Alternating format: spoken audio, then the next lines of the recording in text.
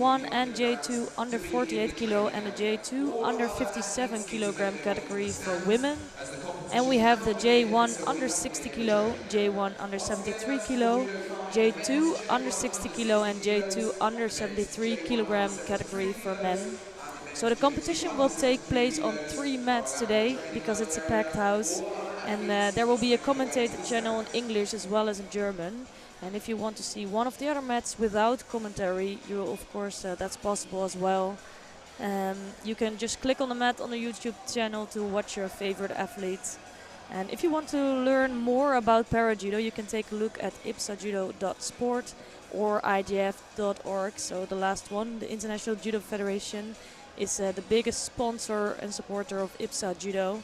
And you will find a bunch of articles and information over there. So during the next few days, I will tell you more about Paralympic Judo, of course, and give you information about the qualification process of the Paralympic Games of Paris in 2024. Because this is one of the last 3 tournaments to gain qualification for this event. And you can see that back in the numbers to share some details with you. There's 211 athletes here this weekend.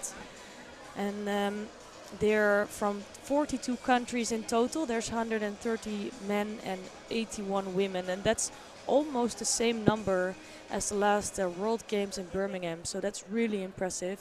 So today the J2 category, or the J1 category of the under 60 is the biggest one with 26 athletes, and the J1 under 57 with 15 athletes is the biggest category for women. And Uzbekistan here brought the biggest team with 17 athletes in total. And you can see that it's a really high quality tournament this weekend because a total of 8 current Paralympic champions and 13 current world champions were registered.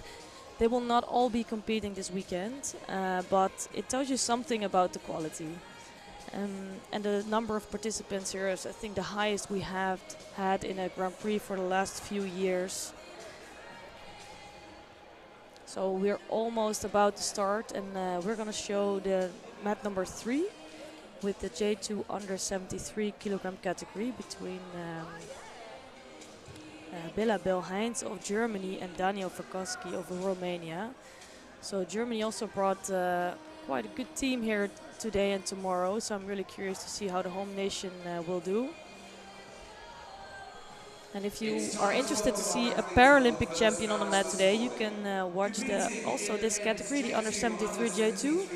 Feruz Saidov is competing here. He's from Uzbekistan. He's the only Paralympic champion on the mat today, but we have a lot of world champions featuring today. It's Miguel Vera of Portugal, Alex Bologa of Romania, Natalia Nikolajczyk of Ukraine, Akmaral Nordbeck of Kazakhstan. So there's 4 world champions in total here competing. So after this competition in Heidelberg, we still have a competition in Turkey and one in Georgia. That's going to take place in April and May. And then, of course, we have the Paralympic Games in France.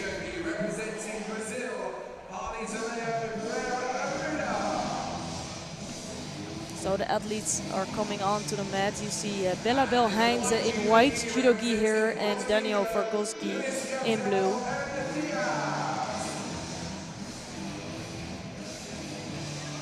So on this mat number 3, there's the J2 under 73 kilogram category and also the J2 under 60 kilogram category. But I will switch between the mats, and you of course are free to watch any mat you want. On mat number 1, there's J1 under 60 and J1 under 48, the last one for women. And on mat number 2, there are 3 categories: the J1 for under 73 kilogram, the J2 under 57 kilogram, and the J2 under 48 kilogram category.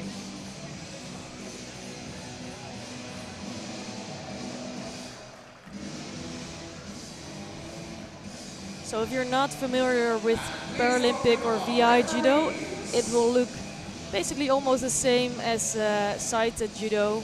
The only difference there is that they have to grab their kumikata, they have to grab the opponent before the hajime. And the rest is, it will almost be the same.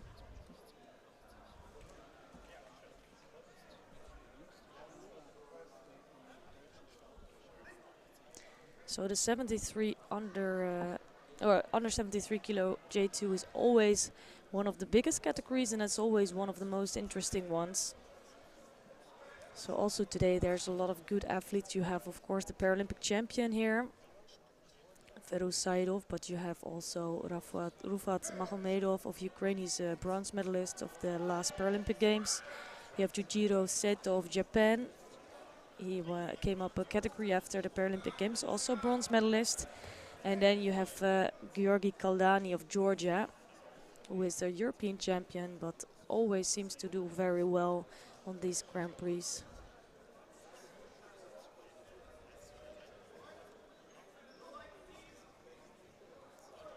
So both athletes still, I think, trying to explore one another. Good attack coming from Heinze here in the opening seconds of this contest.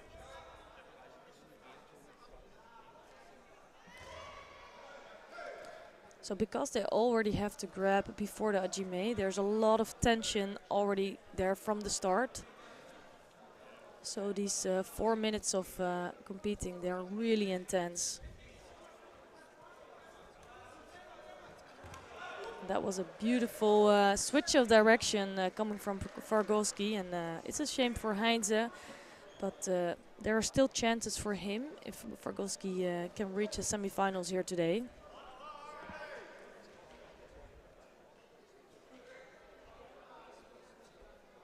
It's not going to be easy because Fargolski will face Saidov in the next round.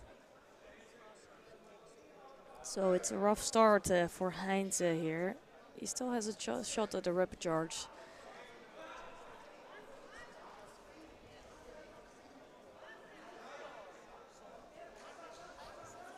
So the Germans, they have 2 athletes in this category. They also have Nikolai Kornhaas, who is one of the most experienced athletes, I think, of the German team. He's been around for quite a while now. And he has some big medals under his belt.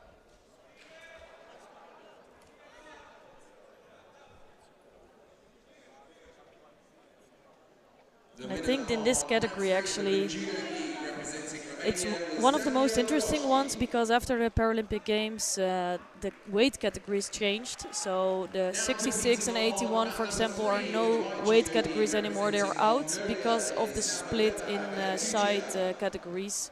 So we have a split now in J1 and J2. So J1 for the blind and almost completely blind, and J2 for the visual impaired athletes with a little bit more sight. And because of that, there's a lot of people actually from the 66 and 81 that came to the under 73 kilogram category. So they are really all facing each other now. And a good example is, for example, Recep Şifçi coming from the 60 even, Jujiro Seto coming from the 66. We have Sergio Ibanez Banun coming from the 66. So it's really a tough category here. So on the mat now we have Dava Dagwa Engtuya of Mongolia, and he is facing Miles Solomon of Great Britain. And now Solomon is trying to work in Newaza. Not succeeding yet, but good work for Solomon.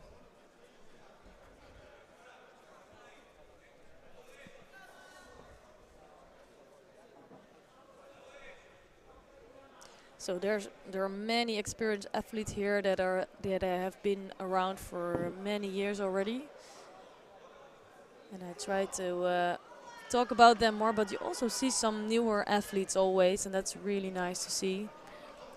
So there's some debutants this weekend.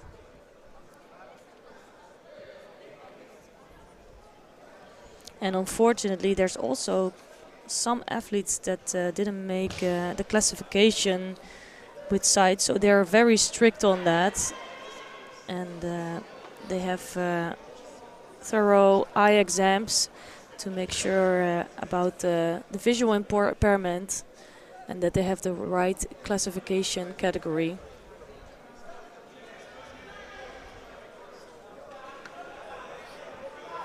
So Solomon is getting tidied up on the side.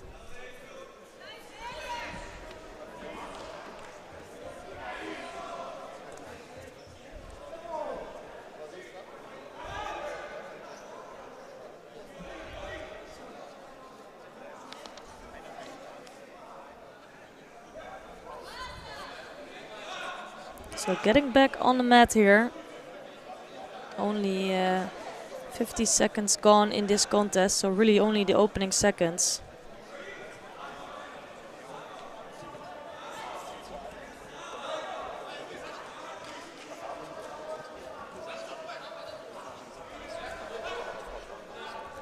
Solomon with a nice Sutmi attack.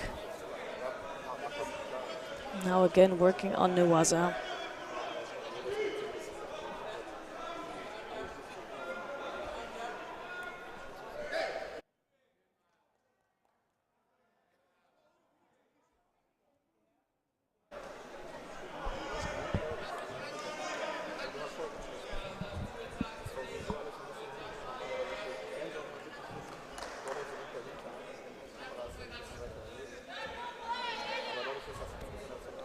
It's always difficult to have the opening contest of the day because you still have to deal with some nerves. You never know how you're gonna compete until you're on the mat.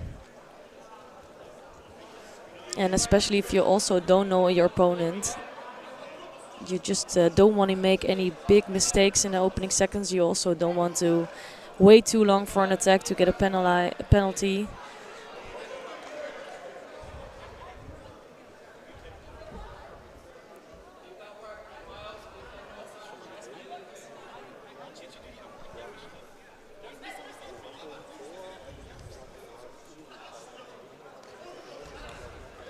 Nice left-sided Seonage coming from Solomon. He's in with some good attacks, but I think he might be in trouble now because Angstuya is trying to strangle his opponent here.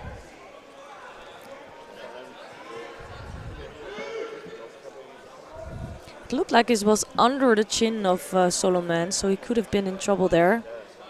Did a good job. And here is the first Shido now for Angstuya. First penalty on the board for being too passive. So you could see that almost all the attacks came from Solomon.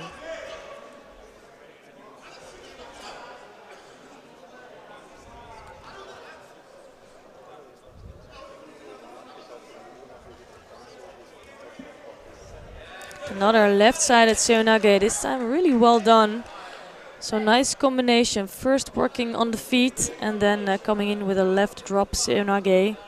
Solomon scoring a Wazari score here. That was really, really nicely done.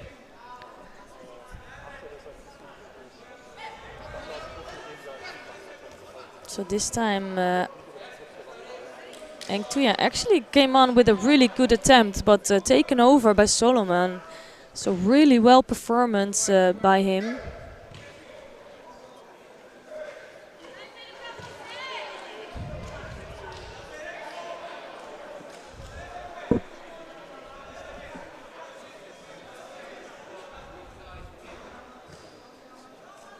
So the Ippon is already on the board.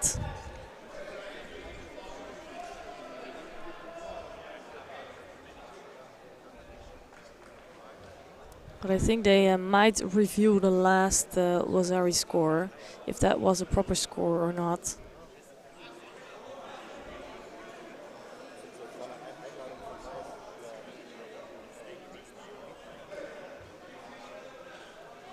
So during this competition there are two referee supervisors on the side, and there's also two referee directors. And they are all checking the care system from the side, and in this case they decided that it was not a Wazari score, so there's still only the Wazari on the board. So there's always a good chance to watch back the techniques, sometimes from multiple angles, to really make sure that they take the right decision. So it's not all on the referee in the middle of the mat, so that's a really good thing. And it's been around for years now, but it's really helping the referees to come to a good decision.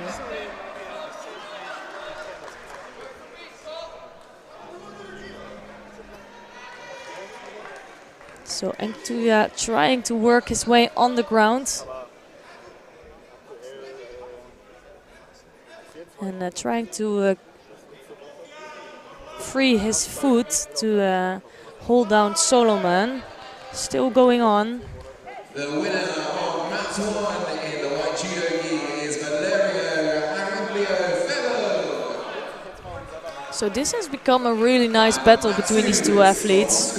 I feel that Solomon was a bit stronger during the first few minutes and scoring a good Rosari score. But Engtuya has now started to pick up the pace, and he knows he only has 45 seconds left to come up with a score.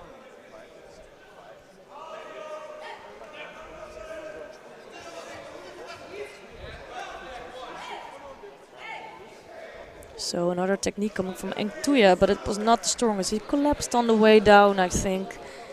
So no scores, and it's another few seconds off the clock for Solomon.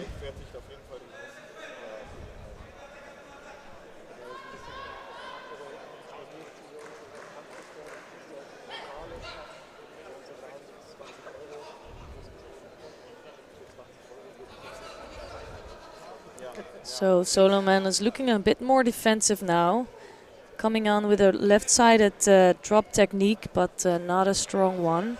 He still has no shidos or no penalties on the board, so he is allowed to pick up 2 shidos before he would be penalized and lose the contest.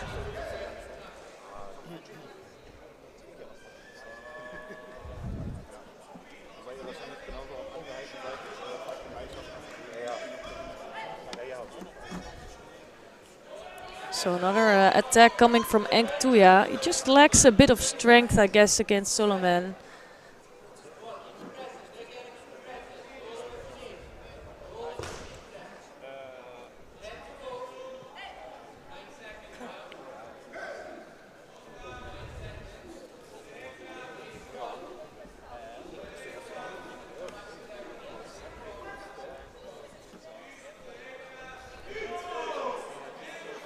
So just 9 seconds left for Solomon to defend.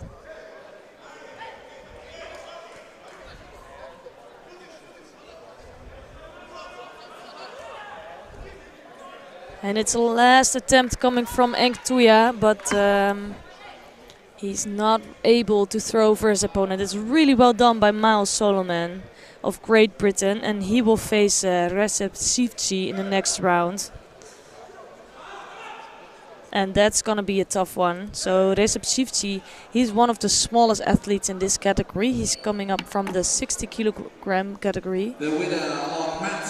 And I think he would be a proper under 66 kilogram athlete, but of course you are missing that category for Paralympic Judo.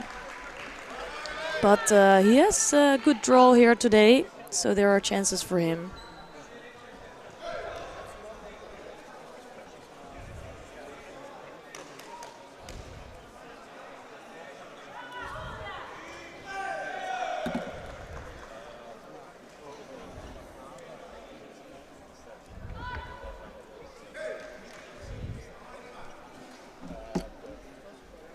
So nice judo this morning up until now. Good contest already in this category.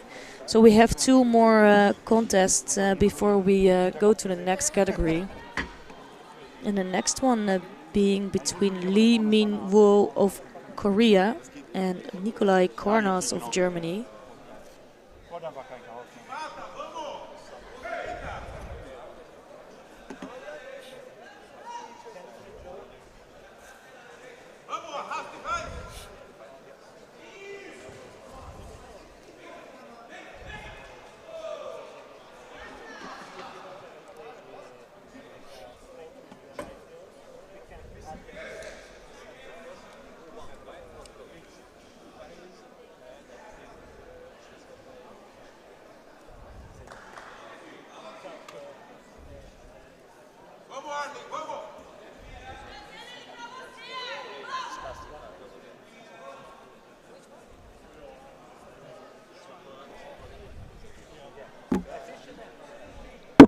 So the athletes are taking some time to enter the mat, not sure what's going on.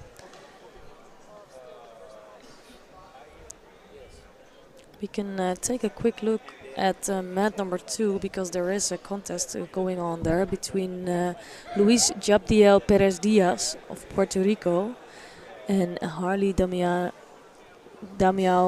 Pereira Arruda of Brazil. And already 1 minute and 47 seconds into the golden score. So that means in the first 4 minutes there were no scores on the board.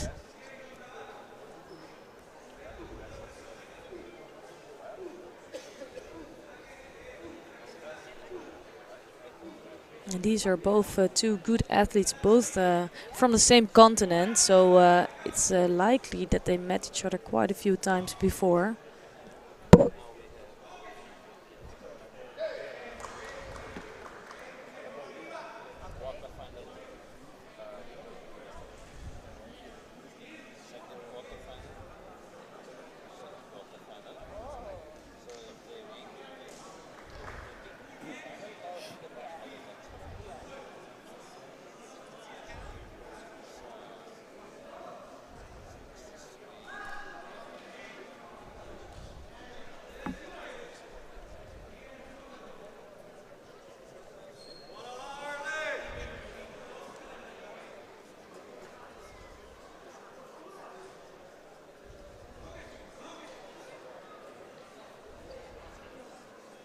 So already 2 minutes 16 seconds into the golden score. No scores yet on the board, but also no penalties. That means they were both equally active. No penalties for passivity yet.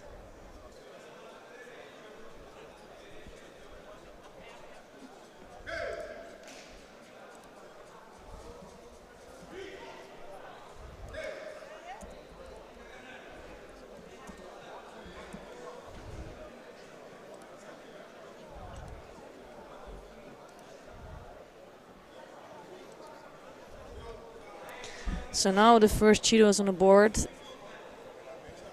And it's taking a big toll on these athletes. And you can imagine within sighted Judo, they always take around 5 to 10 seconds, sometimes even longer, to get to their kumikata, to their grip. And in this case, if that's, well, that's not the case, because they have to grab before the hajime.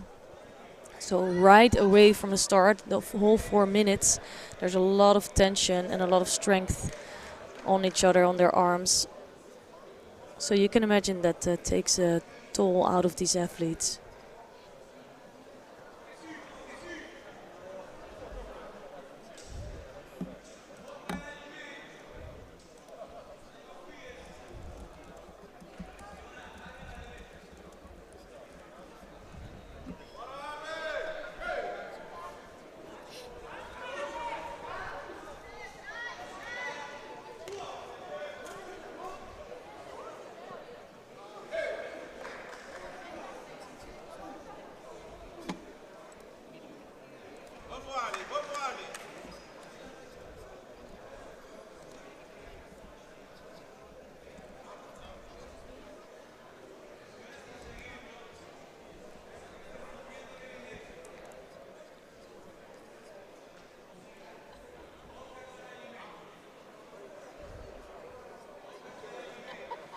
So you can see here there's always the same starting position. There's a few rules to that, and normally there's no need for the referee to really interfere with that. So the both feet have to be at the same line, and they have to be upright and grab a classic kumikata, and that means one hand on the lapel and the other one on the sleeve.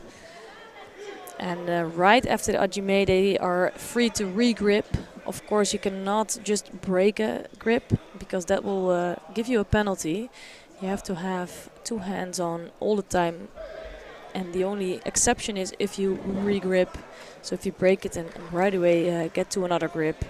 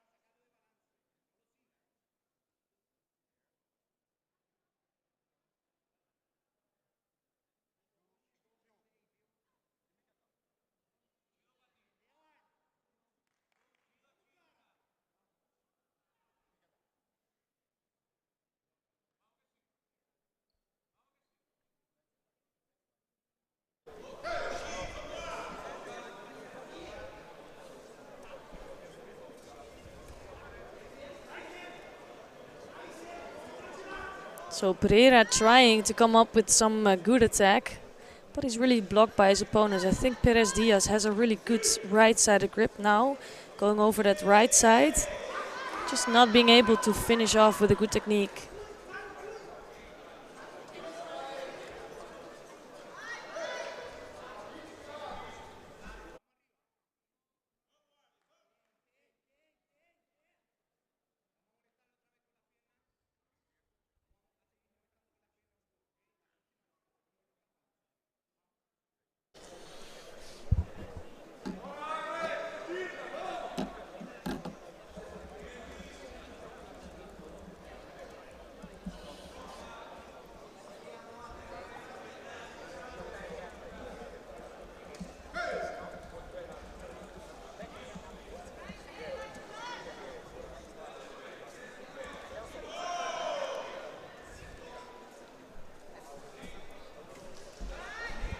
So it's already double the contest time, and this time a right seonage coming from Pereira. But you can see with the left hand of Perez Diaz, he's really blocking his opponent from coming in with a good technique.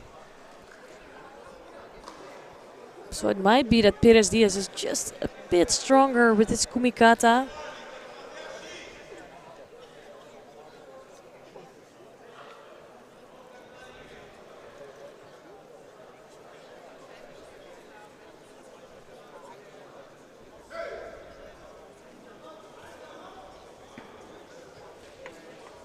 Another right-sided seonage coming from Pereira. This time it was a good attempt, breaking the balance of Perez Diaz. And for the last, let's say, 30 or seconds or a minute or so, I think Pereira Arruda looked the better of the two.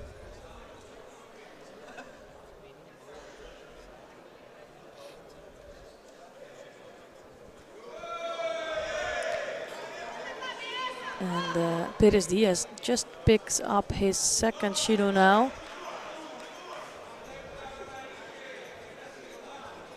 And I think here you can see the shift in the contest. I think Perez Diaz was looking the better one in the beginning of the golden score, but now you can see Pereira Arruda slowly taking over, and he keeps attacking.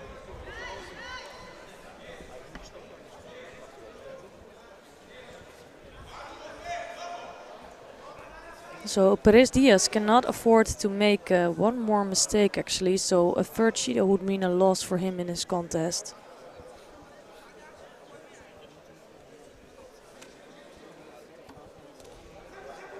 Now Pereira trying to work on the ground, getting quite close to a Saikami.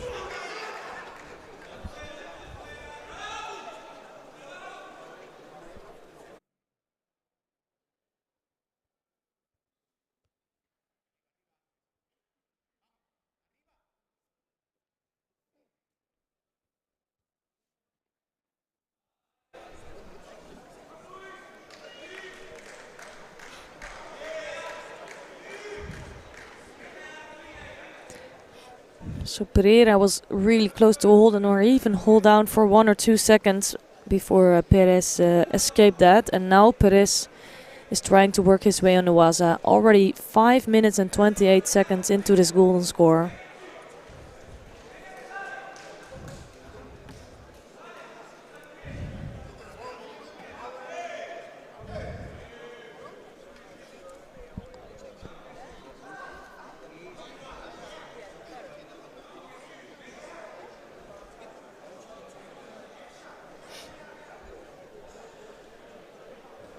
So still no action on the other mats. I think they have to sort out a little thing in the competition.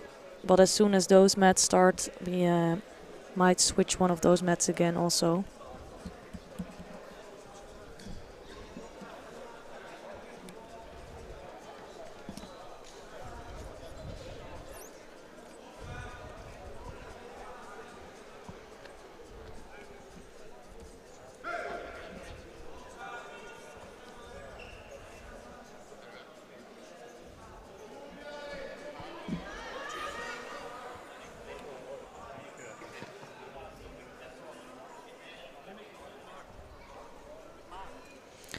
So another Oichigari from Perez, and then right away followed up by Pereira Aruda with a drop seonage. But you can see the strength is gone with these athletes, so the attacks are not so strong anymore, and it's making it even harder to throw over your opponent. So of course I'm hoping to see a good score in the end, but of course it could be the case that this contest will be ended by penalties.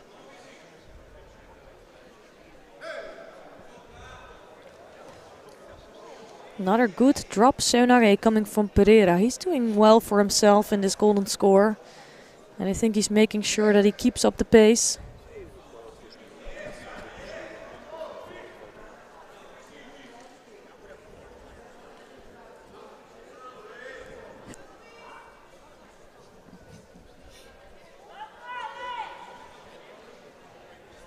And these athletes have been on this mat already for 10 minutes, which is extremely long, and it's gonna be finished after 10 minutes and 11 seconds of total contest time.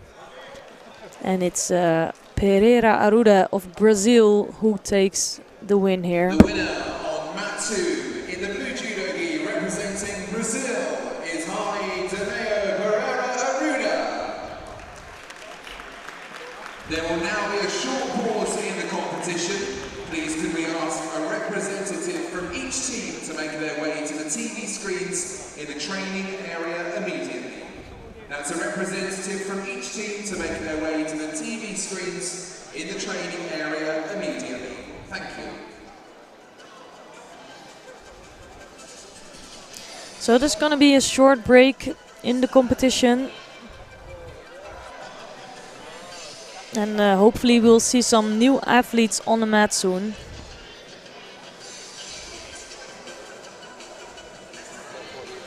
I think we're gonna stick on this mat.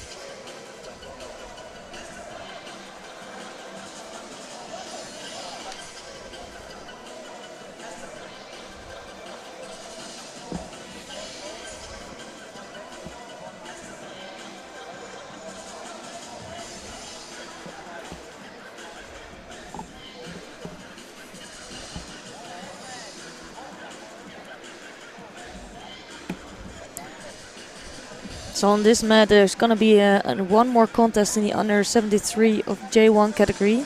There's a total of 18 athletes here today in this category.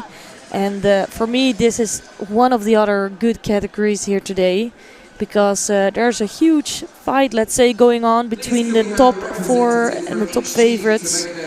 And number 1 here in this ranking is Alex Bologa of Romania. He's the current world champion and ranked number 1. But there's a few people who can make it hard for him today. One of them is Dongdong Kamani of Italy. They are always competing in its close contests. Then you have Yergli Shame of Kazakhstan, who is the silver medalist of the last World Championships. And you also have Lennart Sass of Germany. And I think those 4 are really strong athletes, strong contenders for the title here today. And besides that, you still have a few others, like Shukru Mahmedov.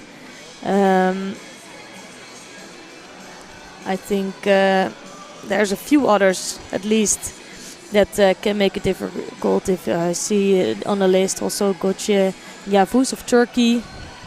He will face Kamani in the first round.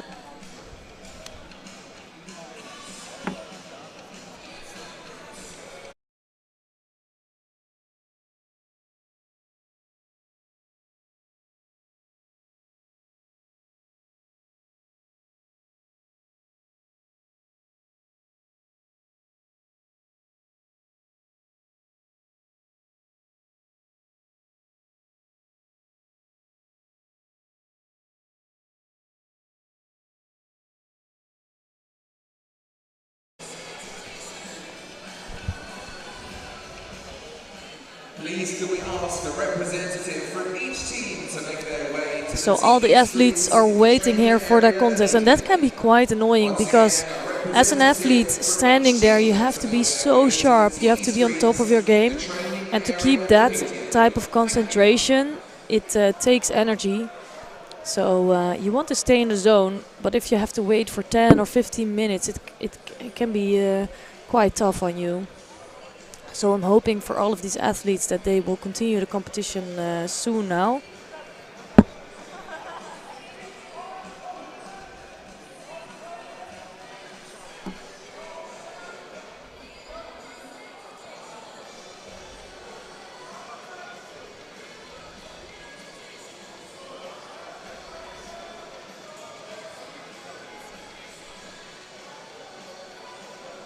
And you see some of the athletes also jumping around a bit, trying to keep warm, trying to keep sharp.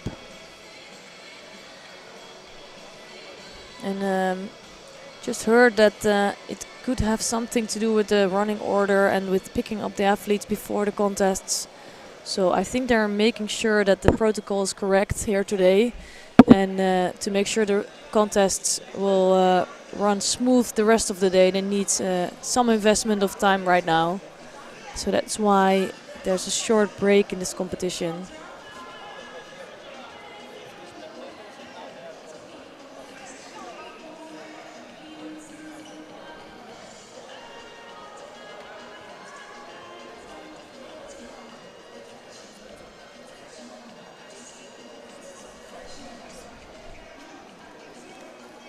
Well, in the meantime, I can tell you something about the other categories as well. Just spoke about the J1 under 73.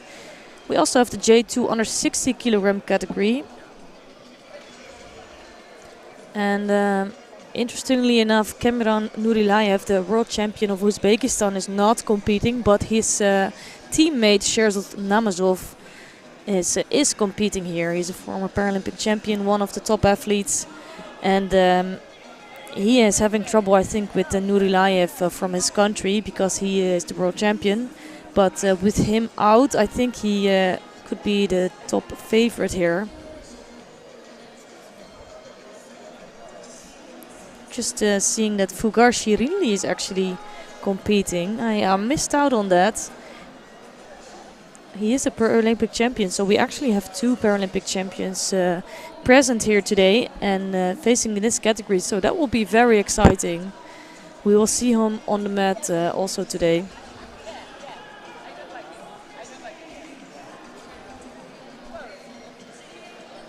So it's gonna be a good category, and you also have Ishak Oldkoider of Algeria.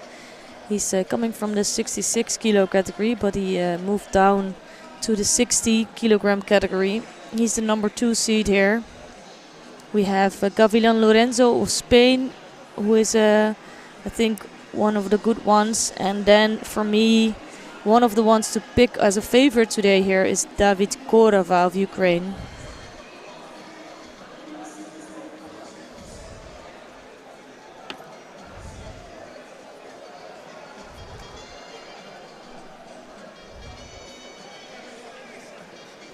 So Korava of Ukraine didn't end up on the podium of the World Championships of last year, but he did win the World Championships the year before. So for me, he's always one of the top contenders. I think he had a great year before last year. So although last year maybe he was out for a few times, but he will be one of the top favorites. So if you name a few on the list, Namazov, Shirinli, Oldkoider, Gavilan Lorenzo, Korava, you have a really strong pool here. So besides the men, of course, we also have women categories. And we have a few world champions there as well. So in the J1 under 48 kilogram category, we have Natalia Nikolajczyk, who is the current world and a European champion. And she will obviously be the top favorite today. And number 2 seed is Esem Tasinkavdar of Turkey. She's the silver medalist of the World Championships. They met each other quite a lot of times during the Worlds, during the Europeans. They know each other well, so those are always tight contests. But before that's going to happen, they will both have to reach the final. And it's not, we're not there yet. Then the J2 under 48 kilogram category also has one big top favorite in the name of Akmaral Nawadbek of Kazakhstan. She's the world champion. She was unbeaten except for I think one contest where she got penalized, and besides that she's almost unbeatable in this category. So in here there's a few other good ones like Carmen Brusik of Swiss, who has been around for a really long time now. She's one of the most known faces here and one of the home favorites obviously. They have Li Jing of People's Republic of China, who's also always a good contender here. And then we also have the J2 under 57 kilogram category. So the 57 we'll see both today and tomorrow. Today will be the J2, so that's for the less visual impaired.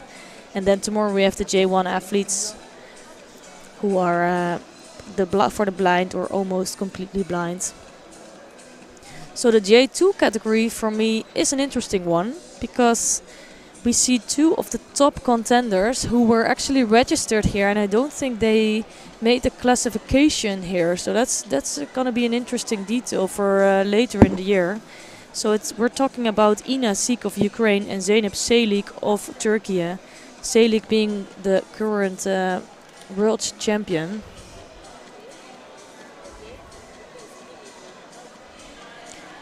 And Sik being the former Paralympic champion. She was unbeatable a few years ago, became a mom, came back, and got some serious competition from Selik, who beat her already on a few occasions. But as I said, they're both absent here today, so they're not competing, and that will give huge chances to some other athletes. And the number one seed here today now is Kumushkon Kodjaeva of Uzbekistan. She is a silver medalist of the last World Championship, so she's a really good athlete. And then we have Hirose Junko of Japan, who is also a well-known face in this category. She is the bronze medalist of the last World Championships. And then we have some other ones in the mix here as well. I think we have two athletes actually that have been around for many years now, won many medals in the past, big medals also. It's Ramona Brusik of Germany and Lucia Araújo of Brazil. So that's really gonna be good to watch. I think for me, one other to mention is Marta Arcepaño of Spain. She can do some nice things here in this category. And of course there's a few others that we'll be mentioning during the day.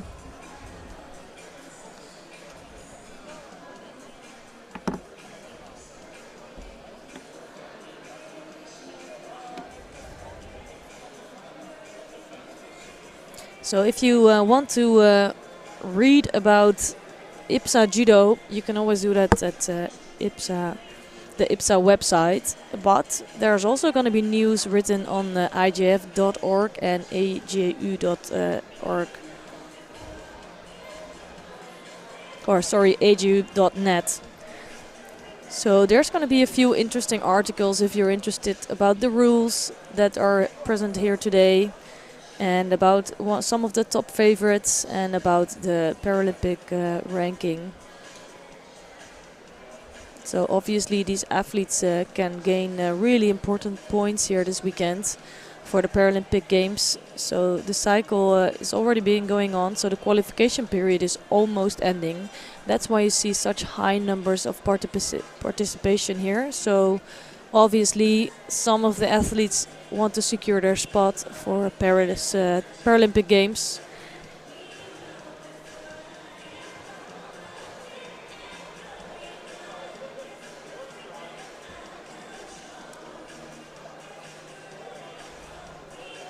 So besides these Paralympic qualification points, which are important, I think we can also mention that Heidelberg is one of the oldest hosts of Paralympic judo competitions. So they've been around for many, many years, and it's one of the best known tournaments in Paralympic judo with the richest history. And it's really good to see that there's a Grand Prix here now. I think this is the first time that it is in a Grand Prix.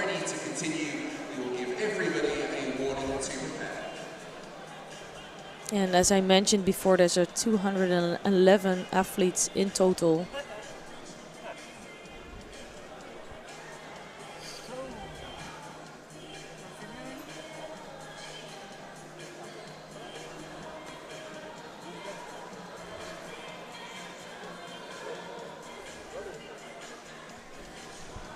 And to be fair, I'm not sure what's still going on. I'm sorry to keep you waiting for a while now. I think there might be a little meeting going on in the warm-up area with the coaches to just make absolutely sure that the athletes are on time for their fights.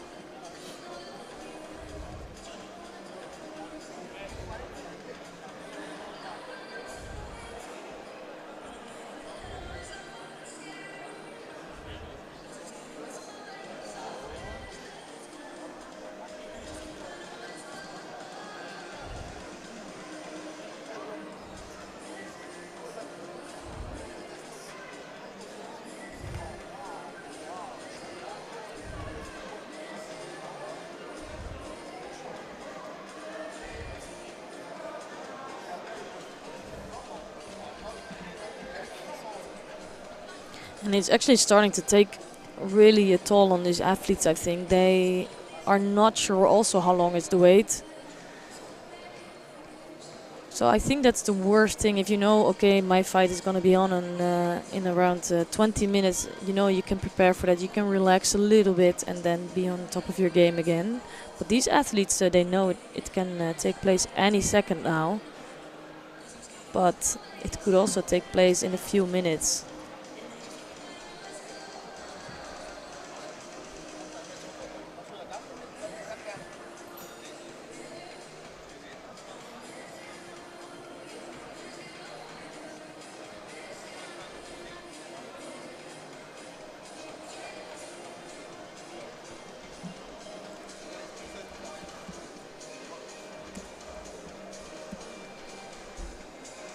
Please could we ask all athletes who are not competing in these upcoming events to make their way to the stands immediately. Once again, all athletes not participating in these events, please make your way to the stands immediately. Thank you.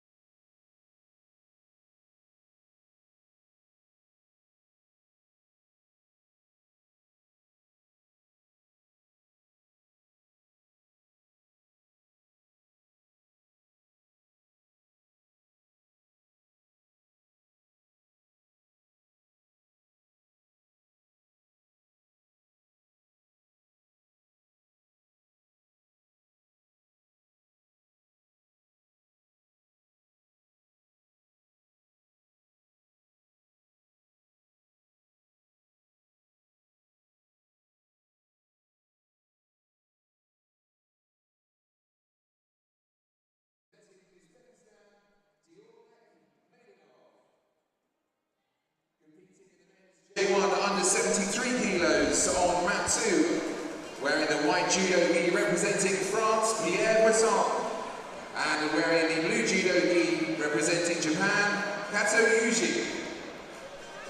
And in the men's So welcome back to the competition. I'm really happy to see that we're gonna start again. And for now we're gonna take a look at mat number 2 between Pierre Voisin of France and Kato Yuji of Japan. And yeah, it's Voisin in white judo gi and Kato in blue. This is the J1 under 60 kilogram category. So that was quite a long break for these athletes. I hope it's not troubling them too much.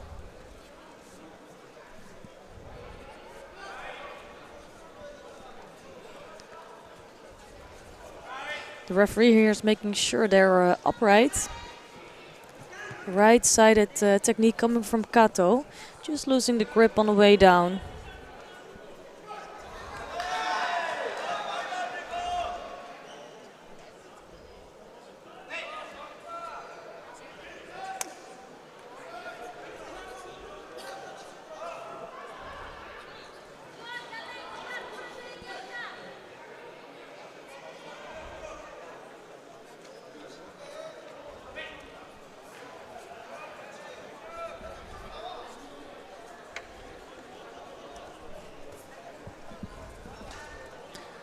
So right after Jime really moving around, another right-sided technique coming from Kato. And it ended up being a makikomi attempt, scoring a first Bazari here. Kato is looking good during his first 20 seconds in his contest.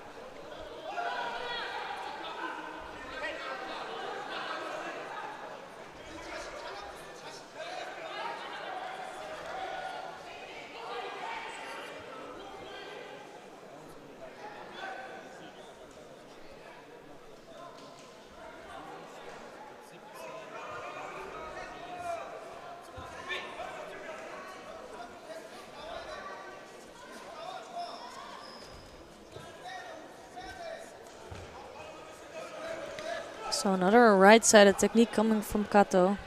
Kato looking good here today. And he's part of the Japanese team here.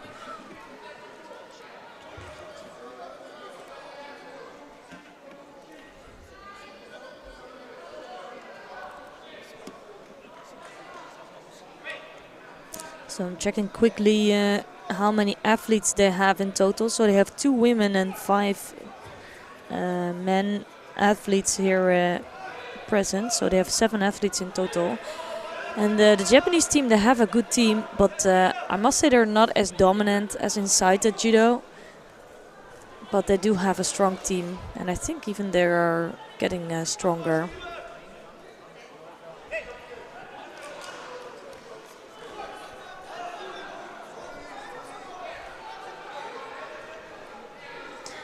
So during the contest, for me, Pierre Voisin still needs to find his rhythm. No big attacks came from him yet. But let's see what he can do in the next 3 minutes.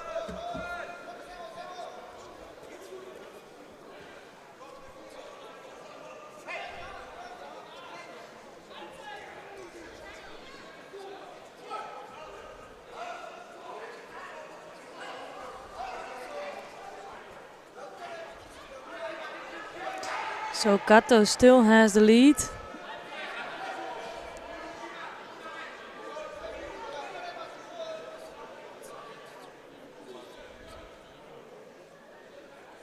Actually, for me, they're quite tall athletes in his weight category.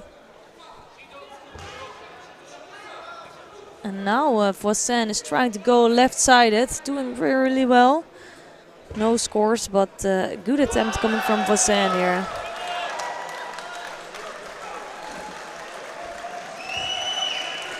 And a lot of cheering from the audience, because on mat number 3, Nikolai Kornas just beat his opponent with a beautiful ippon. So we'll see him later today in the second round. In the blue judo gi representing Germany, Nikolai Kornas.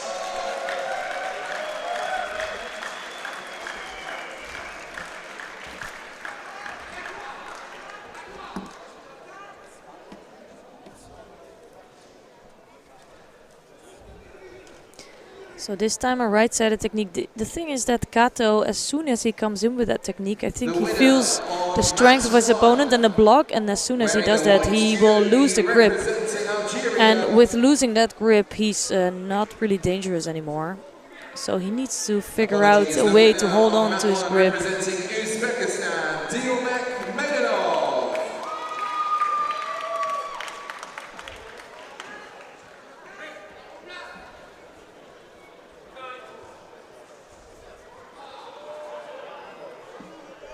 Competing on mat 1 in the men's J2 under 73 kilos.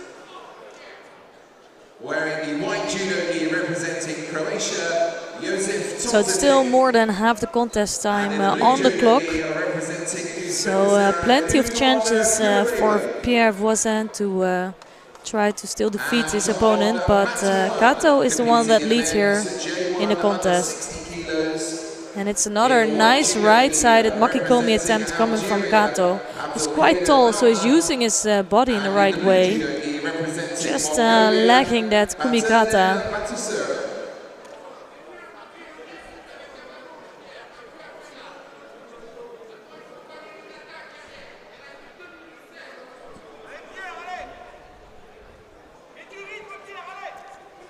So we're really in the end of the first cycle with these weight categories and division of the J1 and J2 classification categories. And it's been really good to split those categories because, well, basically the blind and almost completely blind really were disadvantaged before when everything was together in one category. So you can see that the level of them went up a lot. There's a lot more athletes that before just didn't really have a chance of qualifying for these competitions. They are now having top results. And I'm really pleased to see that. And for the weight categories, of course, it meant that we had to skip a few. So the 66 and 81 for men, and the 52 and 63 for women. And of course, that was quite hard. So there's big differences in weight categories. For the men, you jump up from 60 to 73. So you see some of the athletes, like maybe even these two, they would maybe have been 66 kilogram athletes, but of course that is not going to happen for them. So this was the first cycle like this, and after the Paralympic Games there's going to be a test with the new weight categories. So there was a lot of debate, and there was input from the coaches, from the staff, from the IBSA committee, and they arranged new weight categories with well, the jumps that were a little bit smaller between the categories. And I say that while Kato Juji is trying to work his way on Nawaza, but not succeeding here. So the new weight categories for women are under 52, under 60, under 70 and over 70 kilogram categories. So you see that the changes are a little bit smaller. And then for men it's under 70, under 81, under 95 and over 95 kilogram. So up until the Paralympic Games that's going to take place in September in 2024, we're going to, of course, keep these weight categories and these classification categories. And then after, and it's probably going to be in October in Great Britain, we're going to have a test with the new weight categories. And here, a beautiful right-sided Uchimata coming from Juji Kato, or Kato Juji of Japan.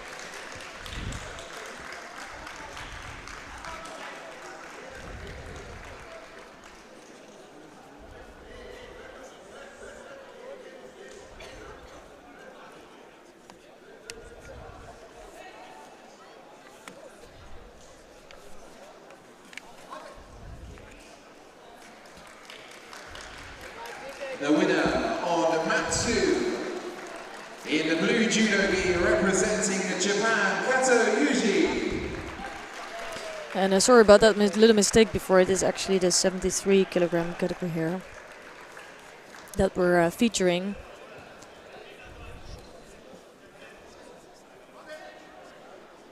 And Kato now is facing Yergeli Shami in the next round, so that's going to be a really tough opponent for him, the current silver medalist and former world champion.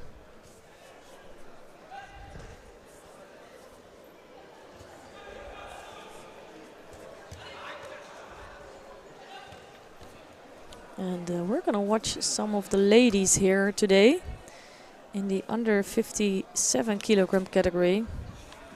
Competing in the women's J2 under 57 kilos category are mat 2. In the white judo gi, representing Japan, Kudo Hiroku.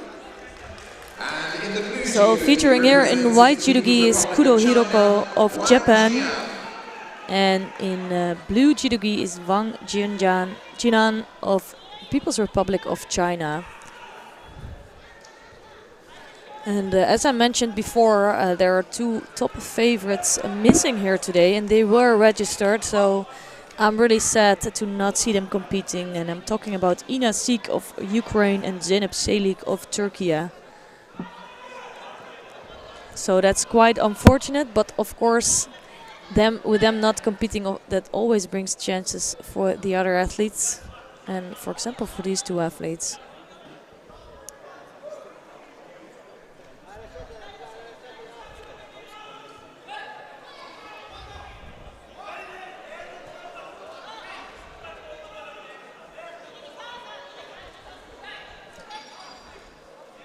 So the People's Republic of China, they were absent for quite a while, I think, in the last few years, but they came back around 1.5 or 2 years ago.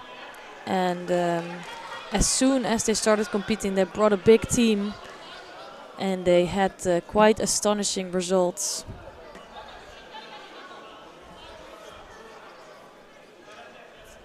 So during the last World Championships, they actually had 3 world champions, all in women categories.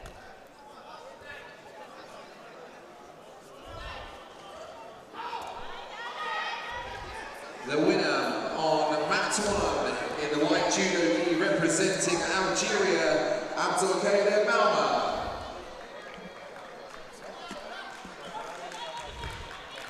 And on mat number 3, we just are seeing current Paralympic champion Shirin Li winning his first contest. So he is looking strong today.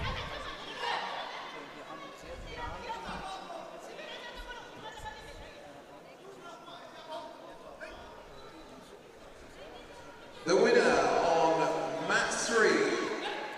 And here these athletes still have to get used to each other a bit. They have a strong grip, both of them. Left-sided Seonage coming from the Chinese here, from Wang. And they all, I really recognize the style of the Chinese, so they all are really quick. They're in incredible shape, so they just keep going for minutes. Representing the Republic of Korea, Kim Hye-bae.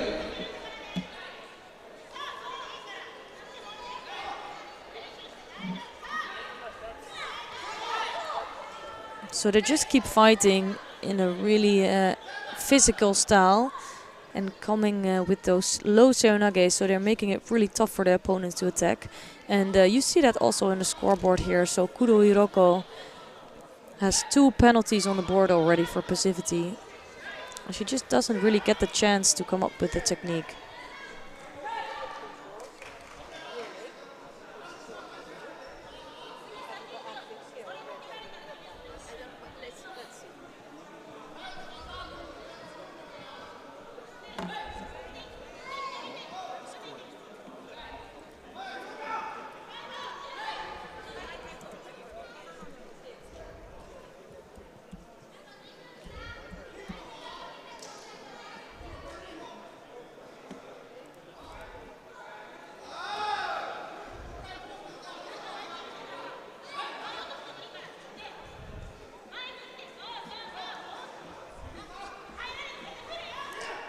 So really tough battle between these 2, and you can see the Wang just keeps going.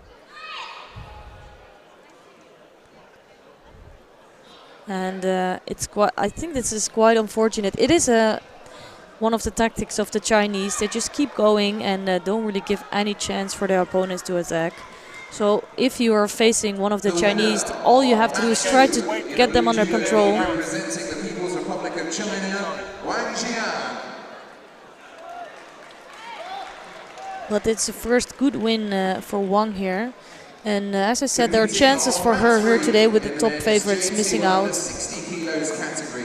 In the white judo gi, representing the Republic of Korea, Lee Min-jae. And I'm interested in this contest as well, because for me this is a new face in the category. Emily Betts of Great Britain. So they have quite a new team here, Great Britain, here today. So that's really good to see. And Emily Betts is facing Marta Arstepano of Spain in blue judo gi. She was a former 63 kilogram athlete and lost the weight until the 57. And she did have some good results in this category.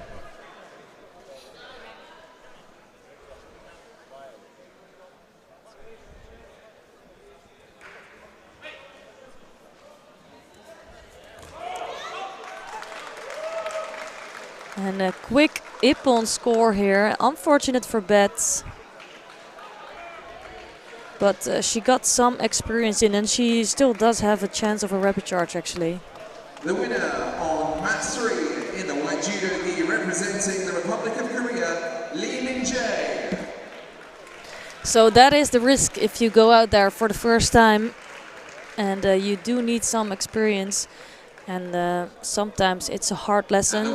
In this case it is for Emily Betts, unfortunately for her, but it's a really strong start for Arstepano.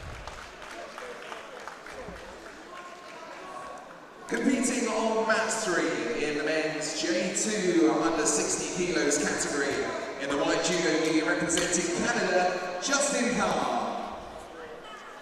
And in the blue judo gi, representing France, Anatole Rubin. And competing on mat 2 in the women's J2 under 48 kilograms category. So we continue with the under 48 kilogram category. In white judo gi here is Kokila of India, and in blue judo gi is Liu Ji of China.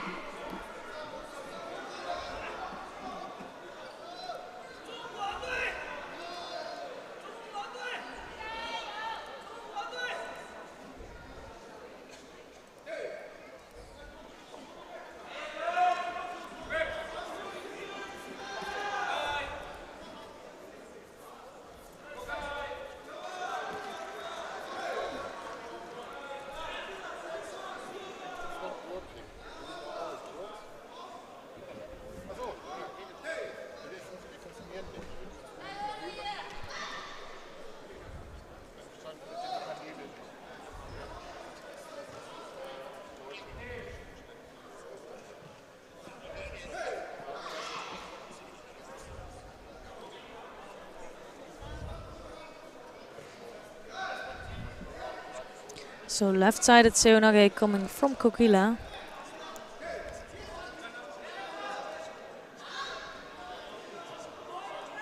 I think this could be actually an interesting matchup. So they're from the same continent.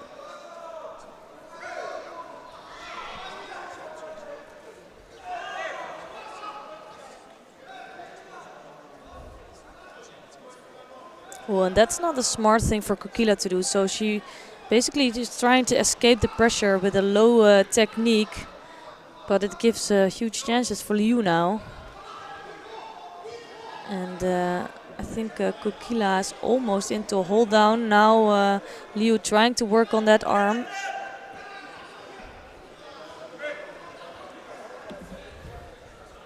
And Kokila was really in trouble there.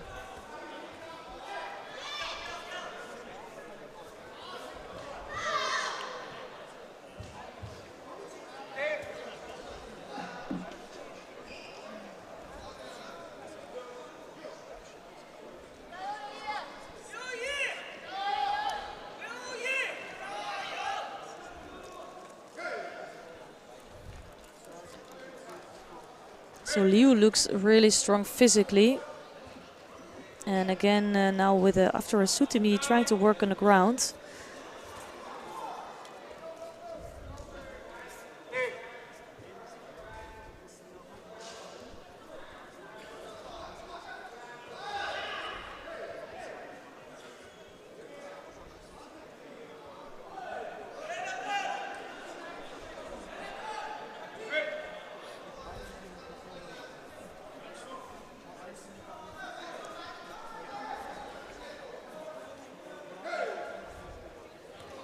So straight after the Ajime, it's Liu who came in with a technique. Not strong enough to score, but it was a good attempt.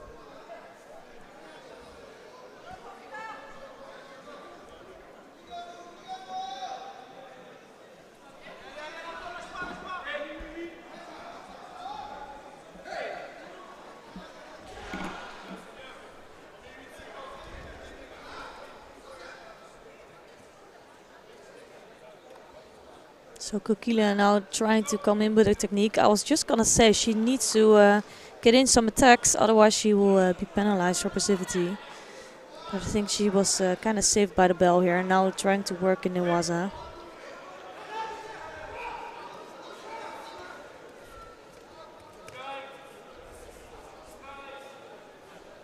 So they're going really back and forth, both.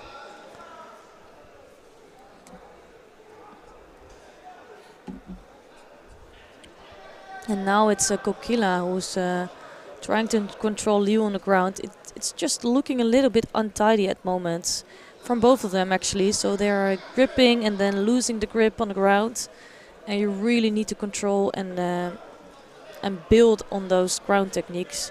So you see with the Newaza specialists, they will take it step by step, and then if it doesn't need to go fast, but if the referee sees that there's progress in it, he won't call a mete. So you can really take the time on the ground, and you will see that in some cases happening, and it's actually really nice to see a technique coming together right from the start. And I think these two athletes are struggling a bit more with that.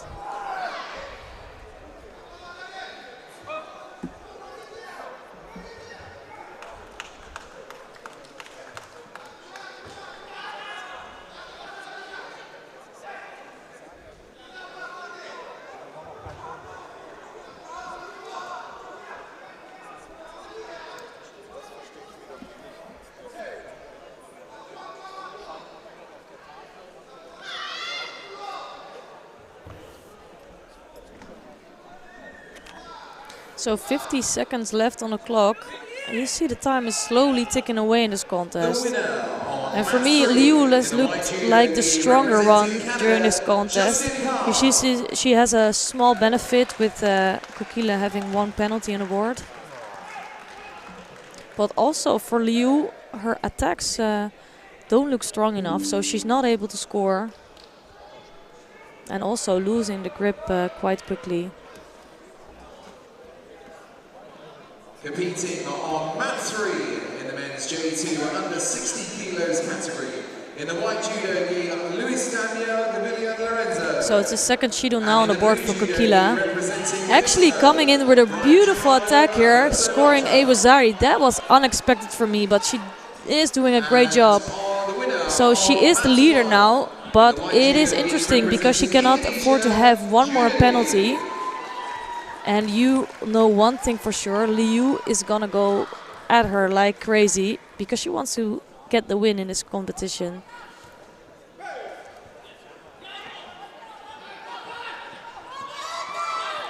And now Liu almost throwing over Kokila, but I think there was a stop in that technique, so she was pushing her over in the end. Competing on mat 1. So such a close call. And it could be that they are looking at that technique, because if it was a continuous movement, then in that case Liu is going to pick up a Wazari score and it's going to even out the score. So for sure Kokila is hoping that doesn't happen, but she did go over in the end.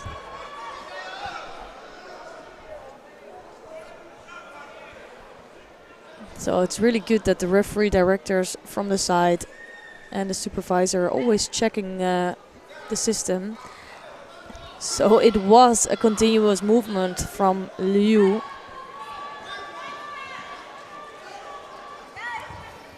And that really evens out the score, and actually it brings troubles to Kokila because she already has 2 penalties on the board. And I think she had a great moment, had a really good score, but I'm wondering if it's going to be enough for the win. Liu is very eager to take that. A little bit too eager because she was a little bit sloppy with the last movement. Not the best technique.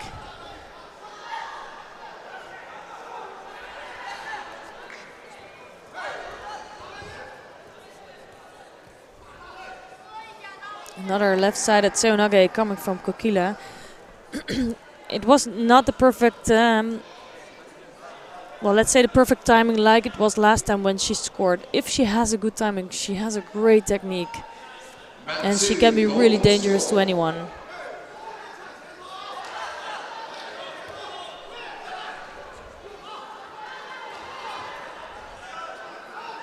And it's another Sutemi attempt coming from Liu, but for me those Sutemi attempts are not strong.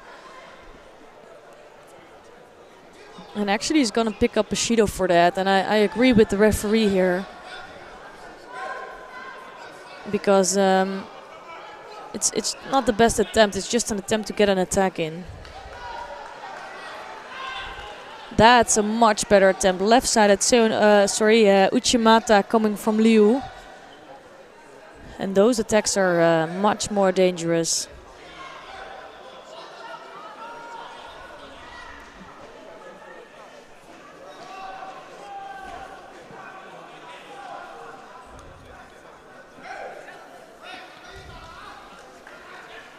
The winner on mat 3 in the white judo gi representing Spain, Luis Daniel Gavillion Lorenzo.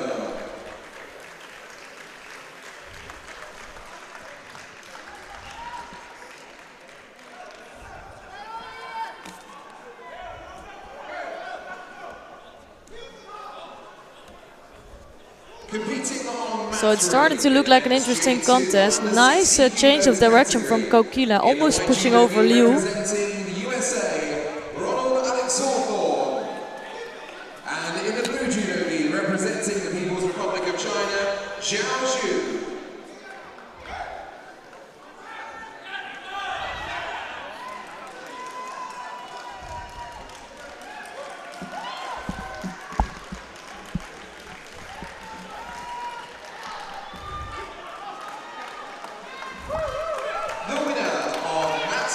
So what a way to finish this contest. Kokila just beating her opponent.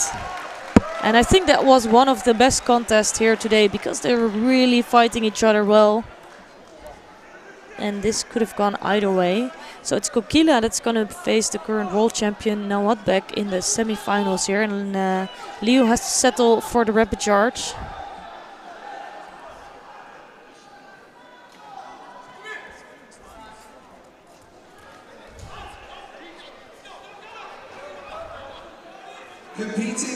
And we have 2 more quarterfinals here in this competition.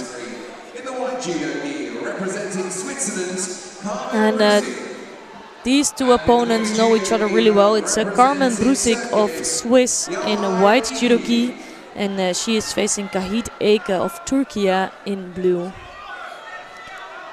They did fight each other before.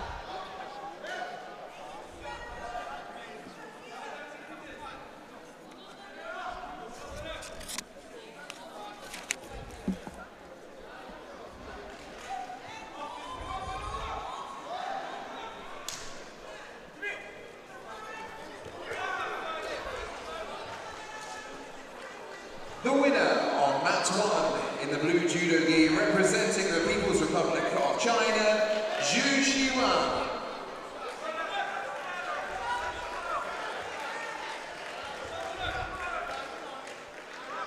So really nicely done.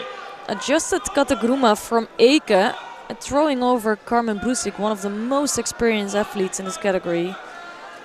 And she's around with her sister, who was fighting in the 57 kilogram category. So quick work for Kahit Eke of Turkey. And she finds herself in the semi-finals here today. Competing on mat 1 in the men's J1 under 60 kilos category in the white judo gi, representing Uzbekistan. So we have one more contest in this weight category, and it's the last quarter final in this category with 7 athletes. So although it's one of the smaller categories, we have some good quality in here. And one of them also is on the mat now, Li Lijing of People's Republic of China. She's a former Paralympic champion. In the men's J2 under 73 kilos category in the white judo gi, representing Uzbekistan, Firuz Sayedov. And in the blue judo gi, representing Romania, Daniel Vargoski. But I'm gonna leave you with this category. If you want to watch this mat, you can click on it. But I will switch to this mat, and with the golden back patch you can see why. So it's Firuz Sayedov, the current Paralympic champion, who is trying to control his opponent Daniel Vargoski of Romania here. And he's looking like he's succeeding, so he's holding down his opponent with the Sankaku.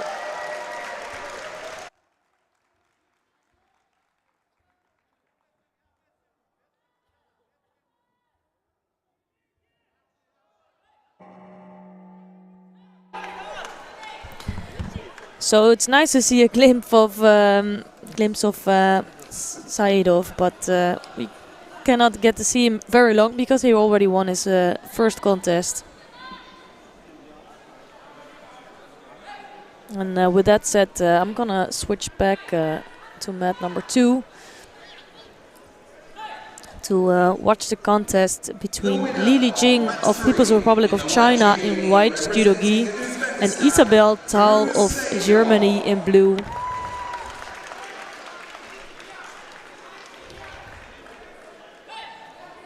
So Tal, obviously one of the home favorites, but quite hard against somebody like Li Lijing. Competing on mat 3 in the men's J2 under 73 kilos category in the white judo gi, representing Luxembourg, Roberto de Almeida Lomba. And in the blue judo gi, representing the Republic of Korea, Kim Dong-hoon.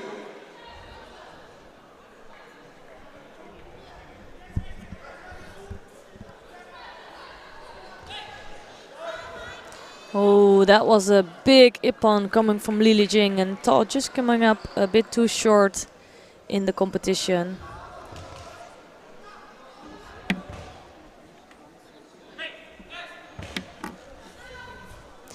And as I said, it's really hard between these top athletes. So if you have a bigger field with more athletes, the chances of meeting somebody of your own level is a little bit bigger, because in this category there's just a few, but they are all so experienced. And Li Lijing just beat Isabel Tal, showing that. And the winner on mat 3 in the blue judo gi, representing the Republic of Korea, Kim Dong-hoon.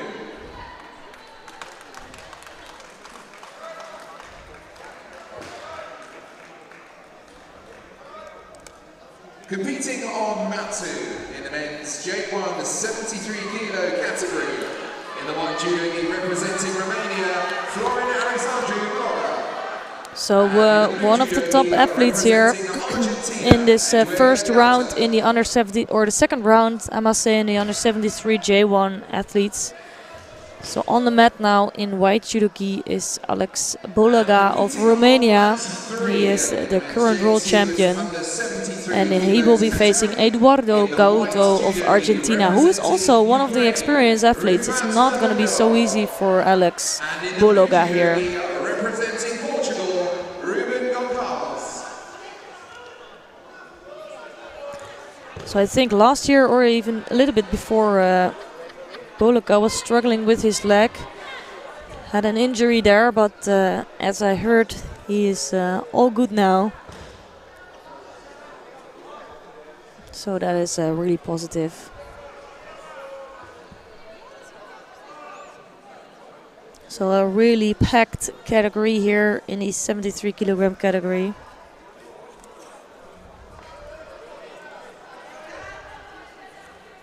So another attempt coming from Bologa. This is one of his strengths.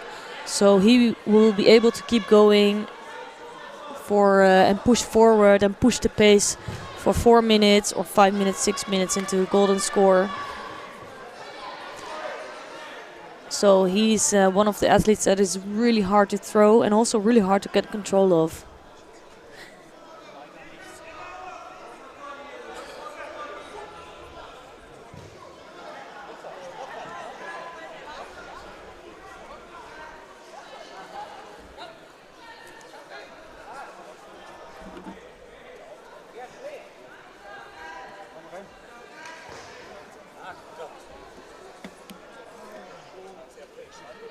So Bologa coming in with a technique, but for me not the best technique. He's still searching for a good timing. So it's obviously it's the first fight. He's always the top favorite, and that's a lot of pressure to deal with. So it's sometimes quite hard as a top favorite to find your rhythm, and you know also all your opponents, they will study your best techniques, and they are prepared. Representing Ukraine,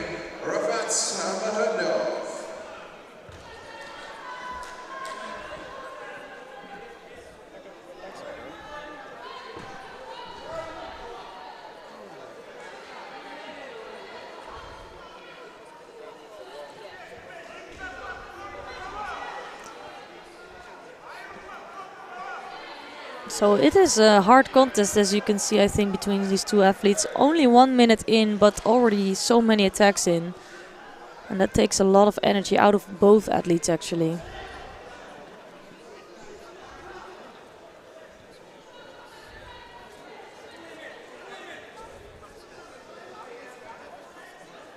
So you see that Bologa has a really... He's bent over with his posture, and then he keeps his arms quite close to each other, and in that way he's so hard to really find a space for his opponent to come up with a good technique. So he's really blocking off his opponents.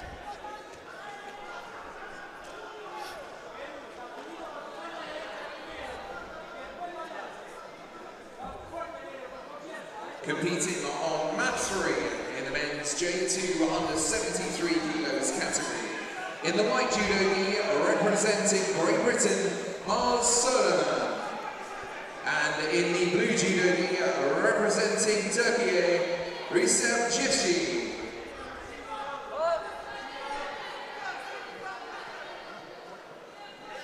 So 2 minutes and 45 seconds left. That's still a long time on the clock. And Gautu trying to find some entrance, but I think he's struggling with that. It's so hard to get really a grip. And here it's another technique coming from Bologa. I don't think his techniques are the best yet today.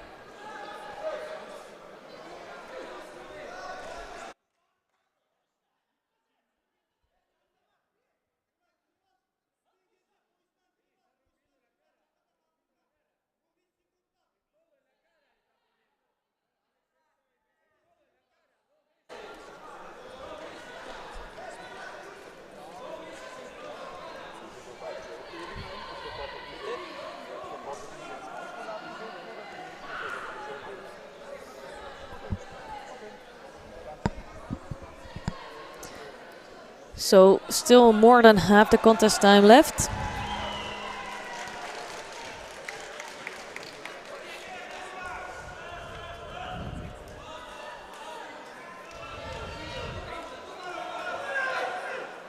And here is the first attempt coming from Gauto, but taken over by Bologa, not with the score, but quite easily pushed back.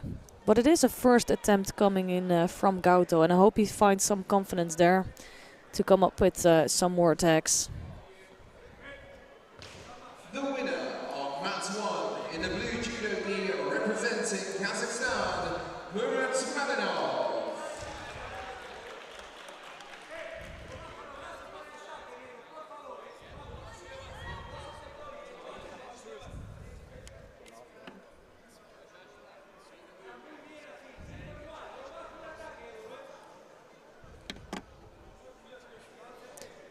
So it is a Shido on the board. For me, that's not the best timing here. So both are picking up a Shido, but for me, Gauto actually came up with an attack or attempt for an attack. In the men's J1 under 60 kilos category, in the white judo gi representing Uruguay, Henry Borges. And it's another attack, but now really pushed back by Baloga. So an attack by Gauto, but pushed over by Baloga, and he scores a first Bazari on the board. So for me, Baloga doesn't look so convincing yet. I think he still needs to find his rhythm here today.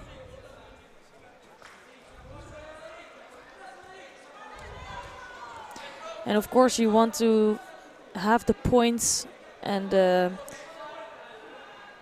for qualification the top 4 at least, they are gonna be separated on the draw, also in the Paralympic Games. So that really can make a big difference to avoid the other top favorites in the Paralympic Games in the first rounds. So it is important, even if you're qualified, to get a good ranking in the world ranking. And although Bologa is number 1, I think he do wants to keep his rhythm. So there's only a few competitions here this year. And on the other hand, you do want to peak at the right time. So they want to be at their best in September. And that's still a long way from now.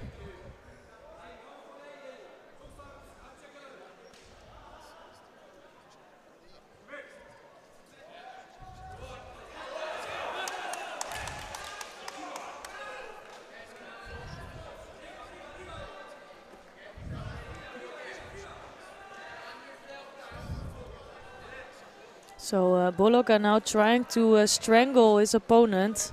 And I think it might be under the chin of Gauto. So Gauto is in trouble here. And if he taps out, he will lose this contest.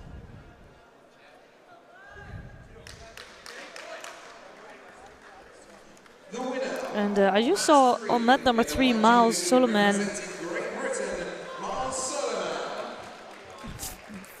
beating Recep Shivci, and that must be a frustrating loss for Shivci. He might have been the favorite during this contest. And what I feel with Recep Shivci, he's such a great athlete, but he's so small in this category. So the new weight categories that will start after the Paralympic Games, they might be a really good thing for him, so he can move back in the under 70 kilo, because that's it's a much better fit. I think he's really a 66 kilogram athlete. And in the blue judo gi representing Brazil, Dennis Rosa.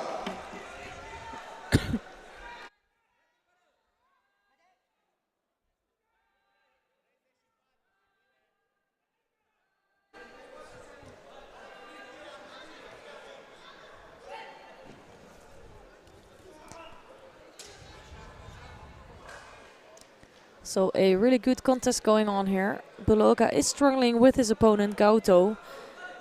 It's just that Gauto cannot get a good attack in. He cannot really be dangerous to Bologa.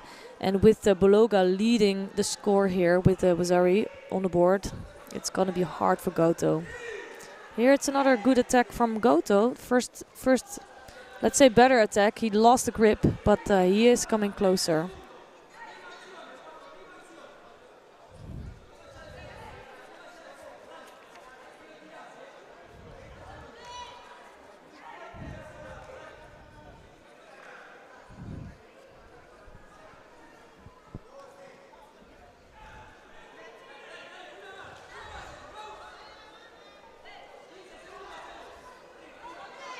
So that was, for me, that was a poor attempt coming from Bologa, and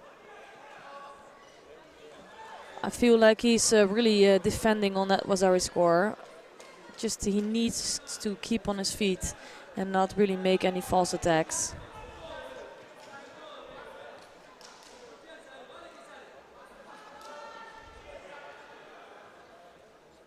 So it's only 12 seconds left. And only one more good attack is possible for Gauto, but the time is really ticking away on Newaza here. And it's going to be a first win for Bologa. But I have seen him better in the past.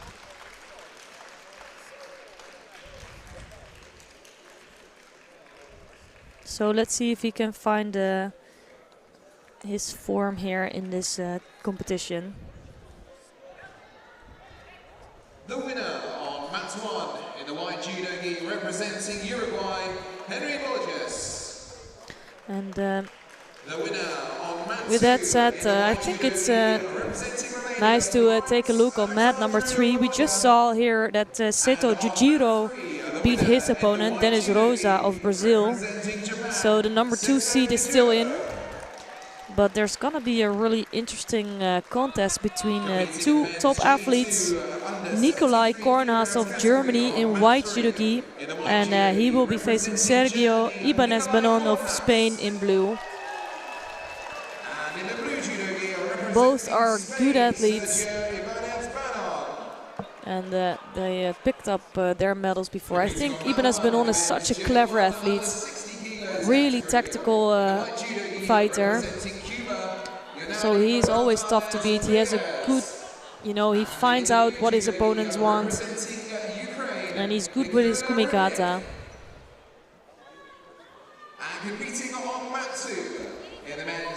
So coming in with a Joko Tomanage.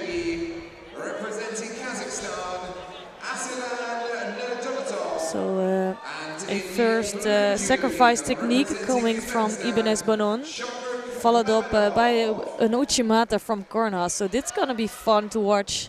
Both athletes are really going for it, have good attacks.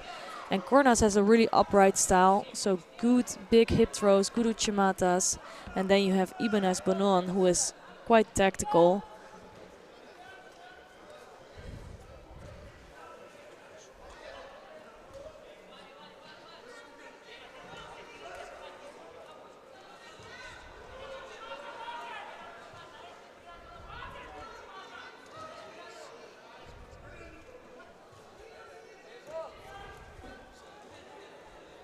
So another drop technique coming from Ibanez Banon.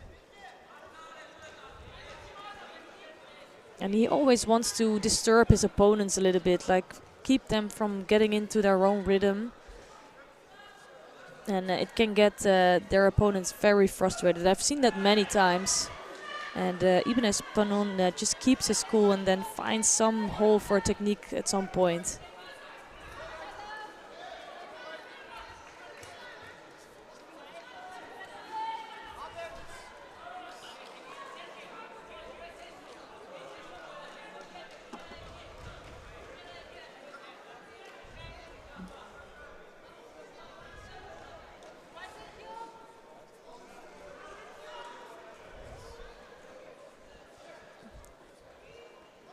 So this is the thing that Ibanez Banon needs to take care of a little bit, because this is not the best attempt coming from him. He's just trying to get down his athlete, the other athlete, trying to get a technique in, but he can get penalized for false attacks at some point. Right-sided, what ended up being a Makikomi from Kornas.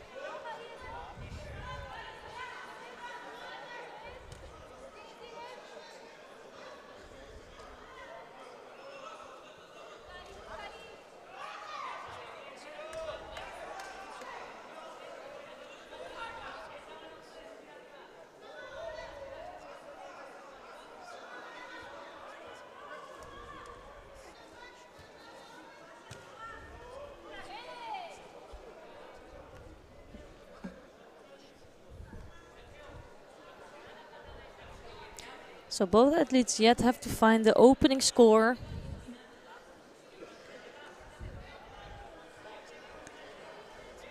So they are struggling to find a really big space for a technique. Again, Ibanez Banon coming with a sacrifice technique, but for me that's not a good technique. He just was standing still, so you really want to get a response from your opponent. So you want to push, and then he will block it, for example. You can use that movement. So it's a question of the reaction of your opponent and how to use that strength.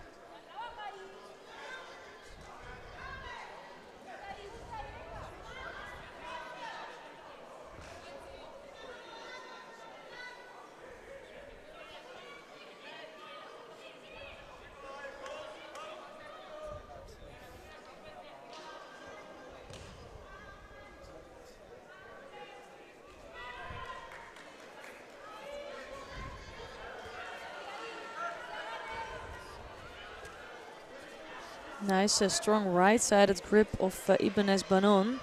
Just wasn't be able to follow up with the technique here. And it's still really an open contest. I couldn't tell you who is gonna win this one.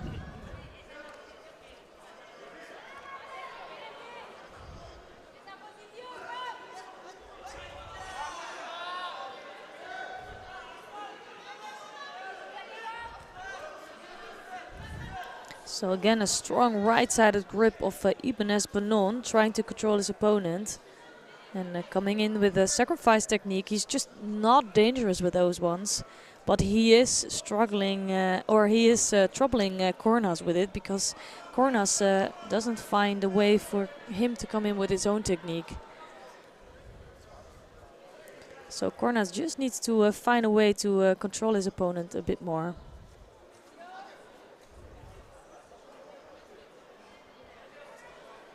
So as we progress during the day, of course, it gets heated up, the quality gets even higher. And it's really good to see so many good fights going on already during the competition here today.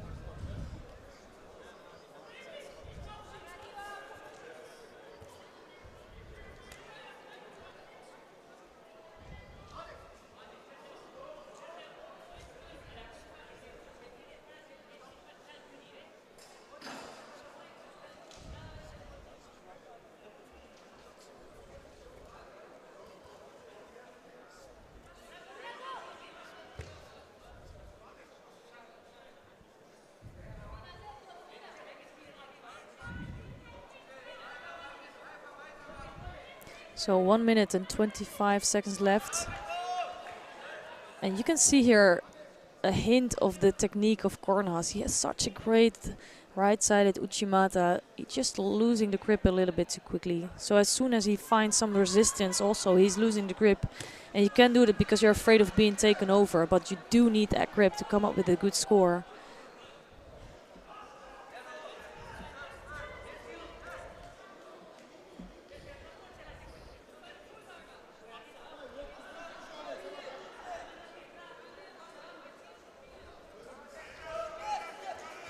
So right-sided Makikomi, just from Kornas, just couldn't control that one arm of Ibanez Banon. So with the Makikomi, you really need a lot of control on one side of your opponent. And you need to lock in that arm, and that was not happening for Kornas here. So a second penalty on the board now for Ibanez Banon for passivity. So he has 2 Shidos on the board now, and he cannot afford another Shido. So things are starting to look better for Kornas.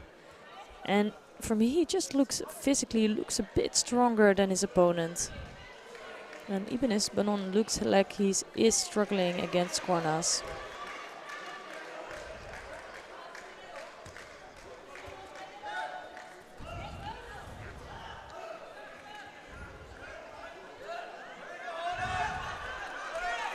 Now he's working on the arm of Ibanez Banon, Kornas. And switching to try to hold down Ibanez Banon. Actually, he does have a good position here. Ibanez Banon is just holding on to the leg of Kornas. And he's doing that quite cleverly also with his arm. And turning over his opponent here, so no danger there. We just see it from the wrong direction, so I think Kornas is trying to strangle Ibanez Banon. We just don't have the right angle, but it's a meta here.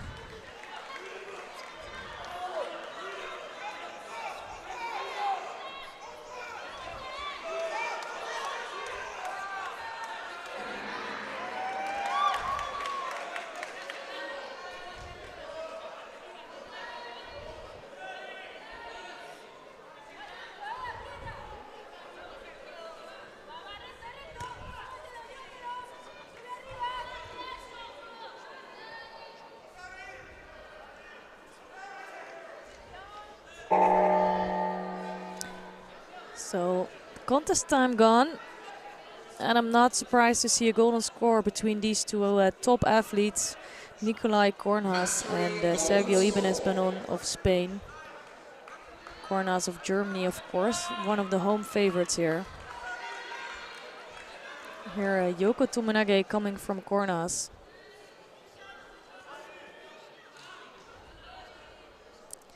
And as long as Cornas can keep attacking against Ibanez Banon, he is, I think, the favorite to win the contest here. And I really feel like there's not much left in the tank of Ibanez Banon. And I am surprised to see that, and it shows something of the strength of Cornas, because Ibanez Banon is normally physically really strong, and he can keep going.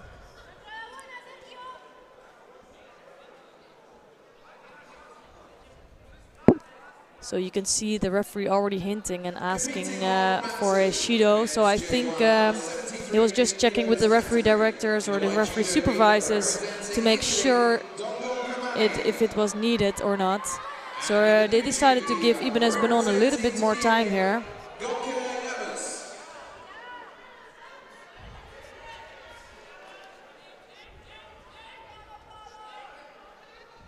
But I think Ibanez Banon should be really warned here. He really needs to come up with a technique, otherwise he will lose out with 3 penalties.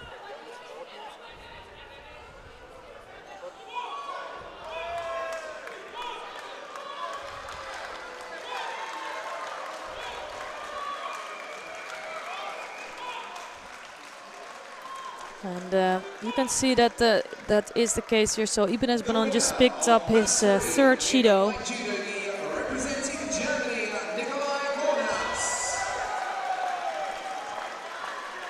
So Cornas needs to win his next fight for Ibanez Banon to have a rapid charge. And before we go to the next one, it might be nice to take a look at mat number 1, because we haven't seen much of this category yet.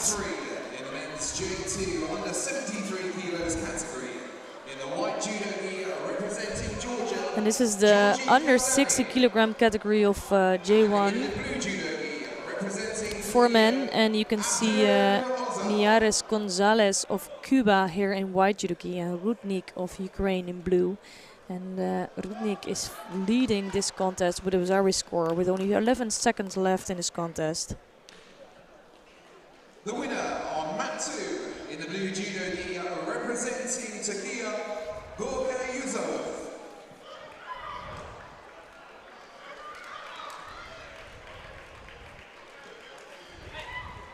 So some final movements coming from Gonzalez here.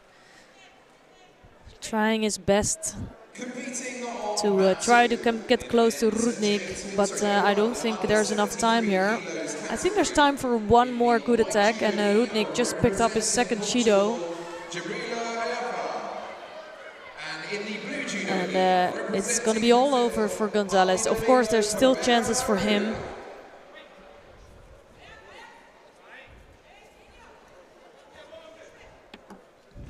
So this is still the first round in this category, and there's a few top athletes as in each category. So we already saw Zhu Xuan win his first contest. He's the silver medalist of the last World Championships. We have Miguel Vieira of Portugal, who is the current world champion. And we also have Kapil Parmar of India, who is writing history for India with picking up medals. And I think he's the first world medalist for India in the Paralympic Judo. So he already has beautiful results, and he is actually the #1 seed here today. And for me, this is also an interesting contest because I love to see new faces, and Seb Sloot of the Netherlands is one of them, and actually Darren Harris of Great Britain I haven't seen around for much either. So they both have new teams. And the chances of these qualifying for the Paralympics are maybe a little bit small. They're too early, but they will have good experience here during these competitions, and they're all about the future.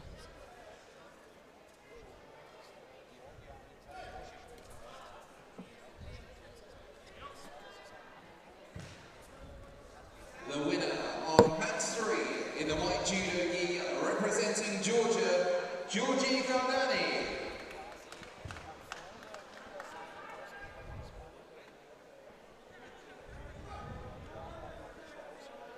So as you can see, right after Ajime, the pressure is on, and they will need to try to get to their attack. And in this case, it's Harris that's working in Newaza, trying to turn over his opponent. And in the blue judo gi, representing Lithuania, Ostanas Bergis.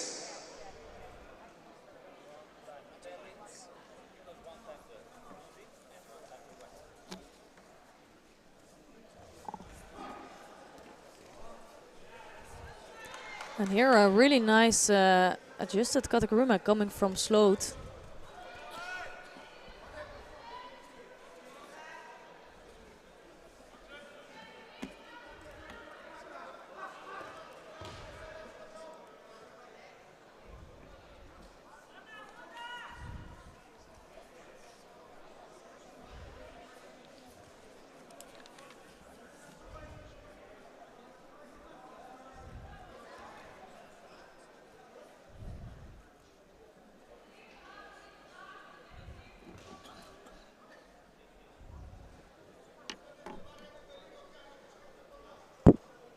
So the referee is checking if this was enough for a score, and that could be the case here, in my opinion.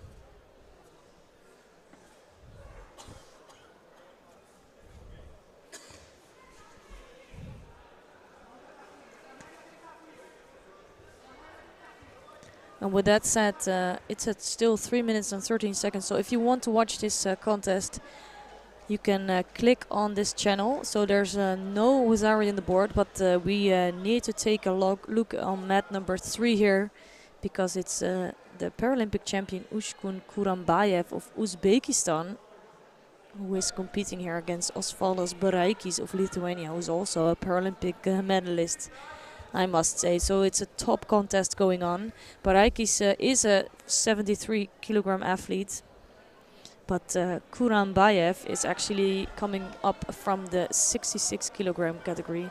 So he and his teammate Feruz Sayedov both picked up a gold medal in the last Paralympic Games.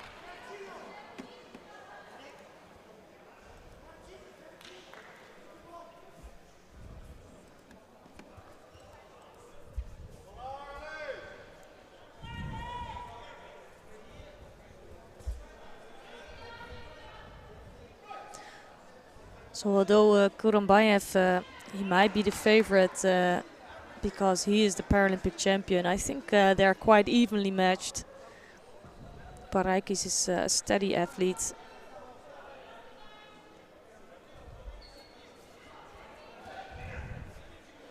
Right-sided Uchimata attempt coming from Kurambayev. Just a hint of it, turning back, and now a left-sided hip throw coming from Baraikis. So really really nice to see these two going back and forth.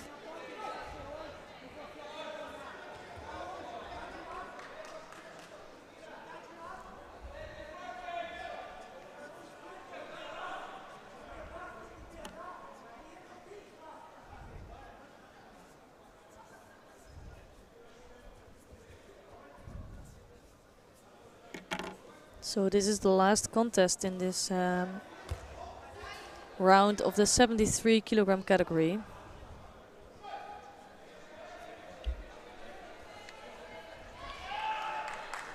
And after this I will take a short break, but of course the contest will keep going and you will be able to watch each mat. So Baraiki is looking good for me today. He is looking in control.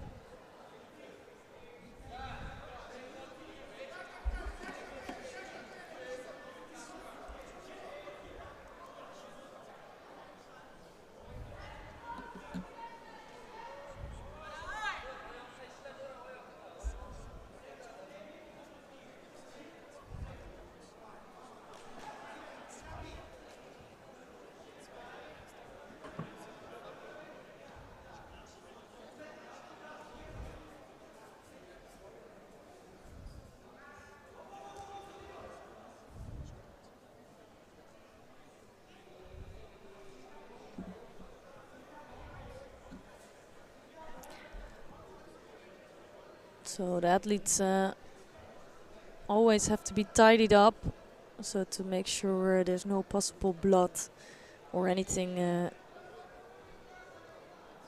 that can cause a little mess. Of course, that is a part of the game, not happening very often, but in some cases they need to be tidied up.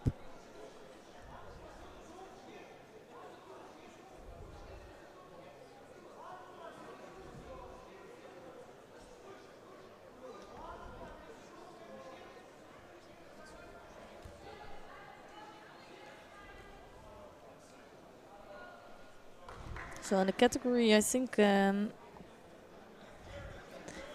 no really big surprises yet. So Saidov is still in, Mahomedov is still in, Seto is still in, Kornhas is still in. And I'm excited to see these quarterfinals for this category. Here Baraikis coming onto the mat. Actually, this will be one of the top favorites going out here today, one of them.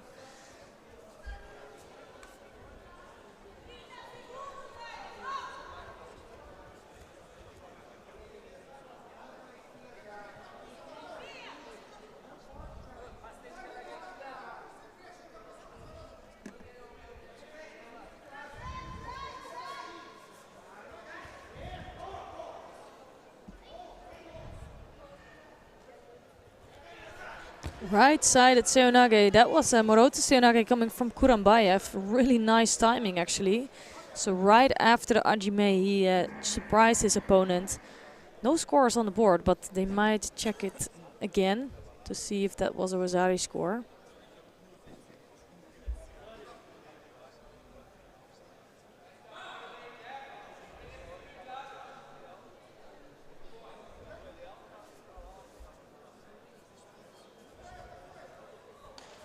So it was getting close to score, and I think for me Baraikis looked like the better athlete, a little bit stronger physically, but Kurambayev came closest to scoring. The winner on mat 2 in the white judo gi representing Portugal, Jamila Afa.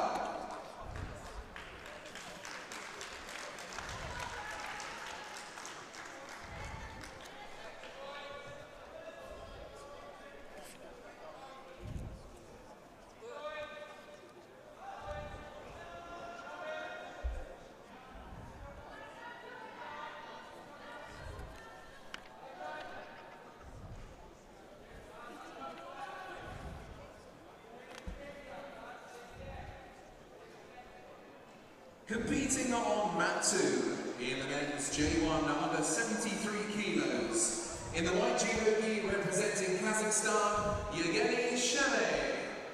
And in the blue judo gi representing Japan, Kato Yuji. So this is also one of the challenges of being in a contest where one of the athletes needs to be tidied up. So as an athlete, that if you are the one that needs to be tidied up, you have the stress, because if this happens too often, you will be disqualified. You're not able to compete anymore. And of course, if you look at the headband of Baraikis, it cannot be very comfortable. But also, if you're on the mat, you need to stay focused, so you don't know how long it's going to take. It's really a break in the rhythm of the contest.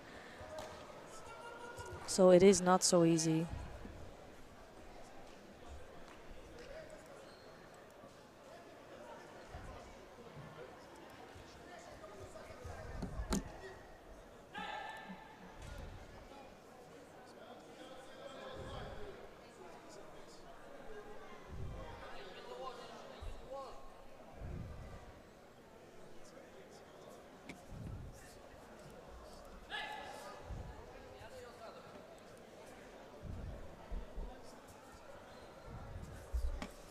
So just a minute left in this contest, and it still looks active and good.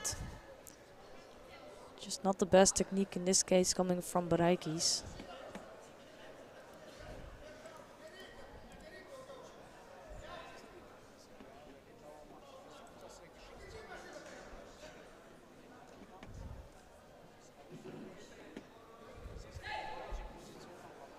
So I missed out on seeing Kurambayev in the competition registration list, and maybe I looked over him because he wasn't competing for a while.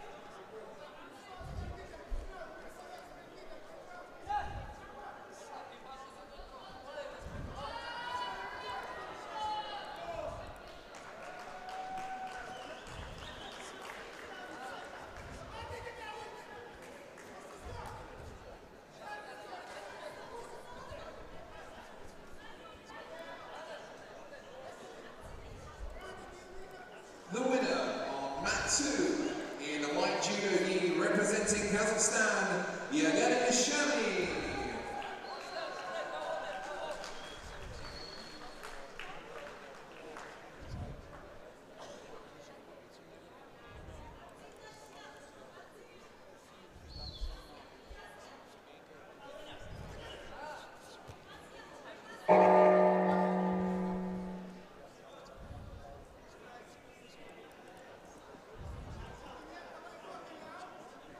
So it's going to be a golden score here between these two athletes. In the men's J1 73 kilos category, in the white judo gi representing Algeria, Nabil Sinasel. And in the blue judo gi representing Kyrgyzstan. So interesting development in this competition here between these two athletes. Still no scores on the board, so it's going to be a golden score. You can see here that Kurambayev has such a great Morote Seonage on that side. He just needs to find a good timing to throw over his opponent. He came close a few times. But I think this is one of the other examples. He is a 66 kilogram athlete. He was the Paralympic champion in that weight category. And obviously that category is not existent anymore, so he had to move up until the 73. And with his other teammate being the top seed, Saidov, it is really hard for him. So he might benefit the new weight categories that's going to be there in the end of the year. And that's going to be the under 70 kilogram for him. But with that, there's going to be a lot of athletes coming up from the 60 to the 70 kilo. So it's going to be a mix-up, and these athletes all will have to have some time to get used to that new categories.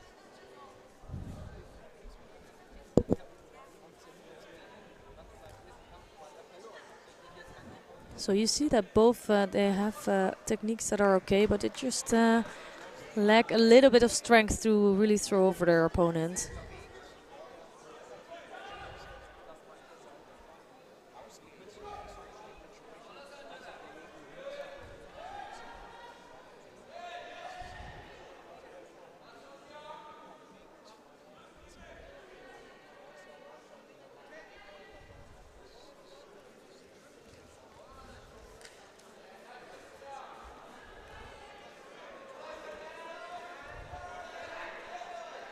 So 45 seconds into this golden score already.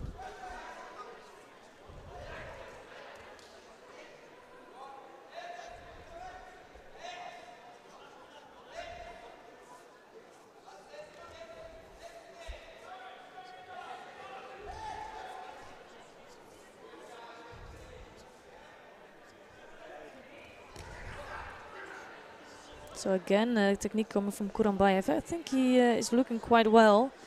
Doesn't lose too much strength in this contest. So he looks quite agile still, quite fit.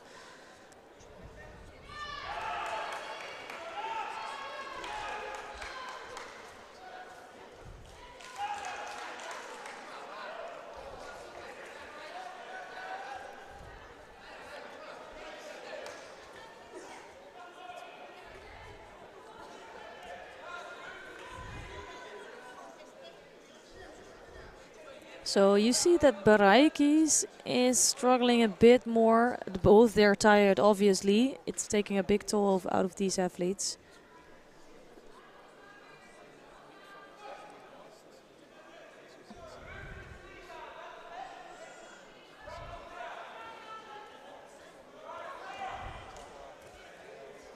But I feel like this contest took a bit more out of Baraikis. He looked like the stronger one in the opening seconds, but now he's starting to collapse a little bit. Doesn't say anything because he can still come up with a really good technique, as you see here. And here he is showing that he's the stronger one, just pushing over the Paralympic champion Kurambayev here. And it's Baraikis that is taking a really important win in this category.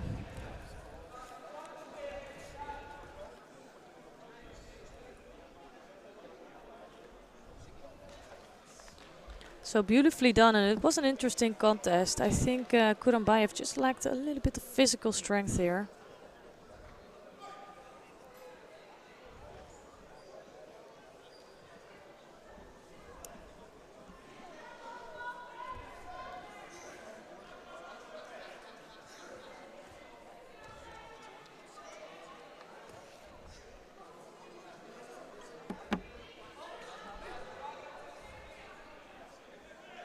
The winner on mat 3 in the blue judo gi representing Lithuania, Osvaldas Bareikas.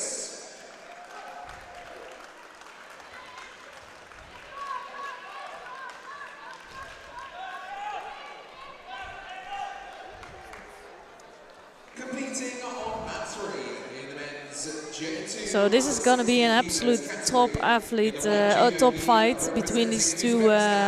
Well, they both can call themselves Paralympic champions.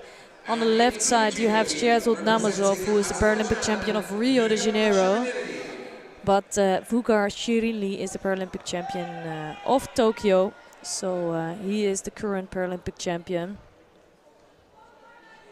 So what a battle between these two. I'm going to leave you to it. And taking a short break, but happy to see you back soon. And please enjoy this contest.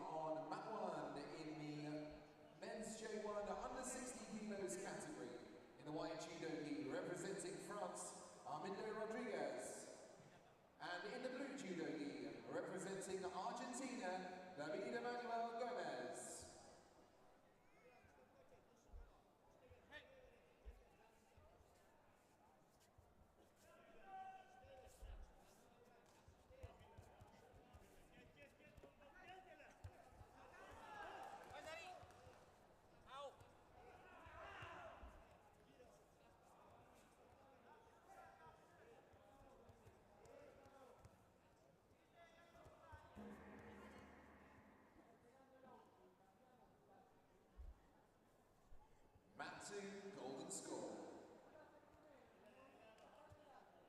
Hey!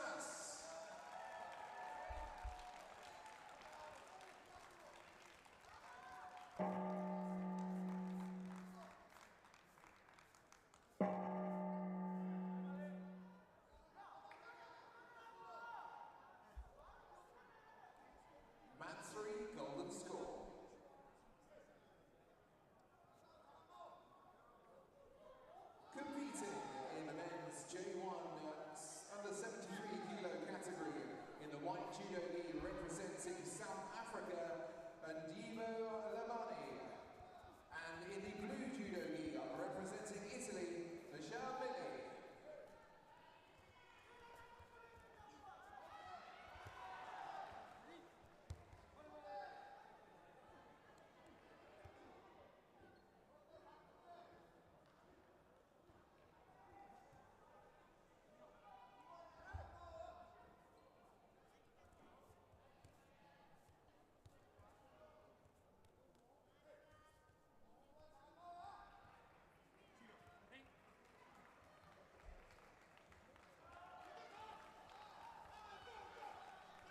The winner on mat 3 in the white judo gi representing Republic of Korea, Lee Min-jae.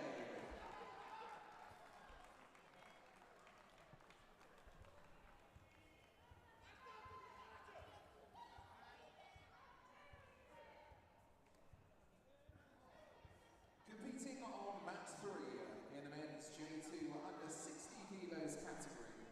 In the white judo gi representing Algeria, Isaac Orcoida. And in the blue judo gi representing Spain, Luis Daniel Lorenzo.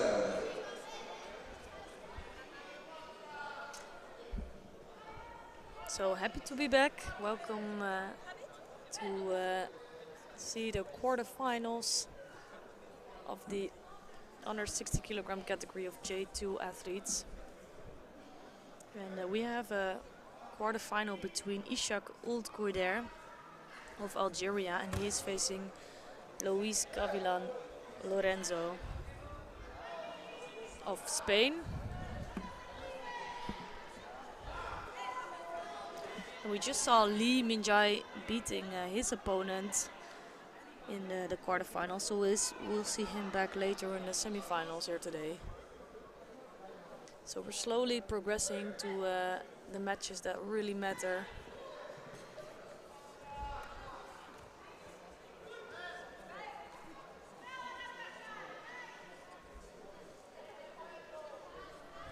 So also this category has 13 athletes. It's not the biggest of the categories, but there's so much quality in here as well. So we have Lee in the semifinals, but today also we're still gonna see Namazov, Shirini. That fight just took place, but we'll see them later today. We have Oldkoider here, Gavilan Lorenzo, David Korava. So it's really nice to watch these athletes.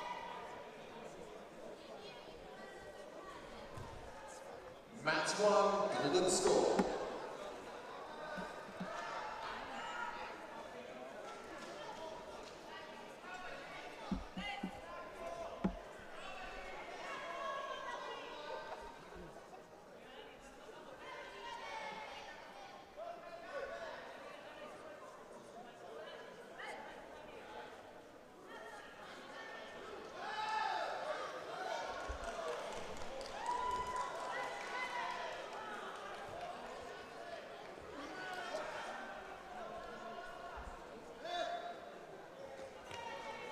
So Gavilan Lorenzo now had a good grip to throw over his opponent. So Oldkoider did the right thing with just collapsing on the ground. I think that's smart.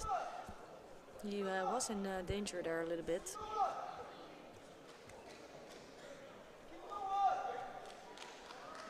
The winner on mat 1 in the blue judo gi representing Indonesia, Novia Larasata.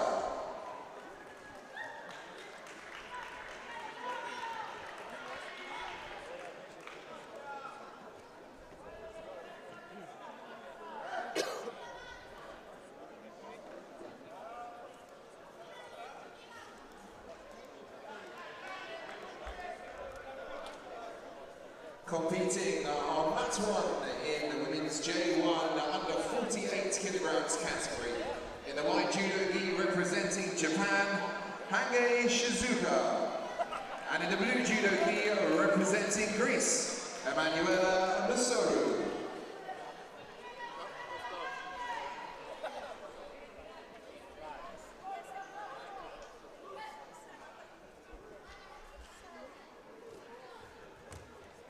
So really nice movement from Gavilan Lorenzo. Sacrifice technique here, scoring a Vasari score against Old Koider.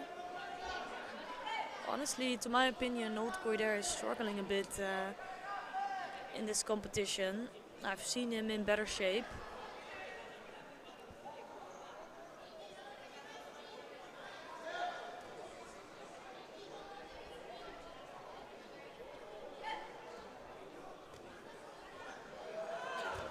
And again, a good technique coming. Oh, this time it's coming from Old Koider, but not throwing over Gavilan Lorenzo.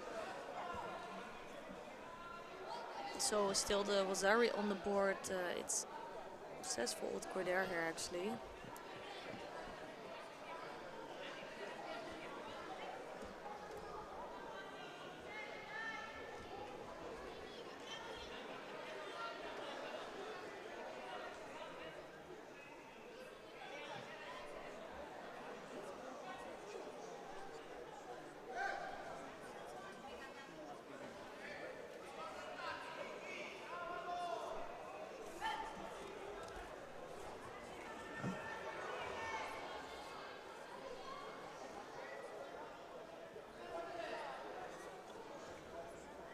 So Old Koider trying to control his opponent on the ground, trying to free up his leg.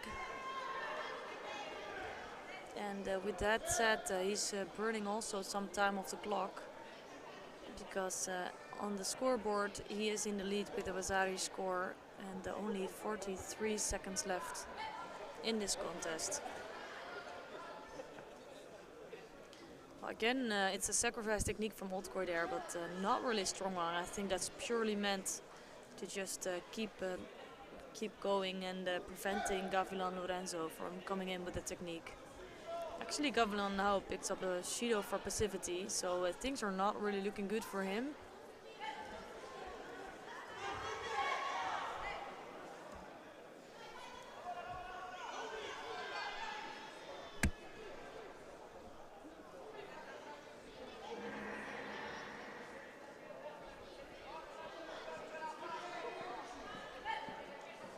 Mat 2, golden score.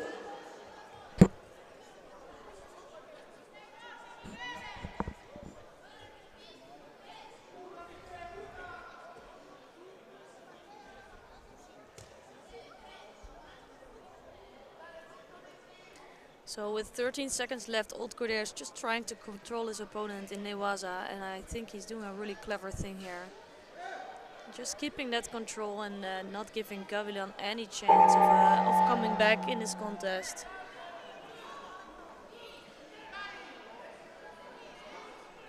I think it was a tough contest for both of them, and I have seen Gavilan Lorenzo in better shape as well. So they are struggling a bit here. The winner of So Gavilan Lorenzo still has a chance of a bronze, so he will go to the rapid charge half, and then Old Koider we'll see later in the semifinals.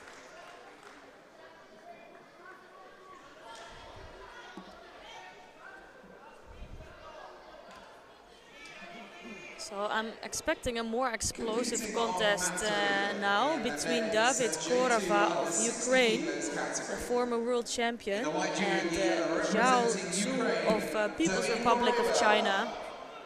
And in the blue judo gear, representing the People's Republic of China, Zhao Zhu.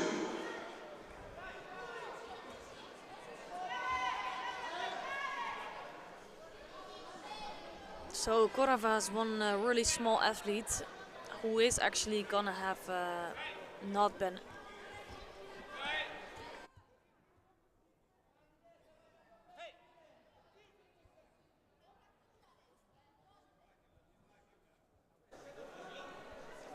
So he's not benefiting the new weight category structure of the end of the year, so he can enjoy the under 60. He is an under 60 athlete, but after the Paralympics, the new lightest category is going to be the under 70 kilo.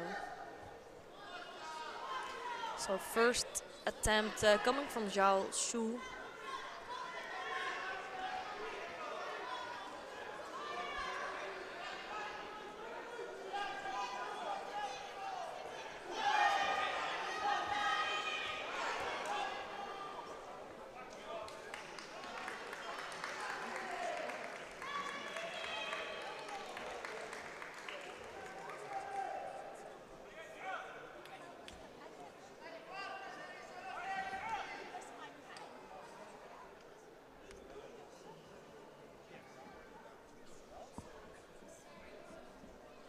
The winner on mat 3 in the white judo. So quick end contest here for Cordova.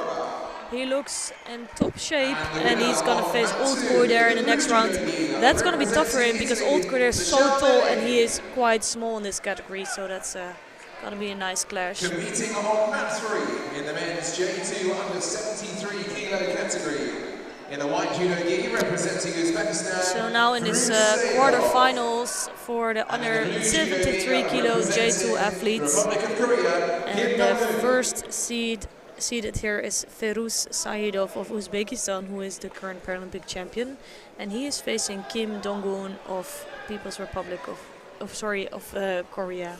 Competing on mat 2 in the women's J2 under 57 kilo category. In the white judo gi representing Uzbekistan, Kamishkan Koryeva. And in the blue judo gi representing Brazil, Maria Numa dos Santos Lines.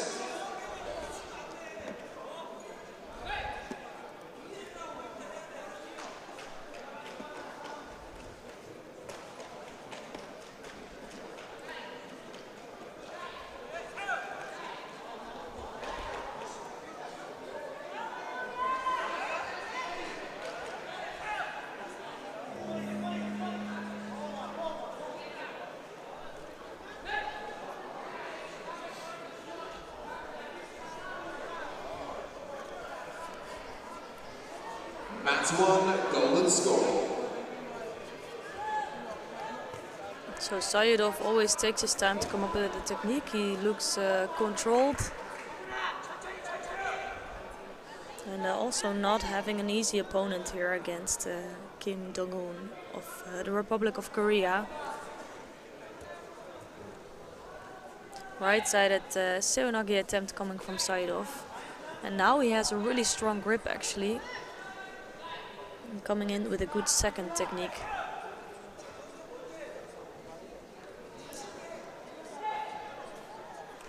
So Saidov looks really active during this contest.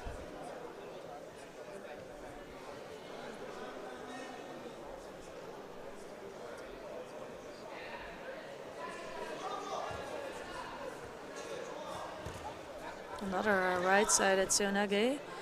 And then Kim tries to do the same thing with Saidov, but it gives Saidov some time to work in the ground.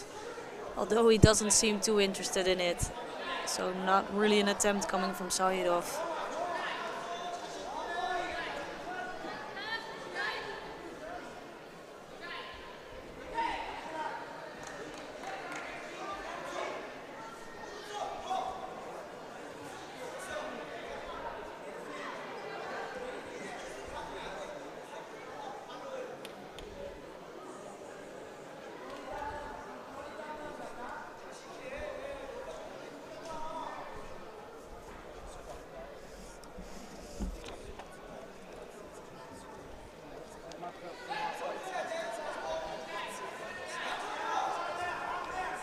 Right-sided attempt coming from Kim now.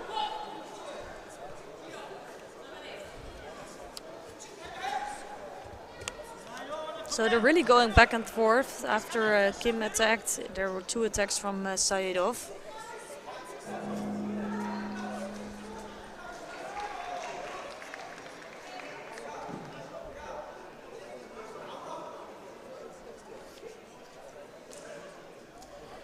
The winner on mat 2 in the white judo gi representing Uzbekistan.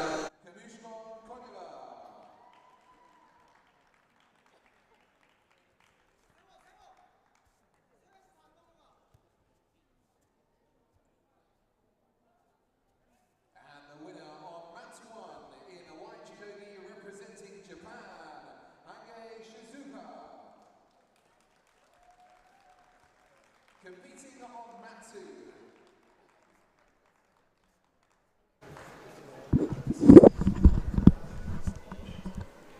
Competing on mat 2 in the women's J2 under 57 kilo category. In the white judo gi representing Argentina, Laura Candela Gonzalez. And in the blue judo gi representing the People's Republic of China. That was a really nice attempt coming from Saidov. Left Uchimata. and scoring a first Mazari on the board. And here you can see some of the quality and why he became a Paralympic champion. He has such a great technique. And in the blue judo gi representing Italy, Valeria Martina Ferra.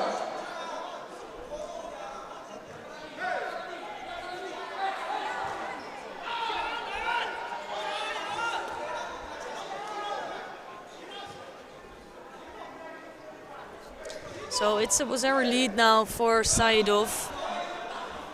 And Kim is the one that needs to try to even out the score. And another really good attempt on the feet. So Ashiwaza coming from Saidov. And he's starting to look better and better during this competition.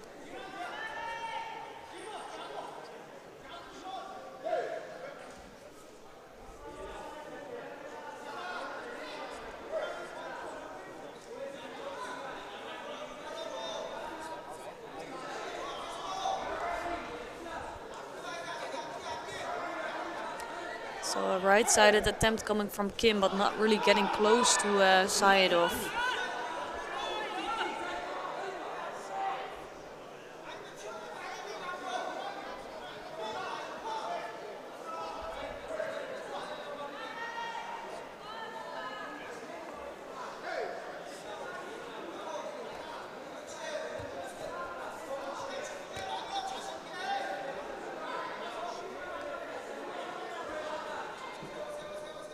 So another attempt coming from Saidov. I don't think that was meant to really come up with a good score.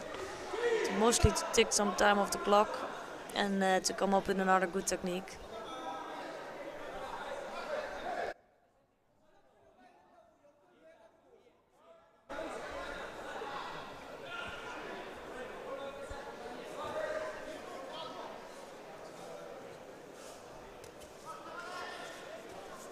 So Saidov is keeping the pace of this contest quite slow, and I don't think that's in the benefit of Kim.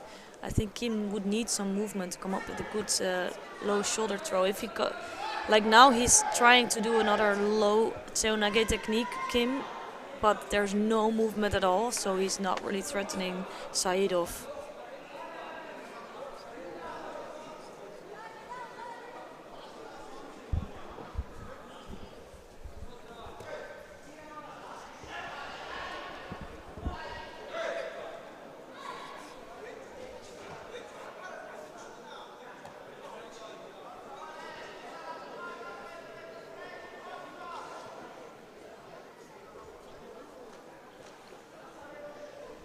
Just 1 minute left in this contest.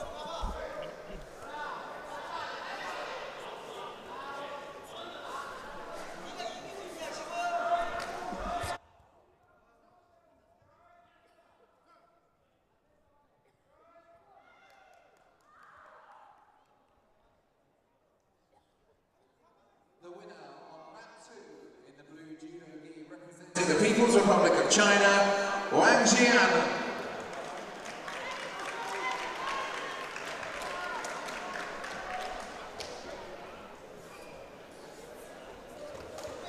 So this is a better attempt coming from Kim, but he almost ends up in a shimewaza, in some strangle.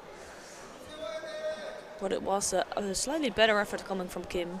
Competing on mat 2. Just doesn't seem like he's really in control here. So Saidov is controlling the whole contest. In the white judo He had one really strong attack. And in the blue judo gi representing Germany, Ramona Brusing.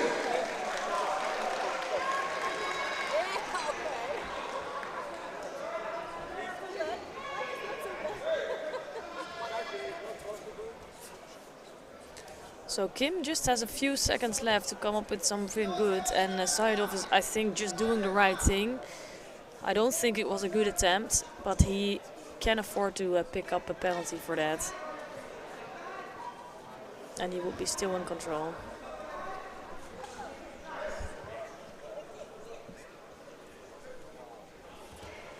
So let's see if Kim has enough to offer something, but no, it's Kim almost going over again. And Saidov just needs to, well, work a little bit on the ground, and that's going to be all over. So a good win for Saidov here.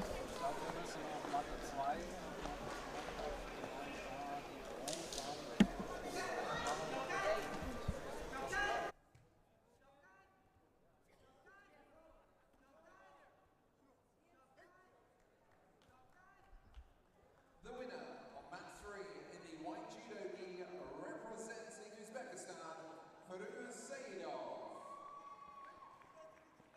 And the winner on mat 1 in the white judo gi representing India, Commentated.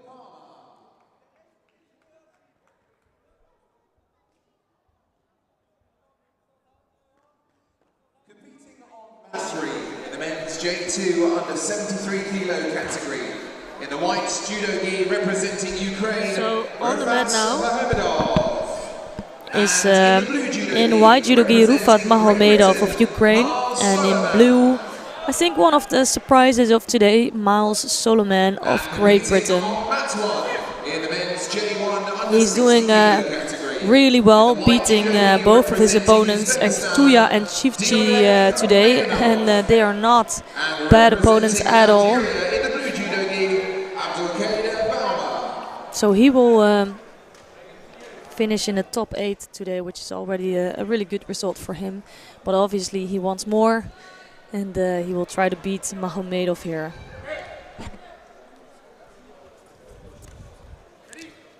Here a right-sided Komakikomi from Mahomedov, scoring a first Wazari on the board. So Mahomedov is always quite wild in his first few minutes. He keeps piling on the attacks, and that's going to be really hard for Solomon because there are good attacks as well. So trying that Koichi Makikomi again.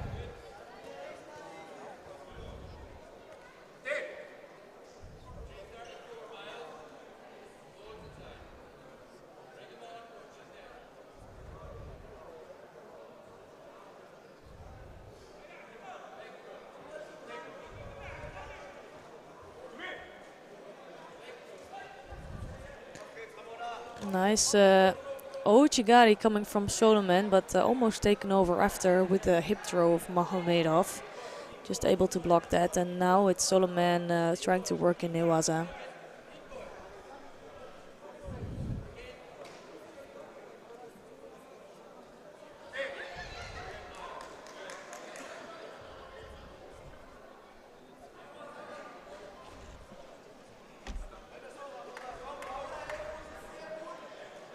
So I know in previous competitions Mahomedov found himself struggling with the rules sometimes, trying like breaking the grip quite quickly and trying to fight with one hand at some point. So he is penalized a lot in the past, but he seems to have that under control in this contest.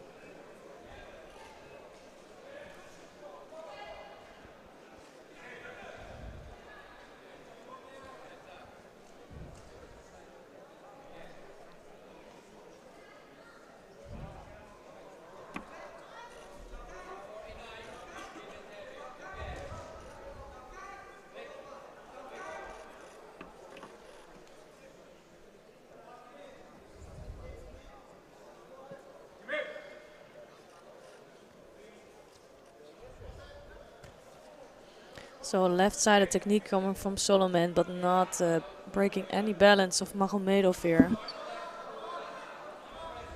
But he is putting Mahomedov on his first Judo. So actually the first minute now is, let's say, is gone, and Mahomedov looks a little bit more calmed here. Another good technique coming from him, but not able to score. But he is, I think, bringing some trouble to Solomon. Yeah, he's strangling Solomon. So a Nippon score for Mahomedov, and he is going to go through to the semi-finals here today. So let's see if he can keep going like that. He will face the Paralympic champion Saidov. So that's going to be an interesting battle.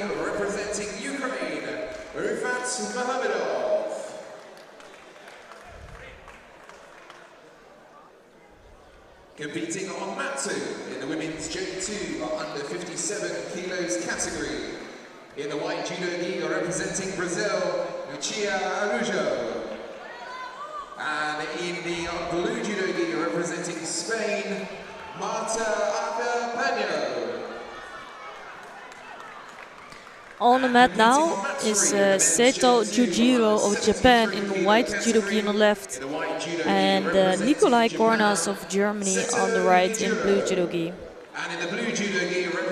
So Seto picked up a bronze medal in the last Paralympic Games in the 66 kilogram category, and Kornas is a proper 73 kilogram athlete, very experienced, and doing well today, finding himself in the quarterfinals here.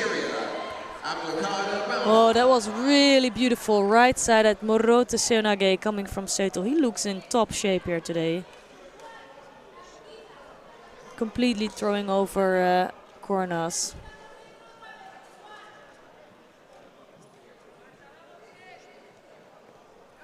So a quick win for Seto, and we're gonna see Kornas back in the rapid charge contest.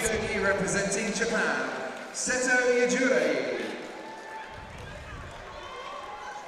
Competing on mat 1 in the men's J1 under 60 kilograms category. So we have one more quarterfinal left in this category, and it's gonna be another really good one against between Georgi Kaldani of Georgia in white judo gi, and he will be facing Osvaldas Bareikis of Lithuania in blue judo gi. In the men's J2 under 73 kilo category. In the white judo gi representing. Well, let's see what they have to offer here today.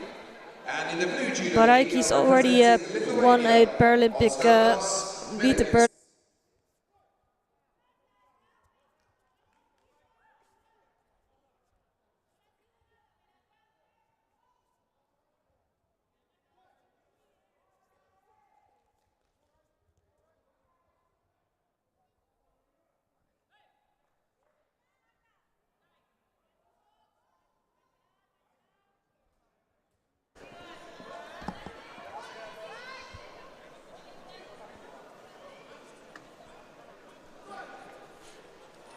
So both athletes also really know each other.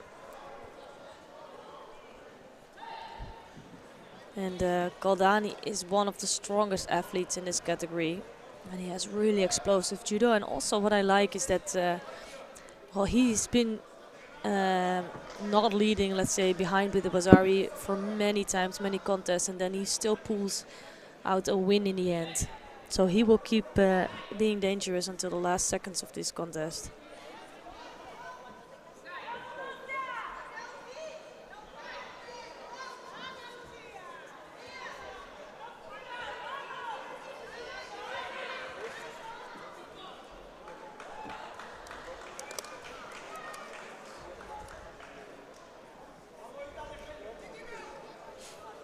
Oh, that was a good attempt coming from Bareikis here.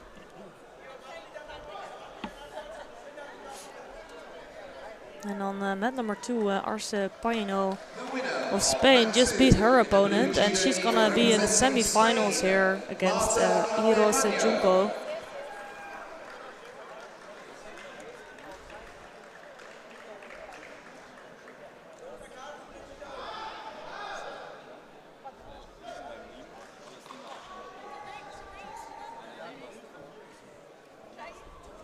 Competing on mat 2 in the women's J2 under 48 kilo category. So Kaldani really pushing and using his strength to overpower Bareikis. In the blue judo gi representing India, Kokila.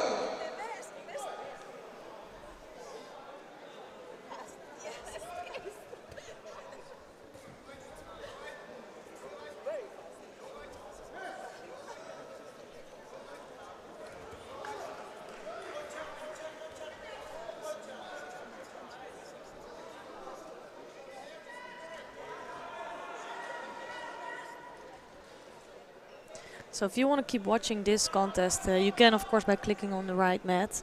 But we're gonna take a look at mat number 2, because one of the top favorites of today is competing here.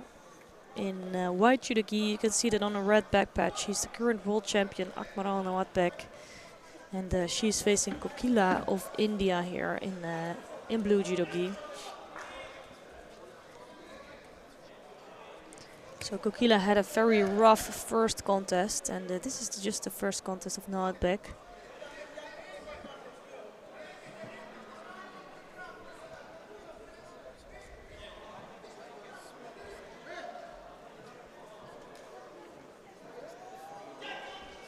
So right-sided Uchimata from Nawatbek, and really I think also using her strength to push over Kokila. So a first Wazari on the board here, and now Nawatbek trying to work in Newaza. She's also really strong in that. And now working on the arm, and that actually looks quite strong. And Kokila trying to hold on.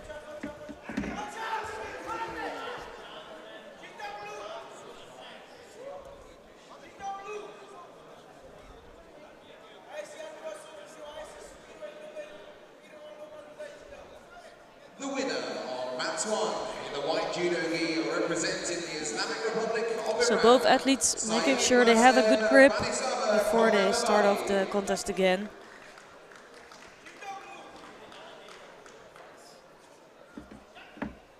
So here you can see also there's a big strength difference between Nawatbek and Kokila. So Kokila trying to get in with a technique, but right away stopped.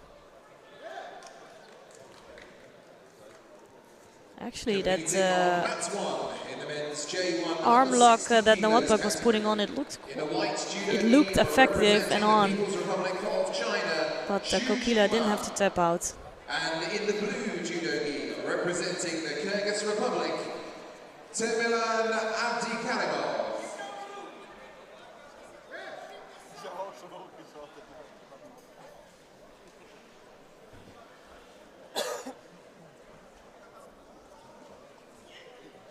Another technique coming from Kokila. I think she has good judo, she has good timing, but Nawatbek looks just a bit stronger than her opponent.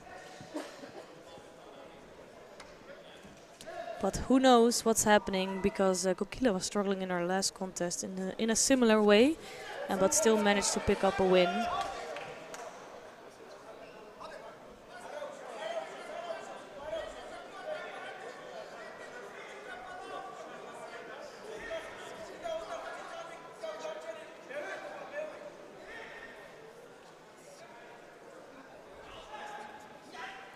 And this was a good attempt coming from Kokila. Just again missing a bit of strength, but she has some good technique here.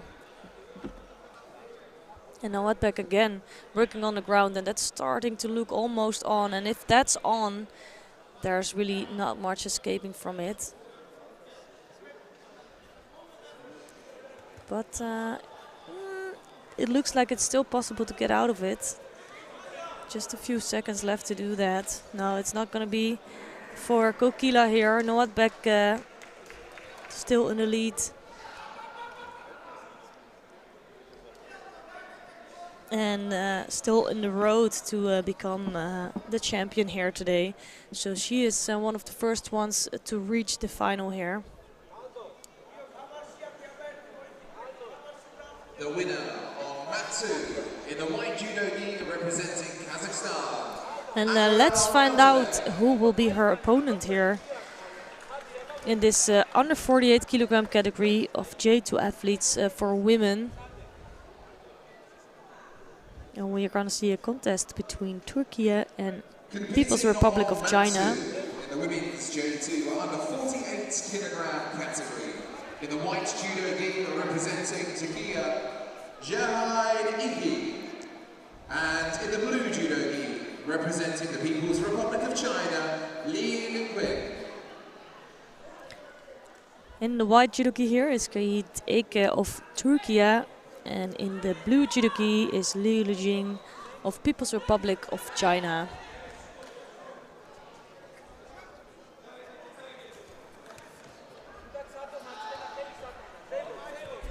And the first Shido on the board, just within the first 5 seconds. And that can still happen, you know, if you make a really false attack and you go to the ground without any, well, a disturbance of your opponent or getting your opponent off balance.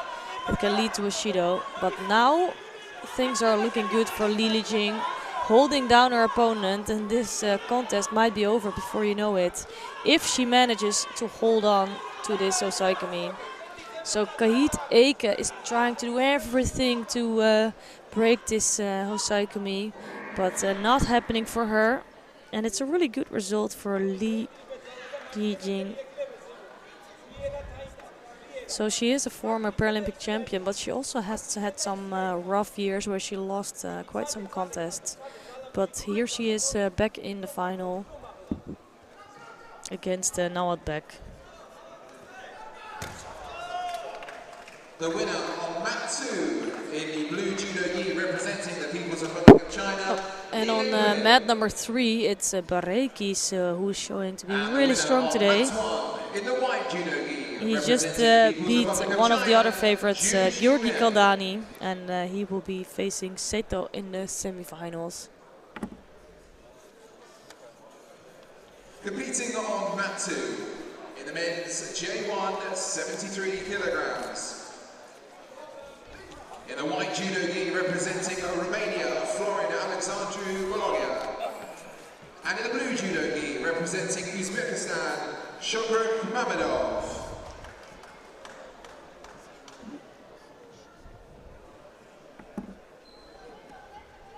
Competing on mat 1 in the men's J1 60 kilograms category. In the white judo gi representing Portugal, Miguel Vieira. And in the blue judo gi representing Kazakhstan, Murat Madinov.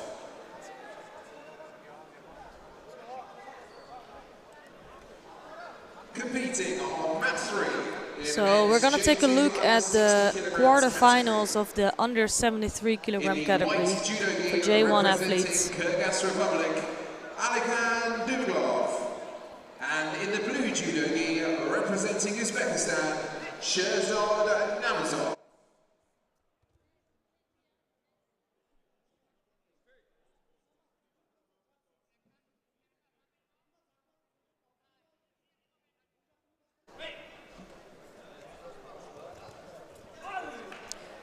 We're just waiting for the athletes to arrive to the scene.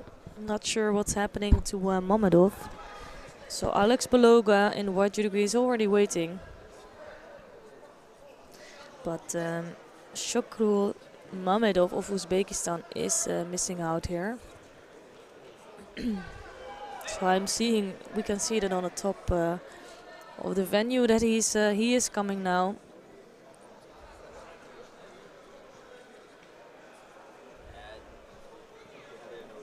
So interesting contest between the top favorite Alex Bologa and Shokrul Mamedov.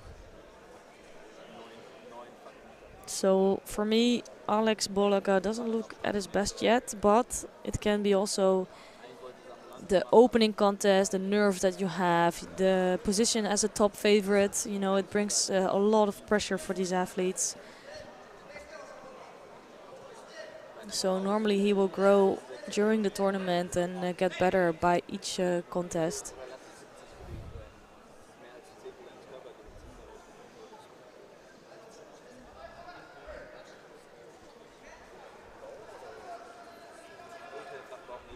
So it's really a left against right. Nice entrance for Bologa. Almost the perfect timing and getting underneath the body of Mamedov. Just not enough leverage to really score something.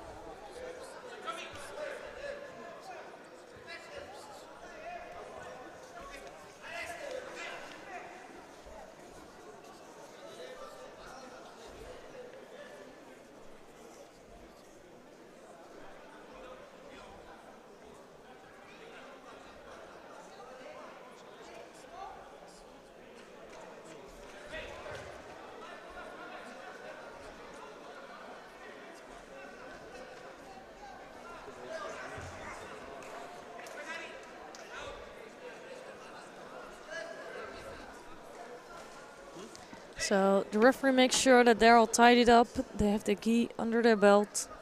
And they can start this contest again.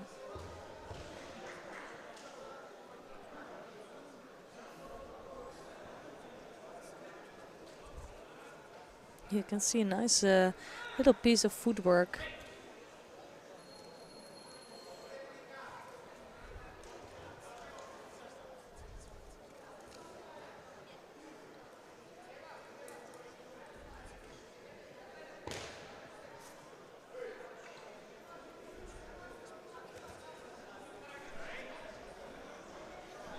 So at the moment there are two current world champions on the mat. On mat number 1 there's Miguel Vieira of Portugal. And on this mat we're looking at Alex Bologa of Romania. Both are current world champions.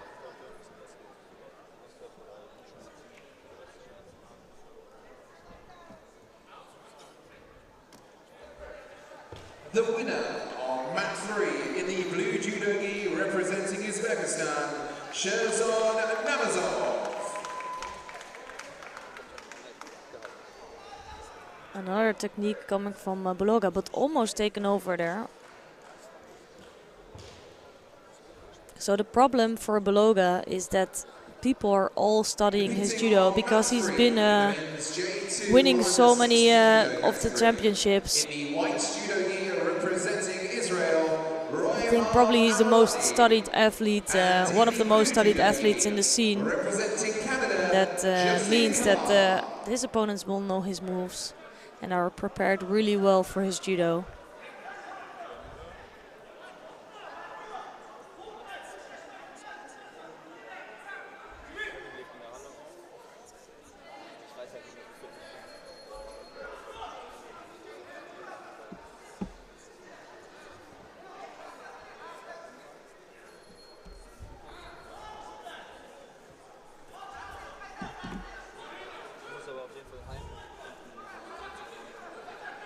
Left-sided Sonage. This time I think he has a really good momentum. He's right underneath the body. Just needs to have a little bit less space between him and his opponent. And I'm talking about Bologa here.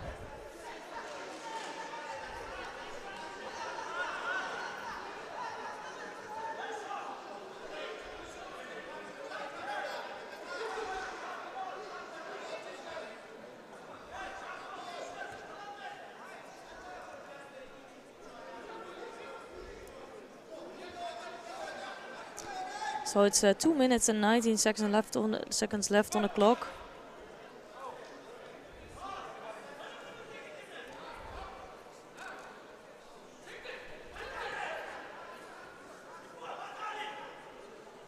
And no scores yet, but both athletes looking quite agile and going for it. That's really nice to see. The winner on mat 3 in the blue judo gi representing Canada, Justin Hahn.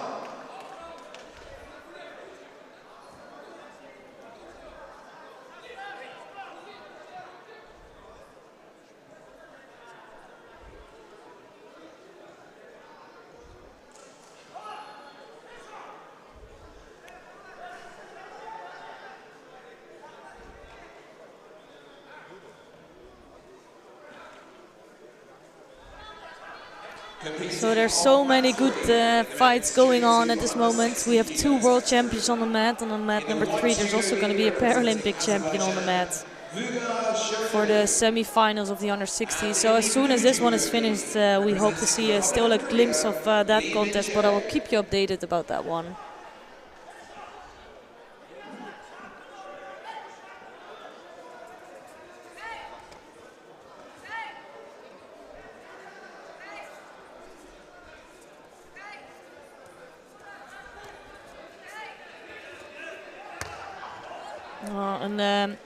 To give you an update, that was a really quick contest on the other mat. So Shirinli just threw over his opponent already. But for sure, we will see him later today in the final block.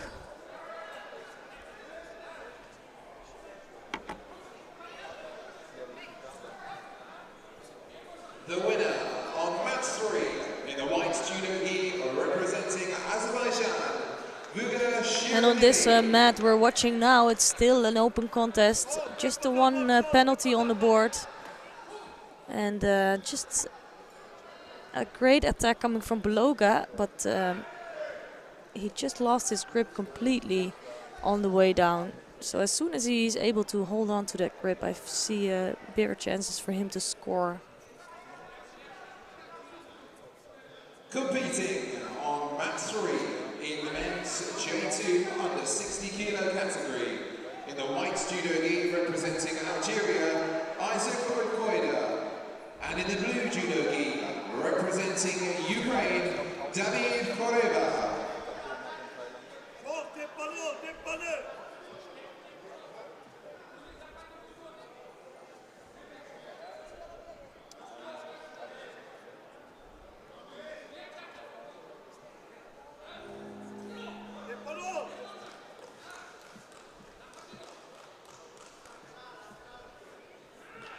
So Mamedov trying to move around at his opponent, but he doesn't really get close to a good attack. And he only has 50 seconds left. Another good attempt coming from Beloga, this time getting closer to his score. The winner on mat 1 in the white judo gi representing Portugal, Miguel Vieira. And on mat number 1, the world champion Vieira just beat his opponent. So he's gonna continue to the next round as well.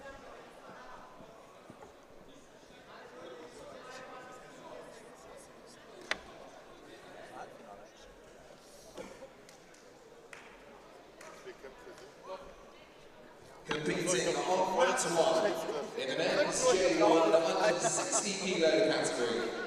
In the white judo gi representing Uruguay, Henry Borges. And in the blue judo gi representing Mongolia. So Mamedov already on 2 Shidos. And this is a repetition of so many of the contests of Beloga. And he's just a very tactical athlete. So he keeps attacking, as you can see here. Just another attack in with a low seonage. And he just doesn't give any opportunity to his opponents to really come up with something.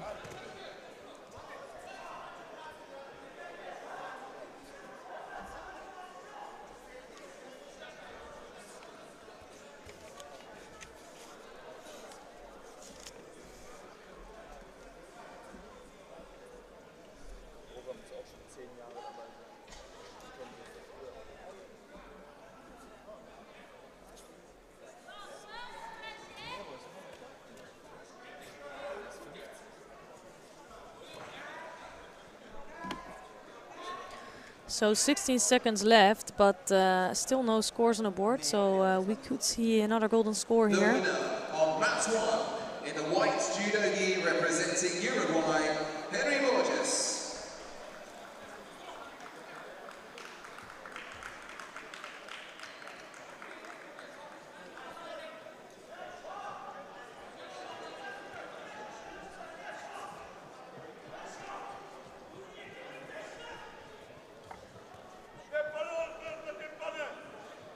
Competing on mat 1 in the J1 men's under 60 kilo category. In the white judo gi representing Brazil, Eliton de Oliveira. And in the blue judo gi representing Ukraine, Mikola Rudnik.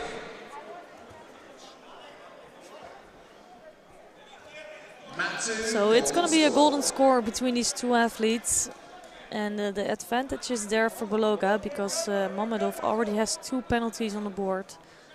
And he cannot afford another penalty because then he would lose in this contest.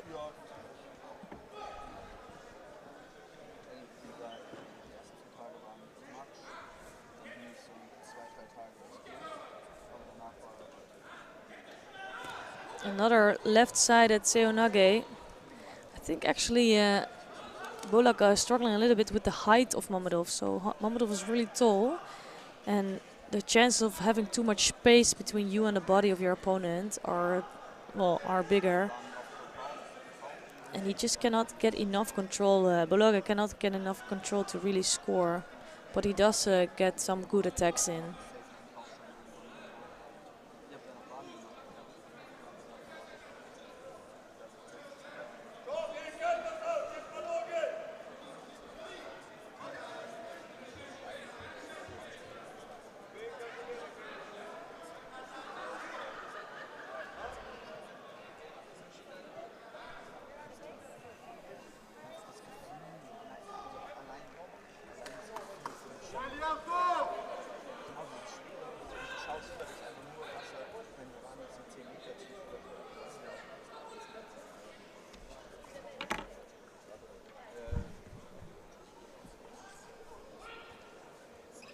So Mamadov trying to work in Newaza against Bologa.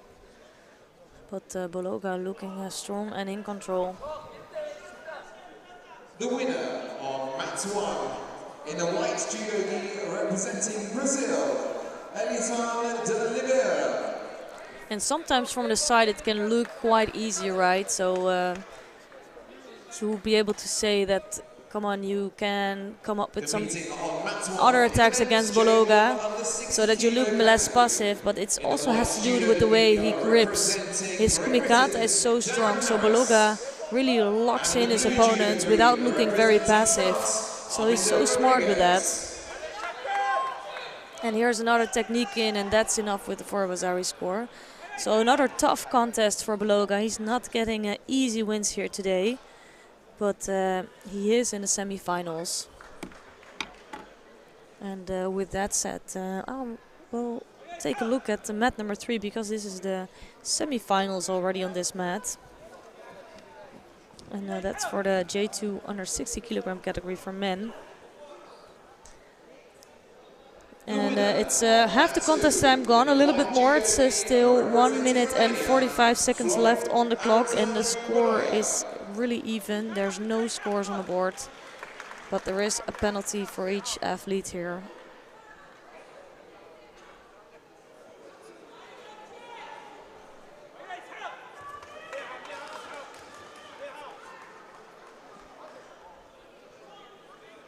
Competing on mat 2 in the men's J1 under 73 kilo category in the white judo gi representing Turkey. Oh, that was beautifully done. Not sure if that was enough for an Nippon score actually, but that was great footwork coming from Kurava. He's so good with that. He just needs one tiny space and one tiny moment to throw over his opponent. Yeah, I think they're gonna check if that's a Vasari or a Nippon score. But that was a beautiful action coming from Kurava.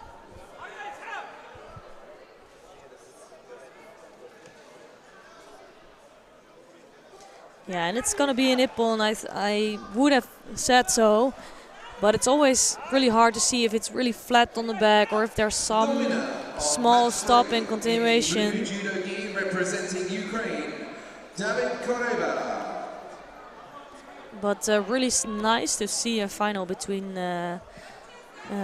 Vugar Shirinli, the current Paralympic champion of Azerbaijan, and he will be facing the guy we just saw scoring beautifully, David Korava of Ukraine. So really nicely done. Representing Romania, Daniel Vargoski. And in the blue judo gi, representing the Republic of Korea, Kim Dong-hoon.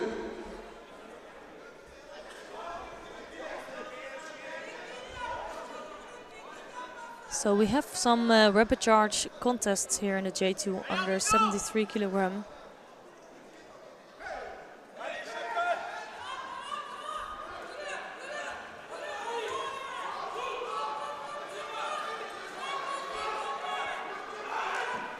And on the mat here are Daniel Vargoski of Romania, and he's facing Kim Dong-hoon of Republic of Korea.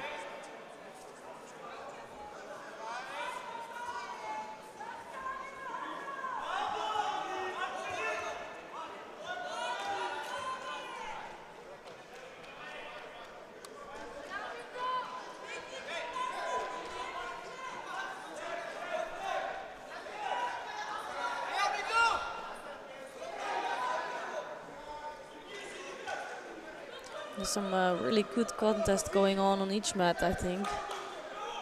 But we'll stick to this mat and see what's going on here.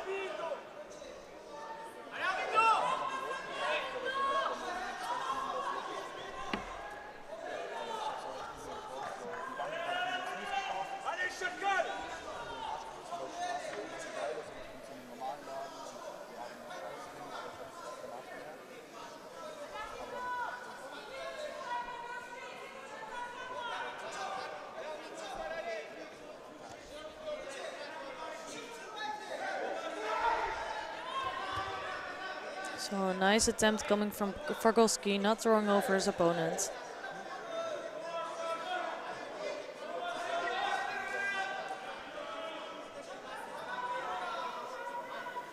So they both took a loss against current Paralympic champion Ferouz Saidov. And I think in this match they're quite evenly matched.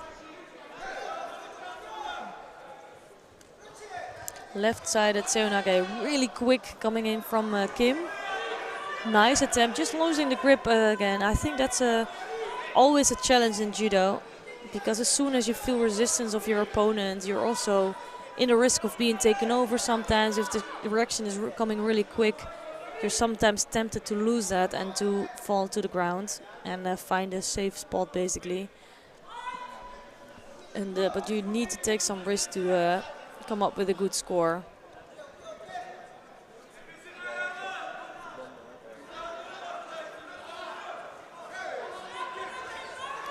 Another left or right side at Seonage coming from Kim. He is starting to look quite good in this contest.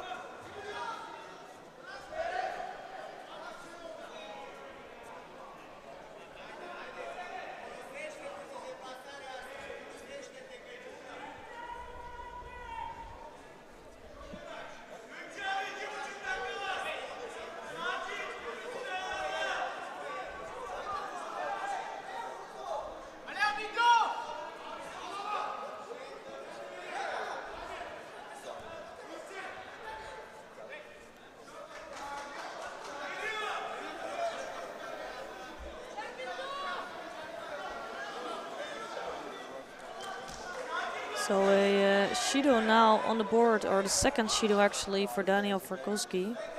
So Kim just looking a bit more active.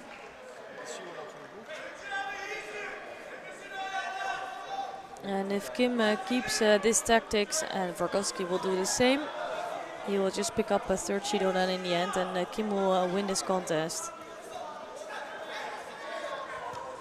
So another right-sided Seonage. So Kim is really pushing it and trying to find a better entry for an action. I really like that. You see some of the athletes, some they start really with strong techniques and with a little bit of surprising element, and then it gets less effective during the contest. But others, they are figuring a way to have a better entrance for their technique. So at some moments you see them doing the same technique, like Kim doing a right Morote Seonage, trying it from different angles, and then after 3 minutes or so he finds a solution and comes up with a score. That's always really nice to see.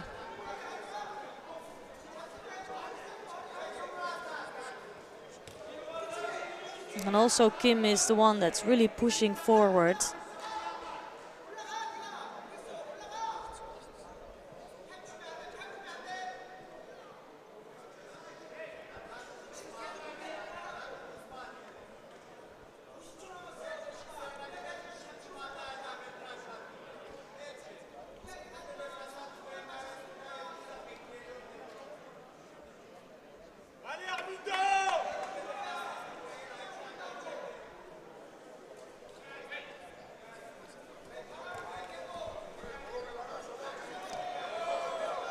So just a Wazari on the board,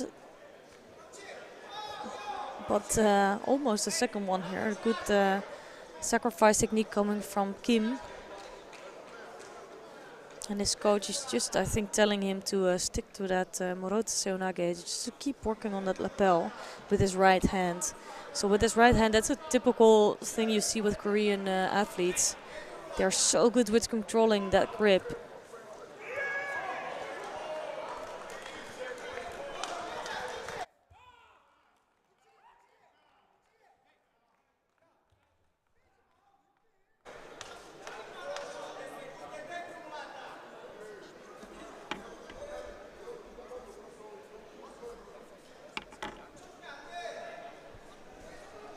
So only 28 seconds left on the clock. Let's see if Daniel Fargolski can do something about it.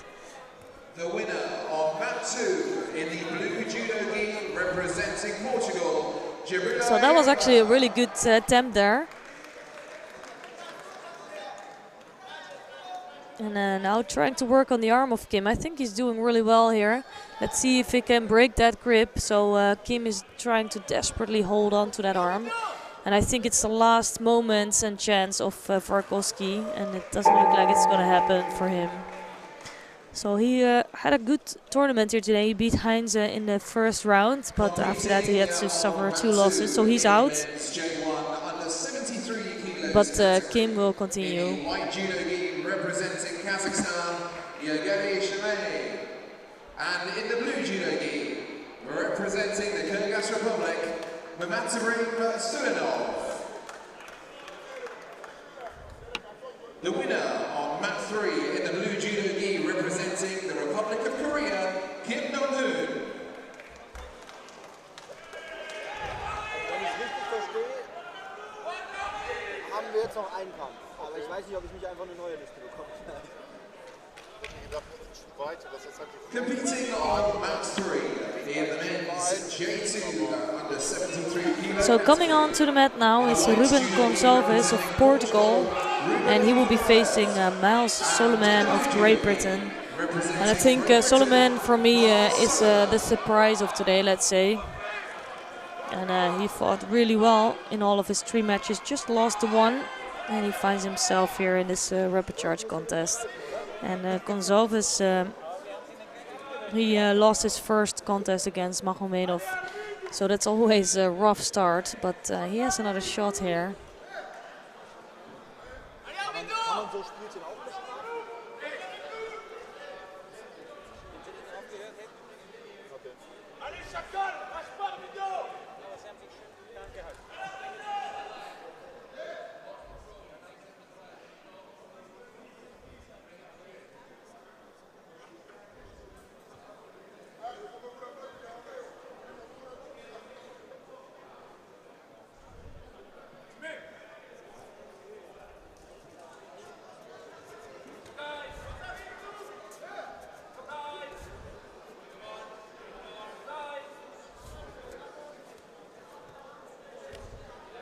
So a first Sutami attempt coming from Solomon.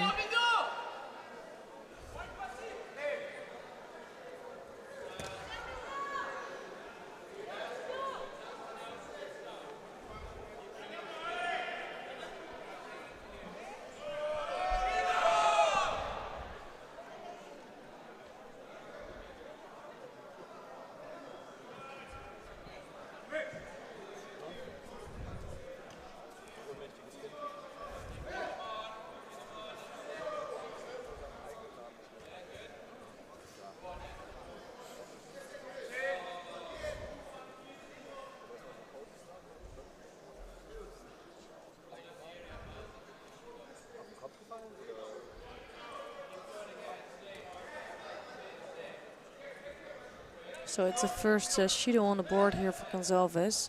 Solomon looking just a bit more active in this contest.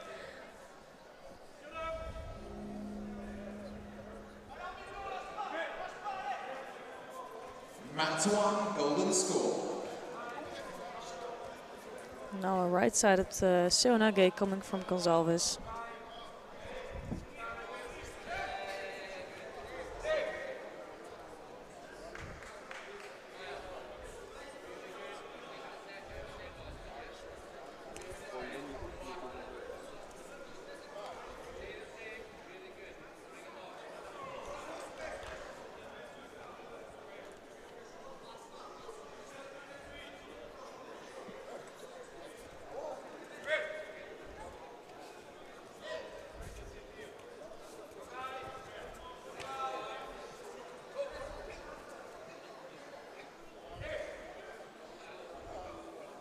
So what I noticed today is that there's so many tight contests between these athletes, and you can that tells you something about the level of the athletes.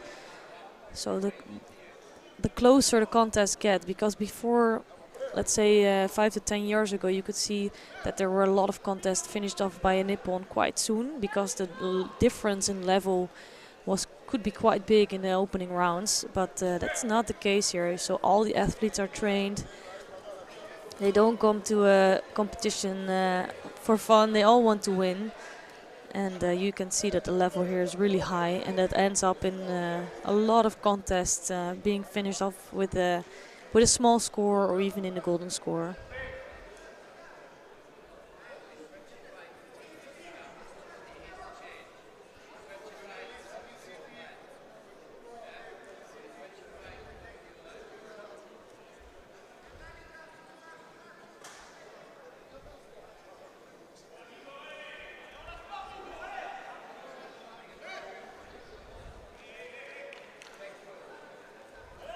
So the referee is making sure that they have the right kumikata. So in many cases, if both athletes are happy and they can have a left against right grip or left against left, doesn't really matter. If they're both quite comfortable with it, the referee will call a hajime. But if they're not, sometimes they will keep pushing to get the same lapel on the same height, for example, on the same side. And then the referee will just pick one of them, and he will start with the white judogi, and they can have their first pick. And then with the next cause of action, it will be the other way around. So that's just making sure that it's really fair and equal for both of these athletes.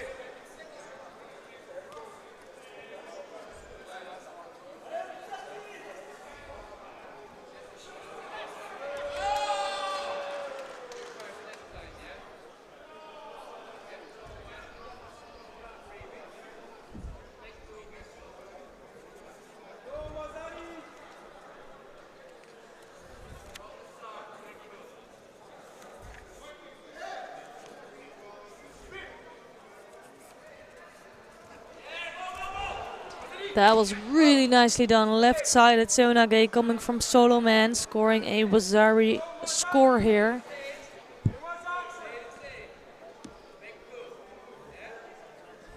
So great technique coming from him.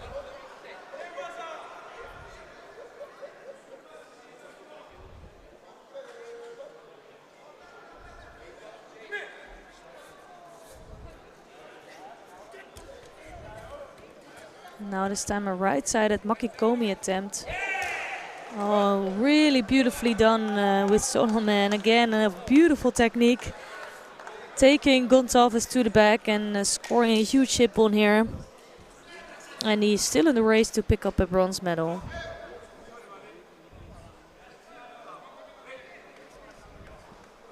The winner on match 3 in the blue judo gi representing Great Britain, Miles Solomon.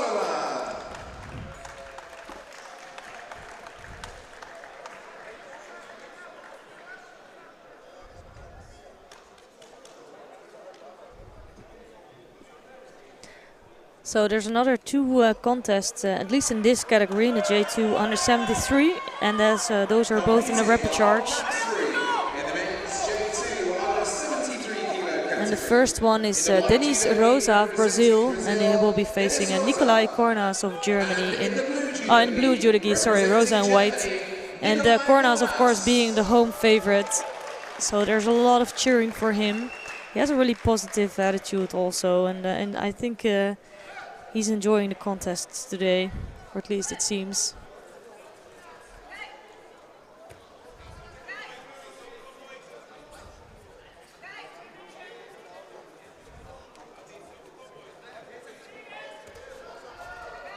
So I wouldn't be surprised if these two athletes don't know each other. So if they had never faced each other before, you first just want to make sure what is the reaction of your opponent.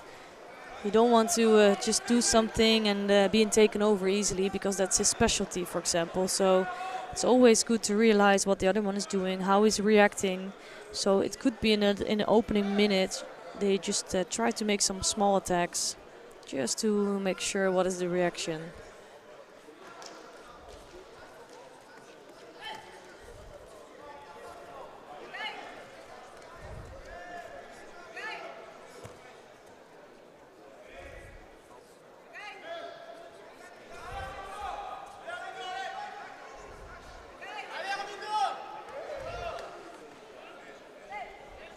So nice Yoko Tomenage coming from Kornhaas.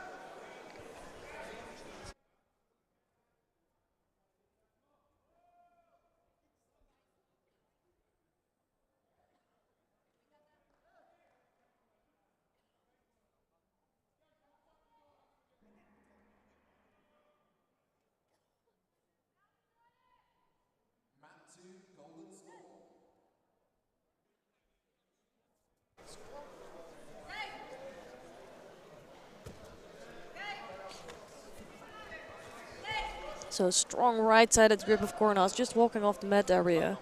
So no chance for him to really come up with a score. But looking strong in this first minute.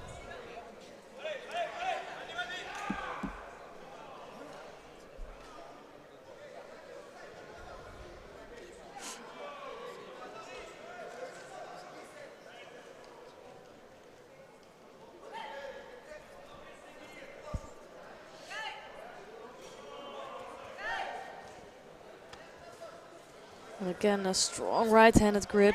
And as soon as he can, I think Kornas will try to come up with a really good right-sided Uchimata or a big hip throw. In the white judo gi representing Great Britain, Darren Harris.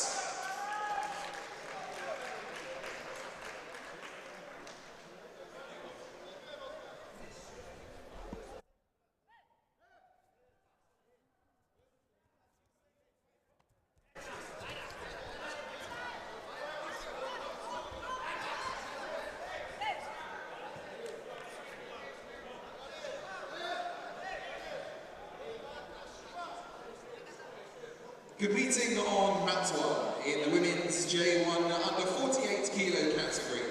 In the white judo gi representing Ukraine, Natalia Nikolajczyk. And in the blue judo gi representing... really nice right-sided technique coming from Kornas. Scoring a first Wazaru score here.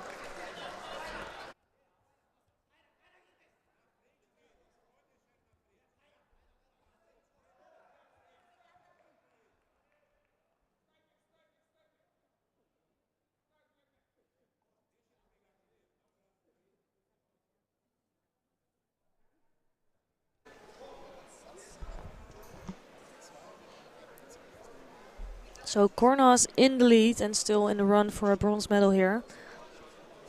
And on mat number 2, it's just been Shame, the current silver medalist, who beat his opponent. And he will be in the semi-final. And that concludes this contest. Another good score for Kornas, showing his quality here. In the white judo gi representing Kazakhstan, Really well done by Kornas, and he will face one of the next 2 opponents in his next round. And it's not gonna be easy, I can tell you that already.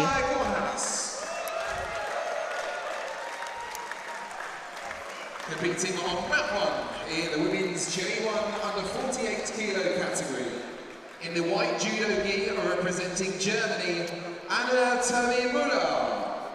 And in the blue judo gi representing Indonesia, Novia Laseta. So another chance to see a Paralympic champion here, Uchun Kurambayev of Uzbekistan here in white judo gi, the Paralympic champion of the under 66 kilogram. And he is facing European champion Georgi Kaldani of Georgia. Both are really strong athletes. And I'm curious here what's going to happen, because Kurambayev for me is a technically really skilled athlete, but he's lacking maybe some physical strength in his category. And he's now facing one of the strongest athletes of this category. So I'm really interested to see what happens.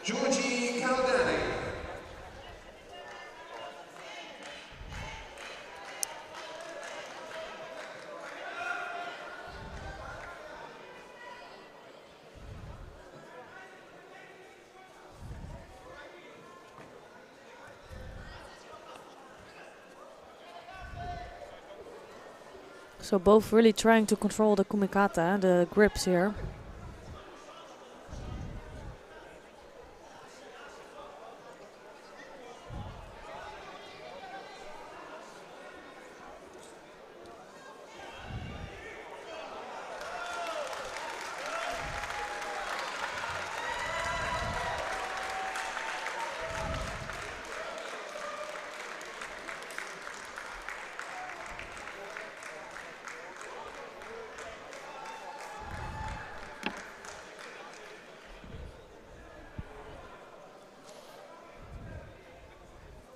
So they're working a lot on the grips, but they need to hold on to their grips. in order to not get penalized. So you need to keep those grips on. You can only re-grip, but you cannot do that constantly.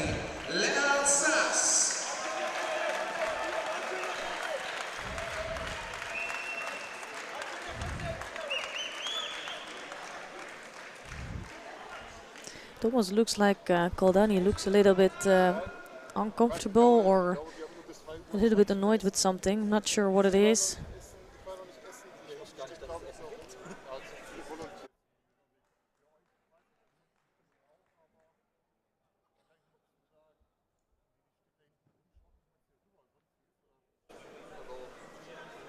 Competing on mat 2 in the women's J2. Nice attempt coming from Koldani, not coming up with a score, but good attempt. Representing Japan, Kudo Hiroku. And in the blue judo gi, representing Argentina, Laura Candela Gonzalez.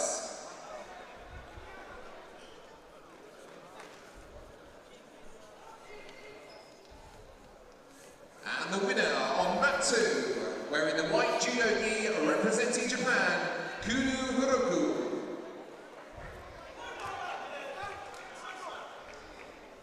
Competing on mat 2 in the women's J2 under 57 kilo category. In the white judo gi, representing Great Britain, Emily Betts. And in the blue judo gi, representing Brazil, Lucia Arujo.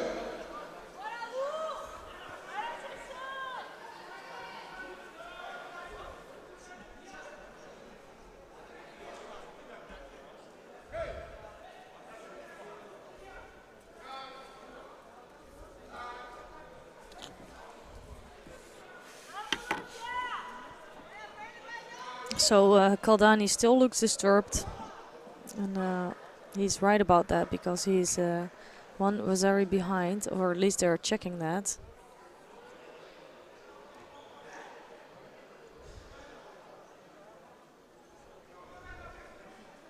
The winner on mat 2 in the blue judo gi, representing Brazil. It's a Nippon score here for Kurambayev, so I think a disappointing result for Koldani. And the winner on mat 3 in the white judo gi, representing Uzbekistan. But Kurambayev still in for a bronze medal, and he's going to face home favorite Kornas in the next round.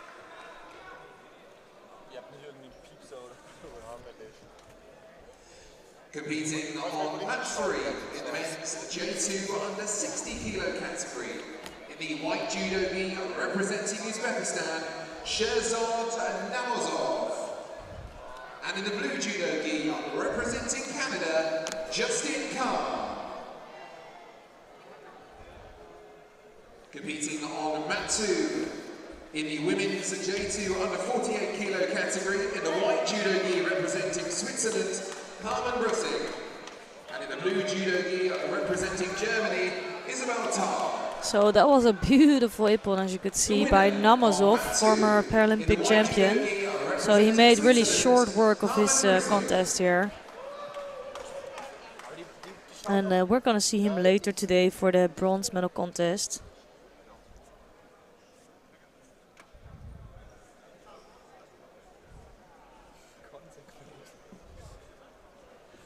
Not sure if they're going to check that. So in case... they're going to take it out, so it's going to be a Vasari score. So the contest is not over yet. Going to see the rest of the contest between Sherzad Namazov and Justin Kern. And it just shows that Namazov is a really great athlete. So no chance here for Justin Kern yet.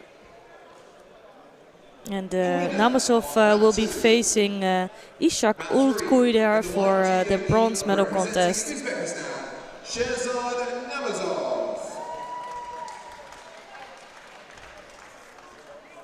So there's just one more contest in this J2 under 60 kilogram category for men. Competing on mat 3 in the men's J2 under 50 kilo category. In the white judo gi, representing Spain. And that is this contest. So this is the last contest to decide who is going to be fighting for the medals here today in this category. So Luis Gavilan of Spain is in white judo gi here, and Zhao Shu of People's Republic of China in blue. And the winner of this one will be facing Lee Min-jae of Republic of Korea.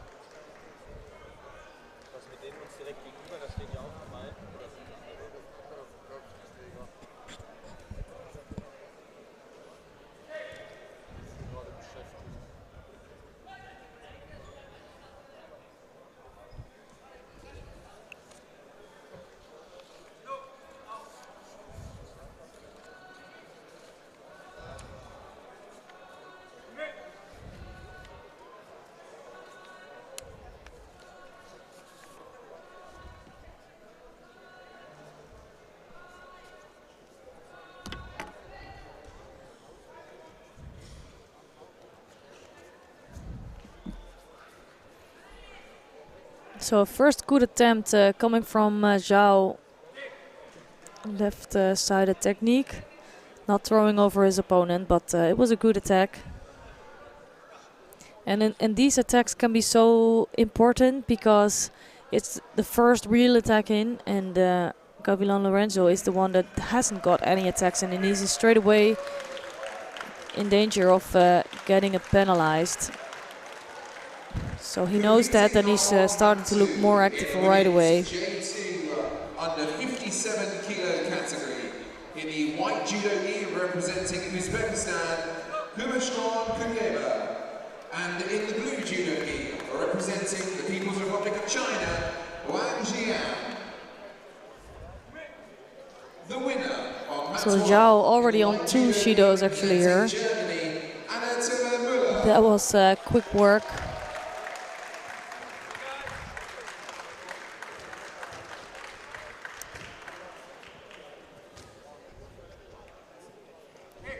Competing on mat 1 in the women's J1 under 48 kilo category. In the white judo gi representing Turkey, Ekim Tahsin Kapya. And in the blue judo gi representing the So this contest again looking a little bit untidy, and I think that is more to do with the kumikata and the grips of Zhao, who's trying to re-grip all the time.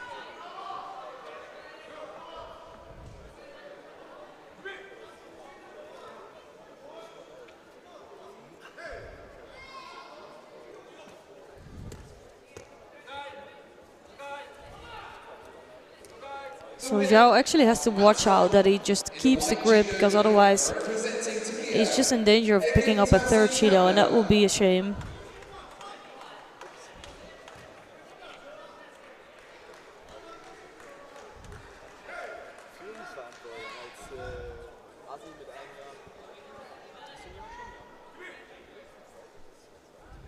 Competing on mat 1 in the women's J1 under 48 kilo category.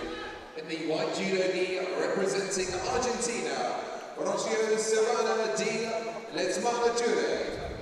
And in the blue judo gi representing Japan, Ange Shizuka.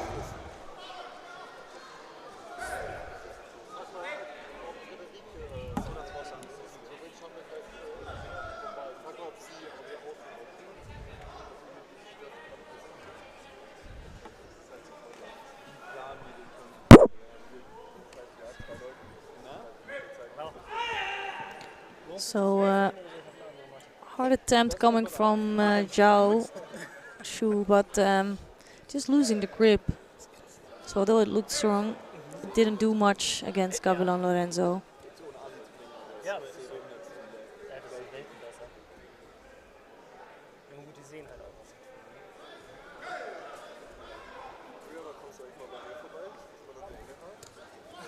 So now Gavilan Lorenzo is just really pushing down his opponent. I don't think that's looking very positive.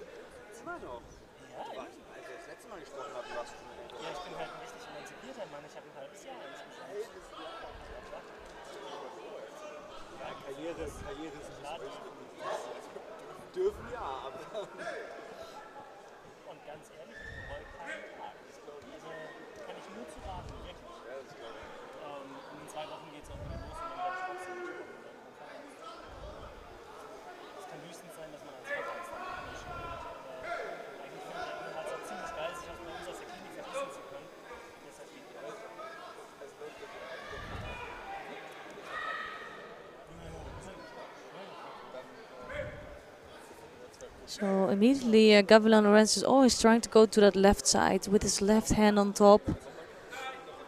But I think Zhao is controlling that left arm. And again, for me, I don't like that too much. Zhao is coming up with a technique, but losing the grip right away, so not really going for it.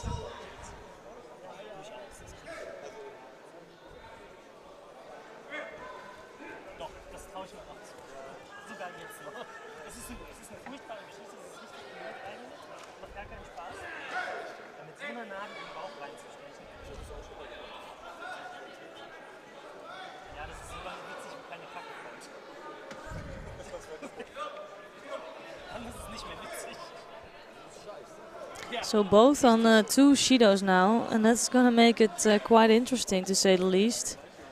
So another hand over the top, but again Zhao crumbling down under the pressure of Gavilan Lorenzo.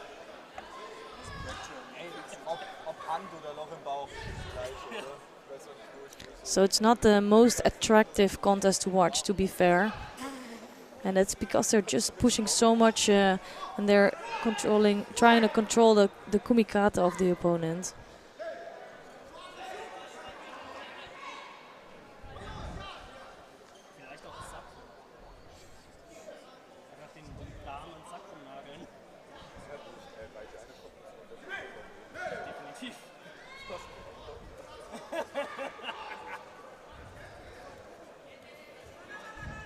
Again, Zhao Chu just going to the ground without any technique, and for me, he's getting quite close to pick up a 3rd Shido.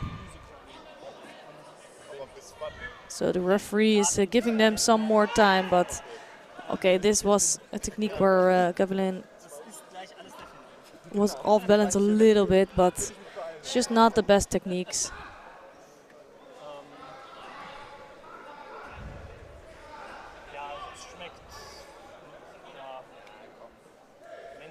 Hast du was anderes erwartet? Ja, wenn ich hierher komme schon. Also ich meine, ich komme hierher. Ja? Das ist auch gar nichts anderes zu tun. Genau. Was sagt deine Frau eigentlich dazu heute hier, morgen Judo in Heilbronn? Ja. I'm actually curious what the referee is gonna do now in this case. Wie sieht der Postbote aus? No, he's just bringing them to the middle of the mat again. Another attempt from Gavilan Lorenzo. But it is going to be a golden score. They are just struggling so much with the grip of each other. So no big attacks coming from them, just mostly trying to control the grip.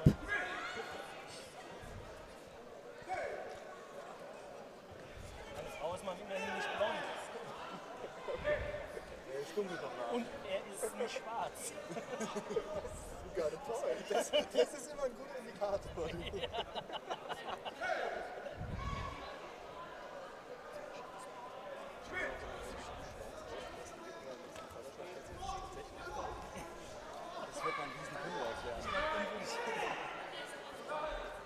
For me, that's another not really great attempt, and Gavilan made good use of that. So Zhao again, he went to the ground with a poor technique, and Gavilan Lorenzo just make use of that.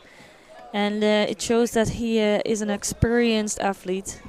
So you just need one small mistake from your opponent.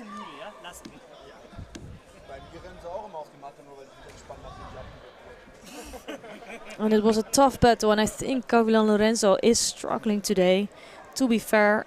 And I think then it's sometimes I'm extra impressed with these athletes that even if you don't have your best day or whatever, then still he is fighting for a bronze medal, so he can make his day really well. So it doesn't matter all the time in the way you win. You just need to win your contests. And he's doing that, and he will face Lee for the bronze medal contest.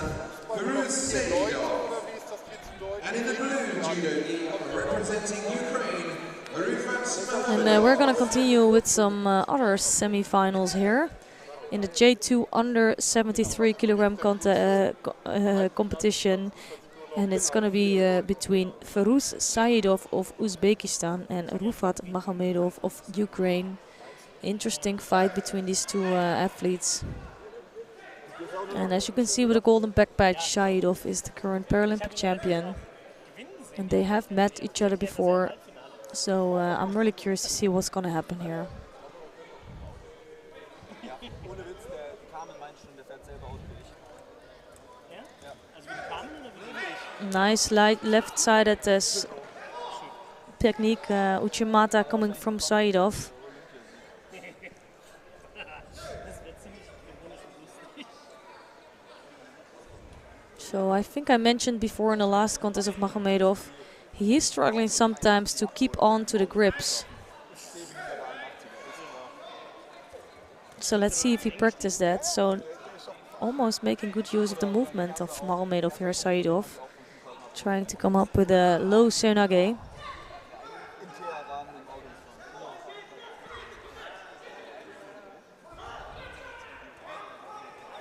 The winner on mat 1 in the white judo GER representing. And here another left-sided, first Uchimata, then trying to go over and transition, make the transition to an Uchigari.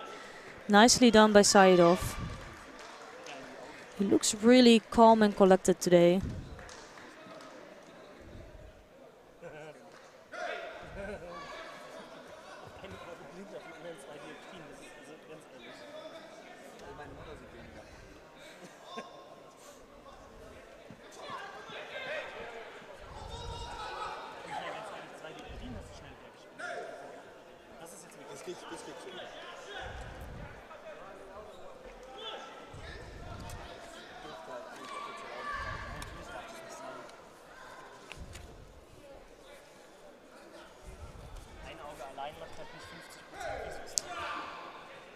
Almost throwing over here on the right side. Magomedov coming in with a good right side at Uchimata. Ich habe ja nur gesagt, oh, ich habe nicht gesagt, wer. Kannst du auch übersetzen als Kind sagen. Ich wüsste jetzt nicht, was es ist. Ja, siehst du? Aber der andere sieht auch nicht so gut aus. So they both have great techniques, good footwork, both of them. And also they have big hip throws. This time Magomedov almost giving a huge opportunity to Saidov. Just going over the body, like over the back of Saidov. That's not the smartest things to do.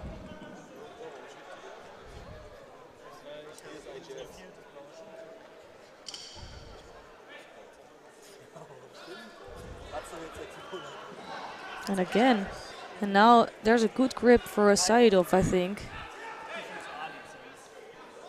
Not throwing over Magomedov, but looking strong during this contest. Erste Bundesliga und Deutsche. Gerade hast du. Dann habe ich B. Damit ist die zweite Bundesliga und Süddeutsche, solches Zeugs und der Deutschen 30 war Brauchst du für Competing on mat 1 in the men's J1 under 60 So in this case you see that they are struggling too much to get to a kumikata and to a grip. They're complaining, and then the referee will just pick first the white judogi, the one on the white judogi, to pick up their grip. Ooh, that was really nicely done. Just there was a stop in there, so no score for Saidov, but really well done by him.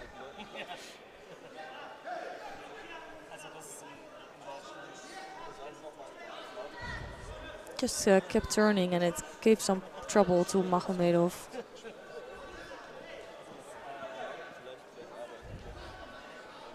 So some really tough battles going on. Also a 2 minute 27 seconds into the golden score mat number 2 in the semifinals in the 57.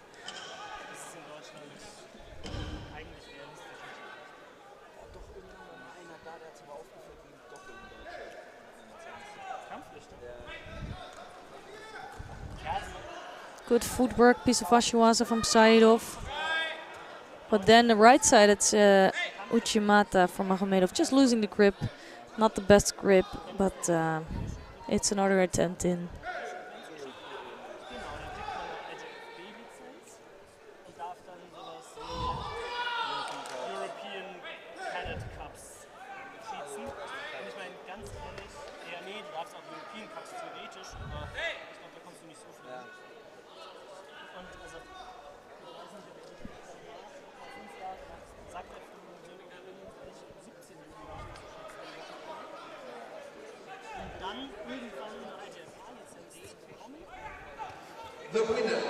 So right-sided attack coming from Magomedov, a low technique, just not being very effective. I think it's sometimes Saidov can look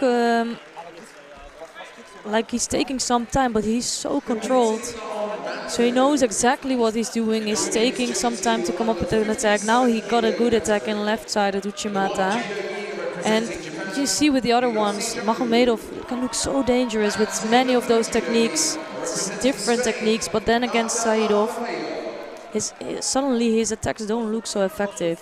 And that has all to do with the quality of Saidov.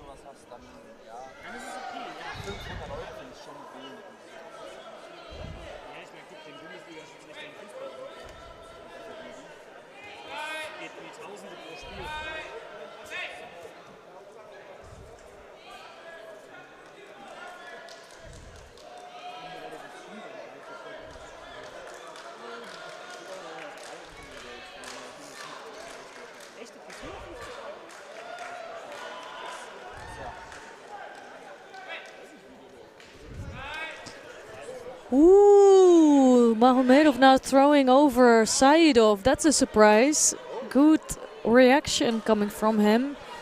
Just making use of this moment. And he's in lead now. And that's going to be an interesting last half of this contest.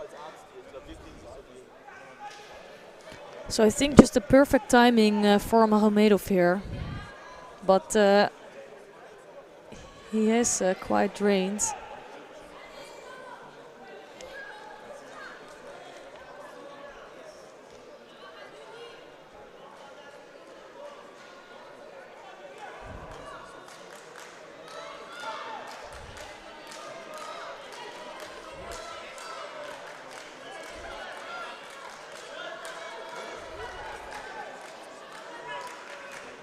So they took off the Bazari score. Maybe it was the attack of Saidov in the end.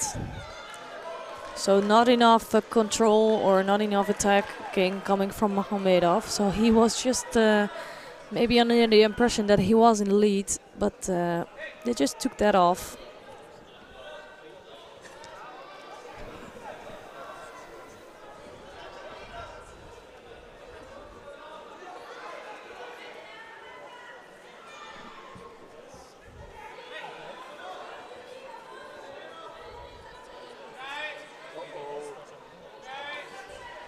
So it's such an interesting battle for me. These two both have really high quality judo, good attacks, good techniques. So now a right-sided action from Saidov. I don't think he had enough movement going on there to really be effective.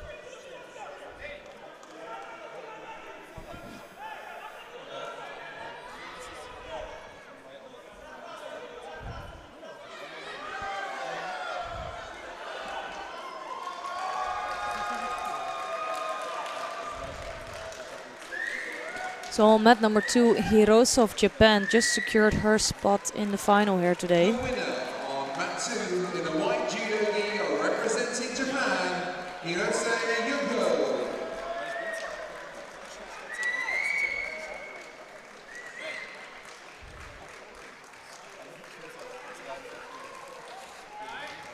And here there's still no scores, but another good attempt coming from Saidov. He just looks a little bit stronger during this contest, but it's not a big difference. And you could see before that it can change so quickly. You just need one good attempt, one good attack to take the win. So it could really go either way. Representing Argentina, Eduardo Gato.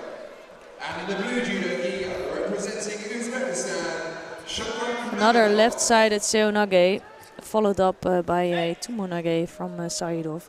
Just looks a bit more active as well. So it's a second penalty for passivity for Magomedov, and I think that tells you the balance of this contest. Saidov, no Shidos on the board, and Magomedov, well, he should get a second one here.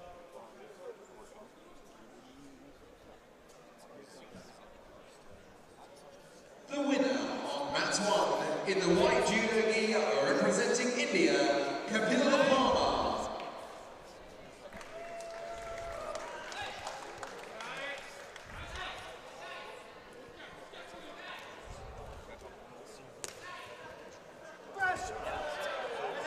And now that's a really beautiful attack from Saidov. Just throwing over Magomedov with a sacrifice technique here. J1 under 60 kilograms category in the white judo gi representing the Islamic Republic of Iran. And although it's just the Wazawi score in the last few seconds of this contest, for me, except for that one time, he wasn't really in danger during this contest. So he looks so in control, and it's not easy, but he looks like he's really reading his opponent so well. And we're gonna see him in the final here today.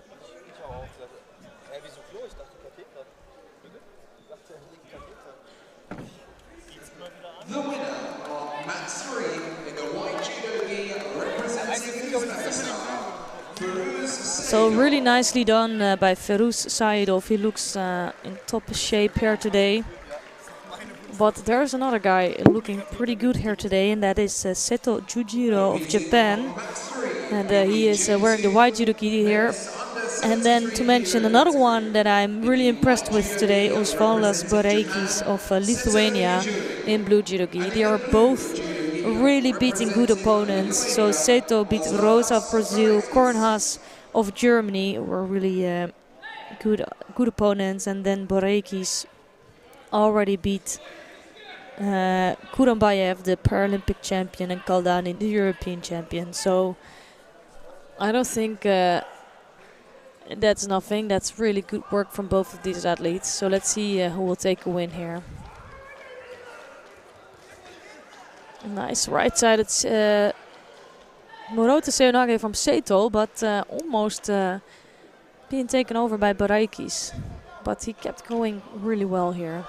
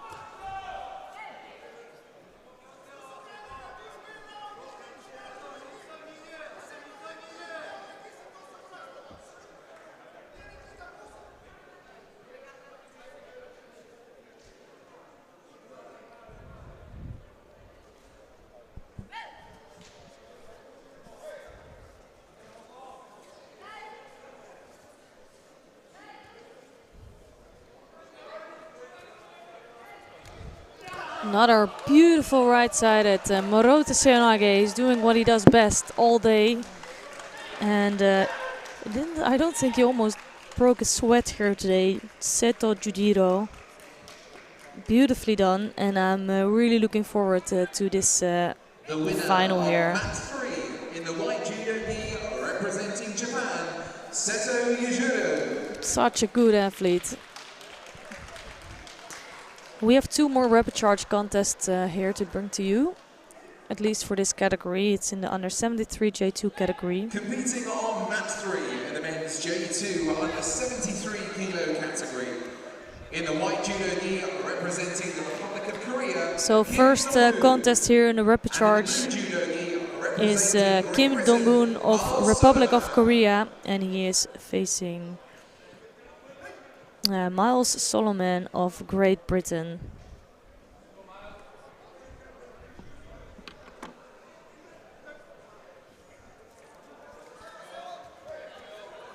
So I enjoyed watching Solomon a lot today, and he keeps surprising me, and let's see what he can do against Kim, who is also a really good athlete.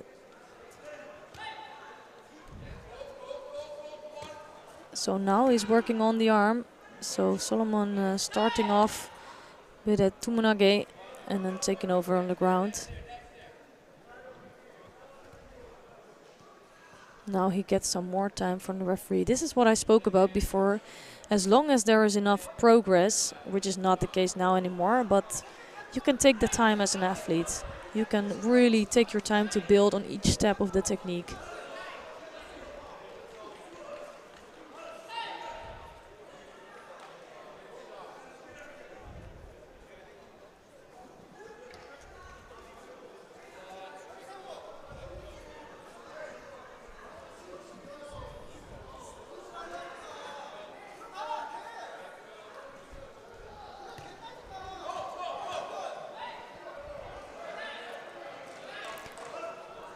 So Solomon is looking strong here in this contest, and Kim is taking a little bit more time to get to good technique.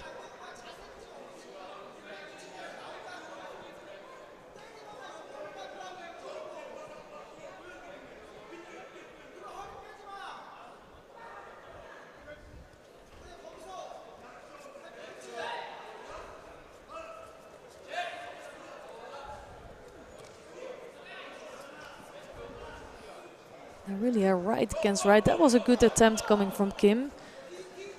Just underneath, and now in the other way direction, so he can go both right and left.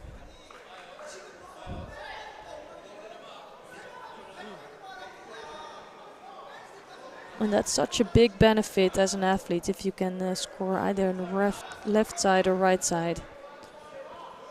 And it gives the first Judo to Solomon.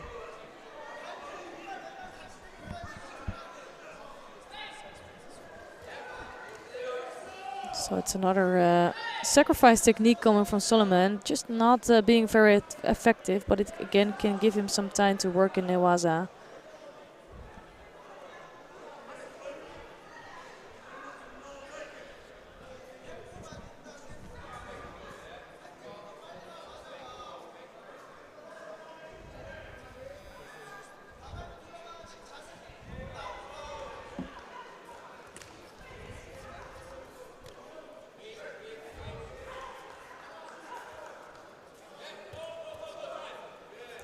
Right side of Makikomi coming from Solomon, but I think Kim is doing a really well job in keeping moving around. So with that right arm on the lapel, he's disturbing his opponent and really pushing the pace there. And you see the coach on the side shouting exactly those things to, I think, to his athlete.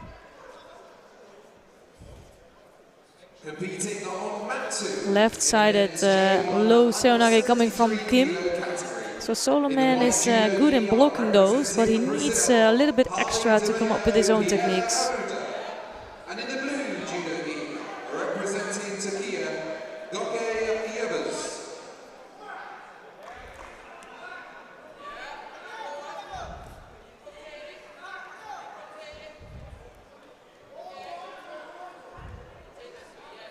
So here is a good position for Solomon. He needs to try to stretch the body. Just wasn't enough progress for the referee. So he stops the contest and brings them both to the middle of the mat.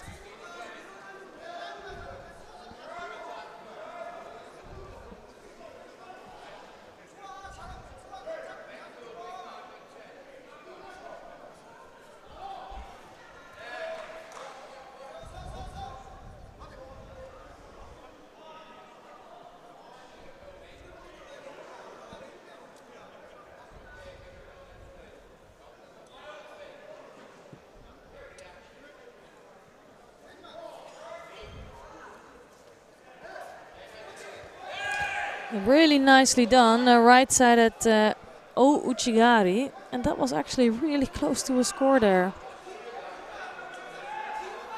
Sure, they're checking that from the side, if not enough of the body of Kim landed on the side in a 90-degree angle. I think that could be the case here.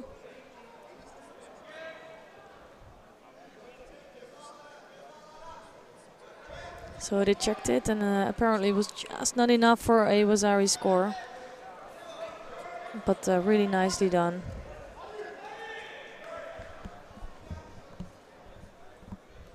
And they are gonna check it, and I'm not surprised at all.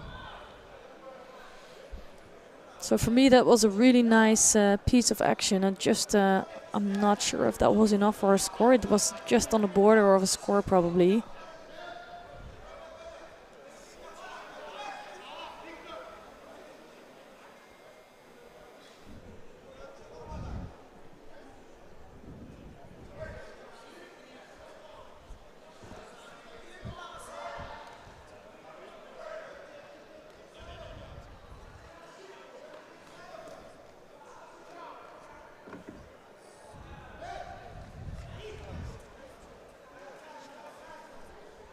So really curious to see what they decide, because it will have a big impact on this contest. Either it's gonna stay a no score for each on the board right now, or it's gonna give a benefit to solo man.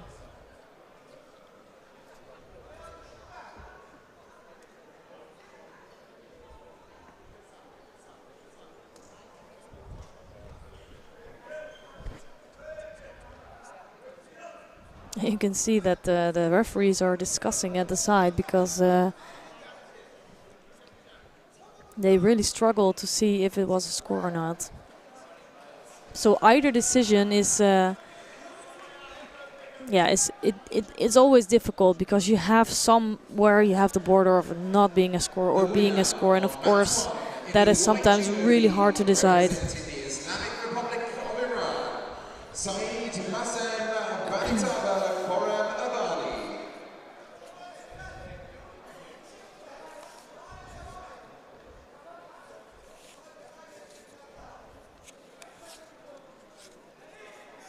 Competing on mat 1 in the men's J1 under 60 kilogram category.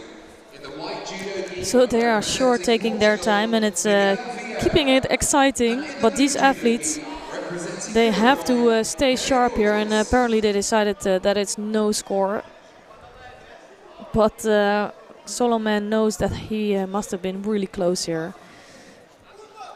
And this time, a really nice right-sided Morote Seonage, and it gives the first score to Kim Dong-hoon, actually.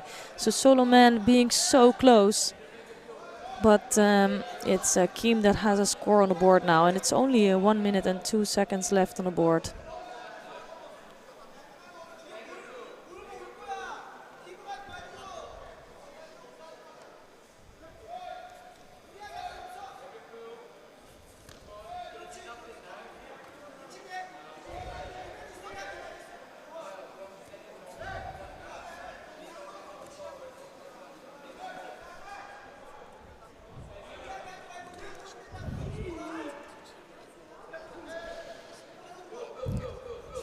So it's the last minute of the contest. Things are looking good for Kim Dong-hoon to continue his route to the bronze medal here.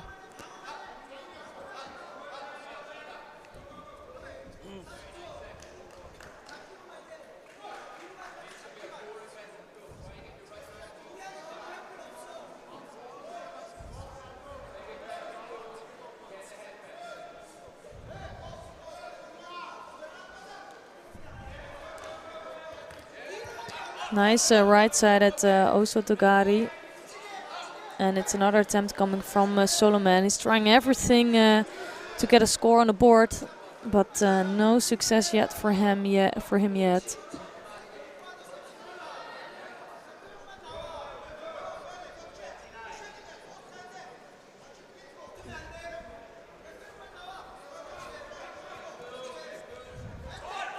Ooh, that was looking quite dangerous there for Kim. So a really good attempt from solo man. So things are really not over. It's only 22 seconds left.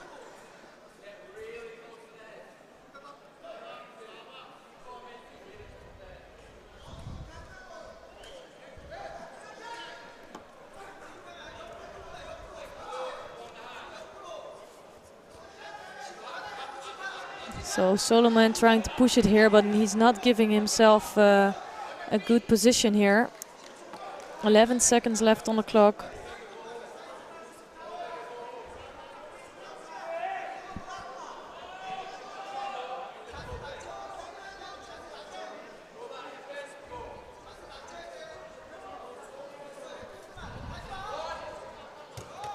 And another left seonage attempt from Kim, and now it's only 6 seconds left, so there's just a chance of one good attack for Solomon, but it's gonna be hard against Kim because he's also gonna try to attack.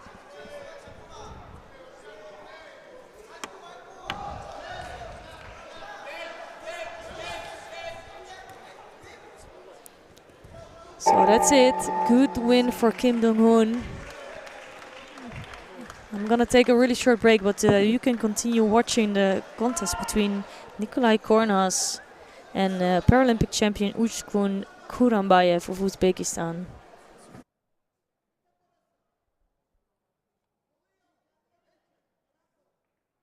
The winner on match 3 in the white judo gi, representing the Republic of Korea, Kim Dong-hoon.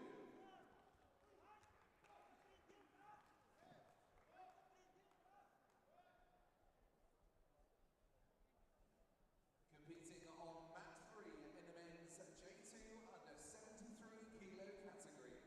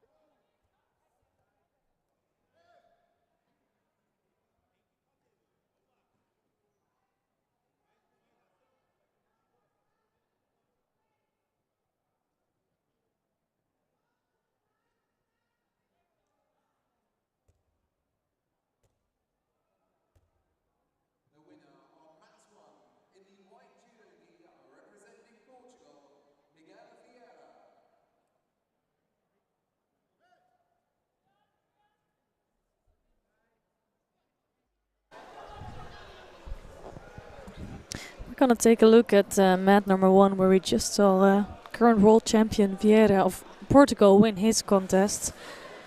So he will go through to the semi-finals today. In the 60 kilo category, in the white judo gi representing Brazil, Benedicton de Oliveira. And in the blue judo gi representing Great Britain, Darren Harris.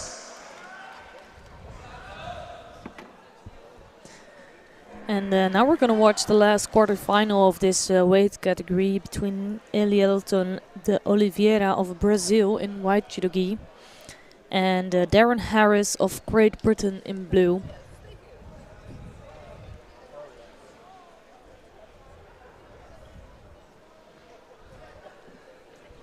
The winner on mat 2 in the blue judo gi representing Brazil, Lucia Arujo. And the winner on mat 3 in the blue judo gi representing Japan, Ajay Shizuka.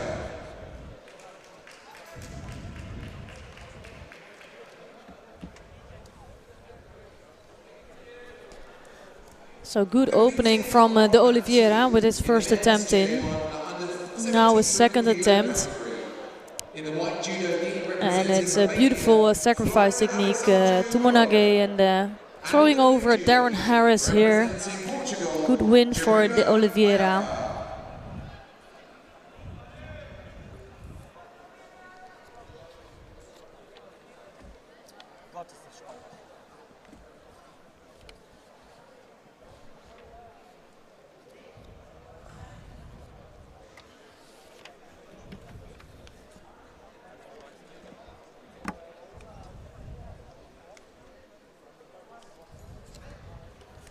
The winner on mat 1, wearing the white judo gi representing Brazil, Elielton de Oliveira.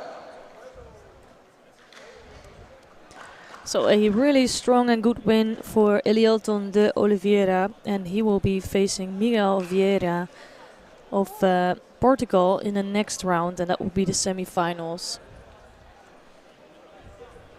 And we're gonna see the rapid charge contest here. So with that said, we're gonna take a look at mat number 2, because the semi-finals of the under 73 J1 category are taking place here. Moved from mat 1, competing in the J1 under 60 kilograms category, in the white judo gi representing India, Kapil. So Bologa doing really well here, trying to strangle down Jaffa, and I think that's completely under the chin. So let's see if Jaffa can hold on to that and not be able to tap out.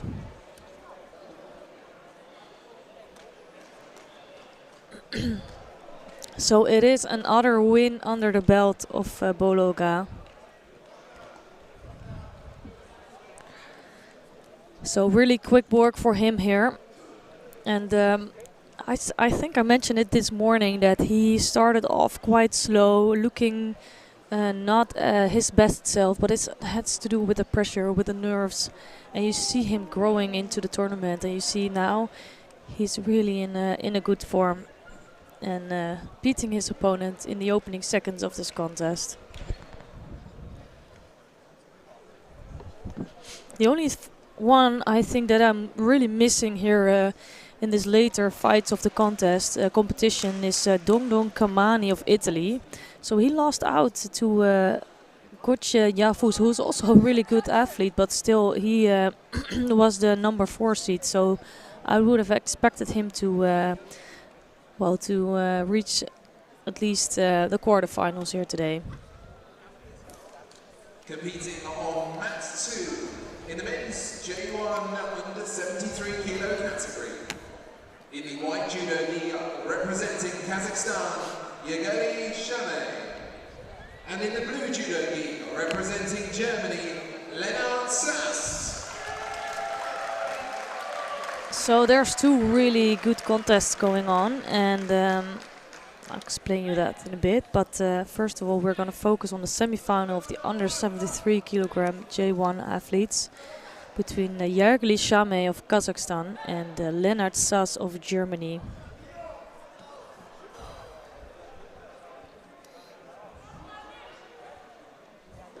So these two athletes, they do know each other. It's actually a repetition of the world final of 2 years ago. Or I must say of 2 years ago, and back in 2022. And Shami there became a world champion.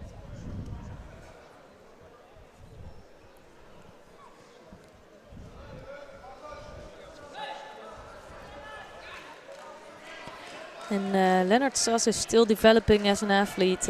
Already has great results, 2 world medals. But he's soon doing really well during these competitions. And for him, it would also always be great to fight for his family that are probably watching here in the audience to reach a final spot here today.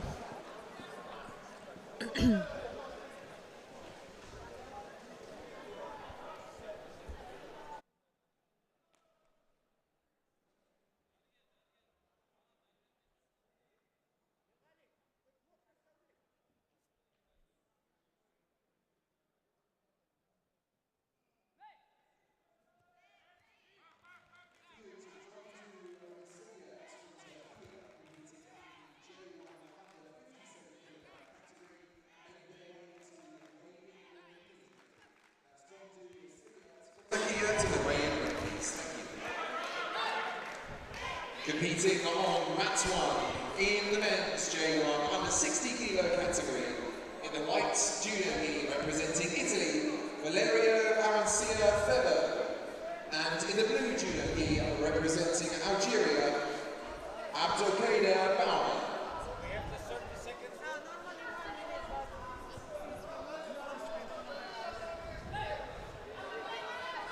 So a good right-handed grip from Leonard Sass. Looking quite threatening and almost pushing over Shame here. It's not really a big technique, but moving him into the right direction.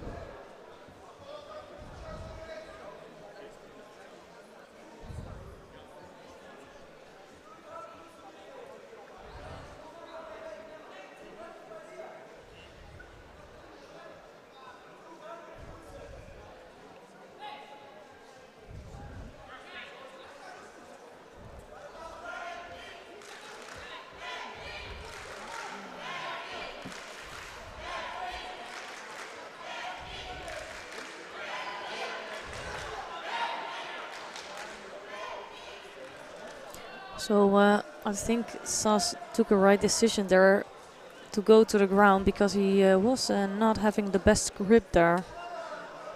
So that would have been quite dangerous. He picks up a Shido for it, but in some cases it's better to pick up the Shido than being in risk of thrown over by a Nippon.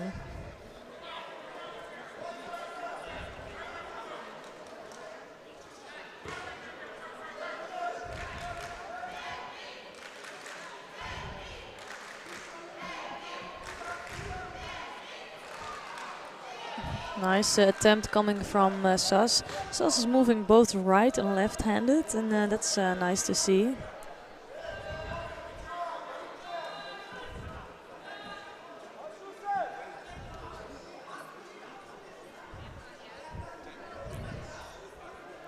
So Shame is normally really one of the stronger athletes, also looking a bit static, but if he comes up with a technique, it's always a very strong one.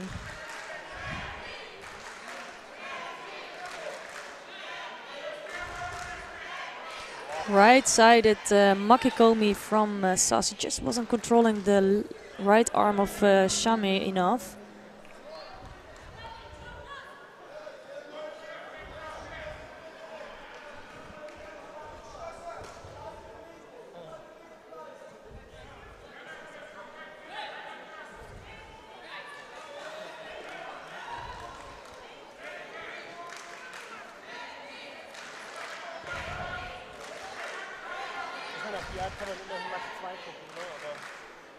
The winner on mat 1 in the blue judo gi representing Algeria, Abdelkader Bauer. So the final block was gonna take place at 3 p.m. today. Obviously that's gonna be a bit later. So we have well, maximum I think 4 contests left on the mat, maybe a little bit more. And then after we finish the morning block, we're gonna take a quick break, prepare everything for the final block, and then get on the way. Wow, beautifully left-sided hip throw from Chame. Just not enough leverage on the arm to really throw over Sas, but good work for him.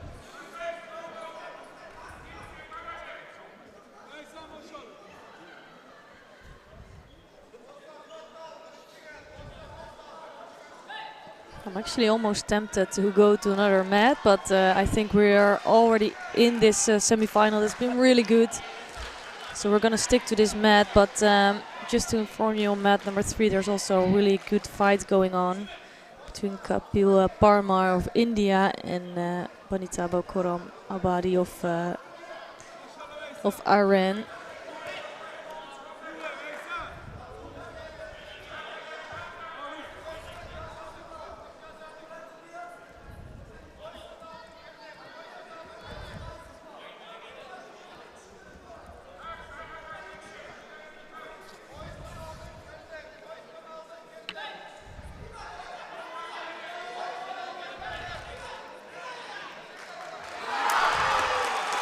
Whoa, what a result for Lennart Sas, throwing over a slight favorite here, I think, Yergeli Chame.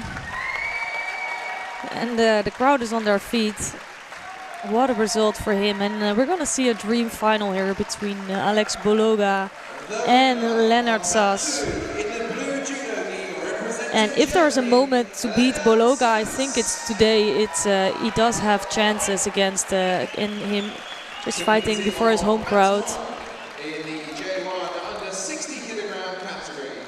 But what a performance already, beating all of his opponents today. And with that said, we're gonna quickly go to mat number 3. Competing on mat 2 in the men's J1 under 73. So in white judo gi here is Kapil Parmar of India. He's the #1 seeder today, winning good medals in the last competitions. And he's facing Syed Meysam Banitaba Koram Abadi of Islamic Republic of Iran. And Banitaba is a former world champion. So they're both really top contenders for the gold today.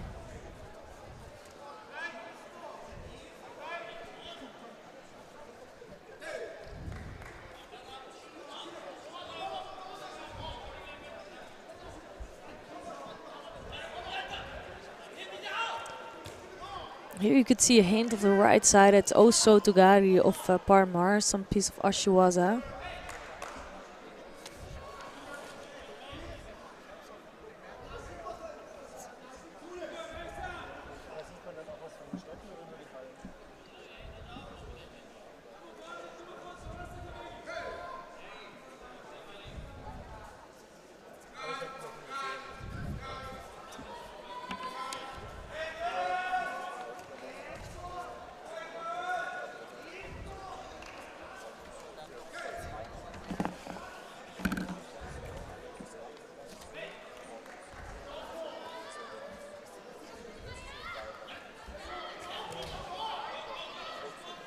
So good fighting from Parmar.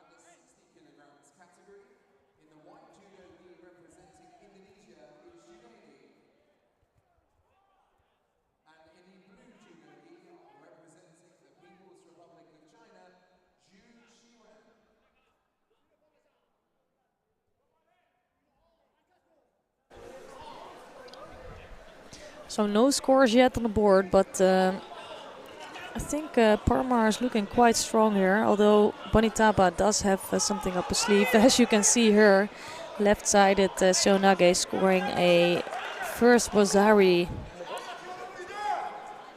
They might take a look if that was a real Wazari.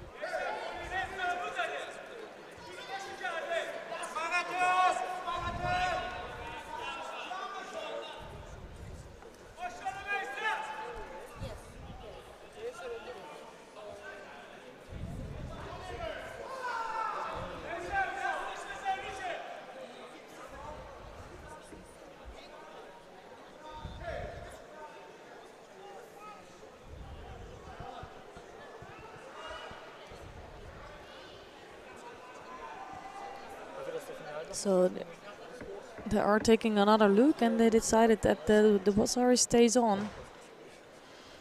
So although Parmar looks a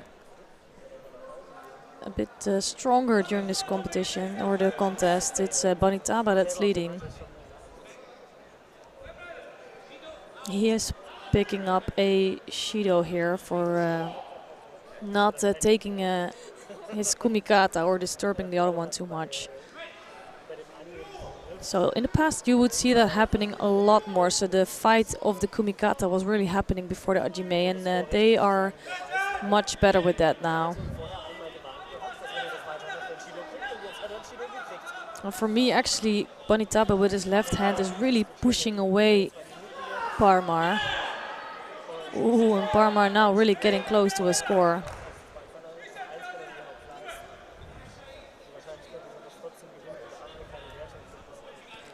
So Parmar for me is the one that looks stronger, but in the end it's all about who's leading, and it's Bonitaba. And I'm really curious to see if it's still gonna make a difference here.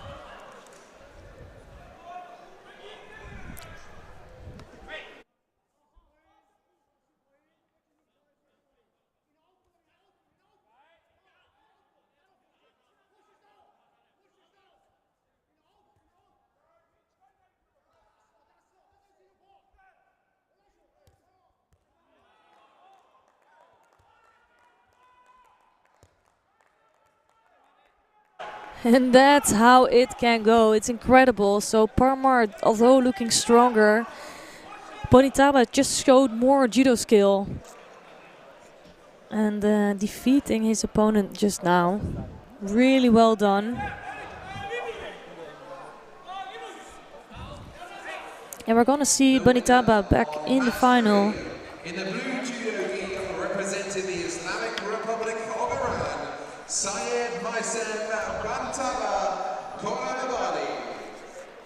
But it shows something about the growth of Parmar, because a few years ago he was nowhere to be seen. He picked up a first Grand Prix medal not that long ago, but now he is today already the #1 seed. He is a bronze medalist of the World Championships. So he really made a name for himself. It just has to settle for a bronze medal match here today. Competing on mat 3 in the men's J1. So here another semi-final in this weight category between Miguel Vieira, the current world champion of Portugal, and he will be facing Elielton de Oliveira of Brazil, and he's wearing the blue judo gi here. It's not going to be an easy contest.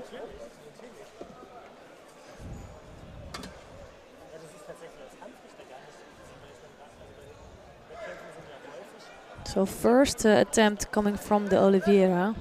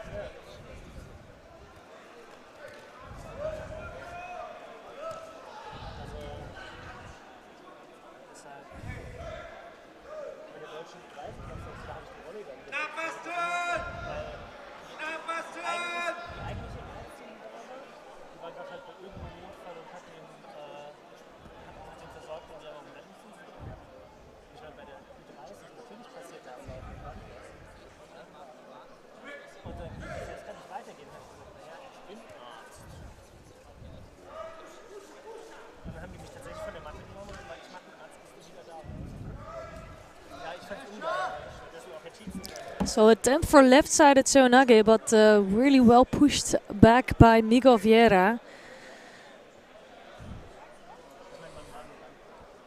So there is a Bazari on the board now.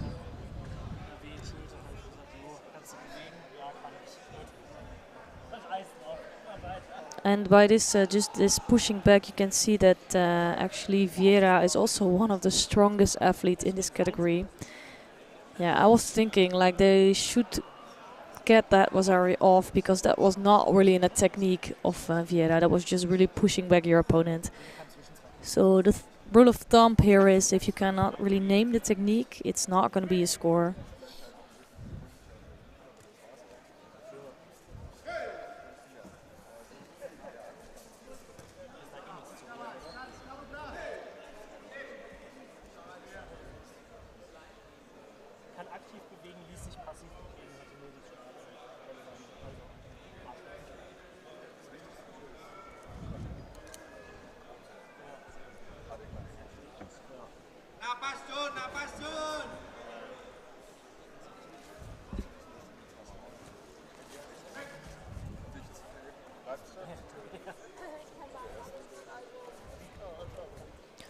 So Vieira trying to control his opponent.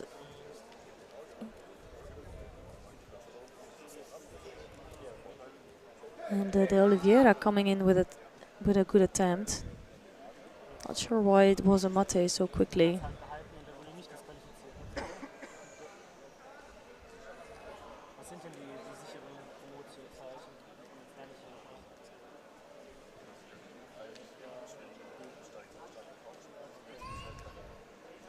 So that's why that was a mate. So the referee decided to give a penalty for passivity to Vieira, and I think that's correct. Most of attacks have been coming from De Oliveira.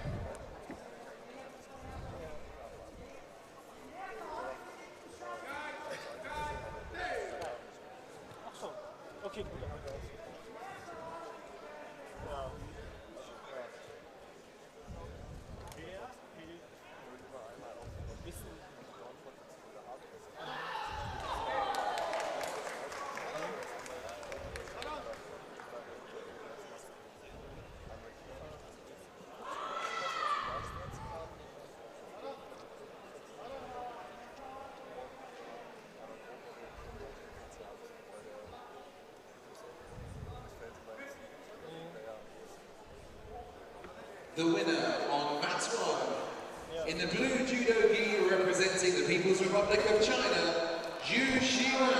Klassische Kommotio erkenne ich, glaube ich. Das kriege ich hin. Ich meine, das Ding ist, das traue ich mich dann. Ooh, that looks interesting by De Oliveira. He's trying to strangle his opponent. And we cannot really tell from here if it's on there. That is always... that's tricky even for a referee, because as soon as the lapel is on the chin, he needs to call an immediate mate, but you cannot always see that.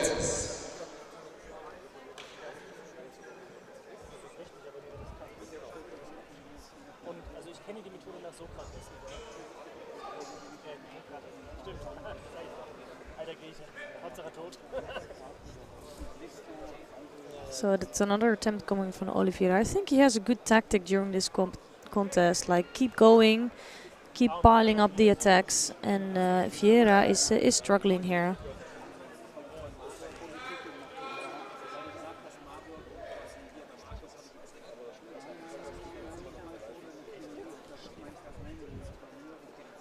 So it's 1.5 minutes to this contest, and I think one of the reasons that we're still competing, let's say in the morning block, and it's already past 3, is because all these contests are so tight, so they are so evenly matched. So you don't see many Ippons here today, and it's not because it's not enough quality, it's because there's so much quality. So they're really evenly matched, and they're really struggling with each other.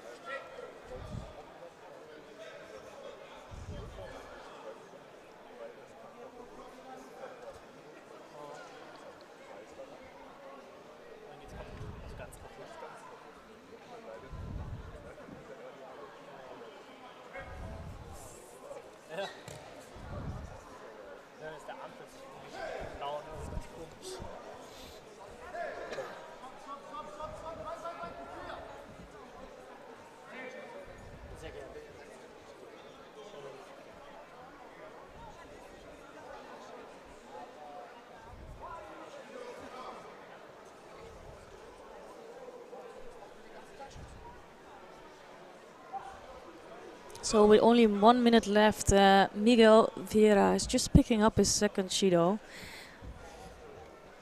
And I think that's just because the Oliveira has such a strong tactics during this contest. He's keeping the pace high, keeps attacking, and Vieira just cannot really keep up with that pace. And now even he's behind with a score because it was a beautiful Uchimata from the Oliveira.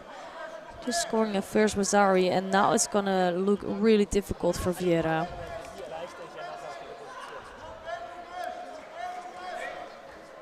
So only 35 seconds left for him to come back. And it will be a really great result for Elielton de Oliveira.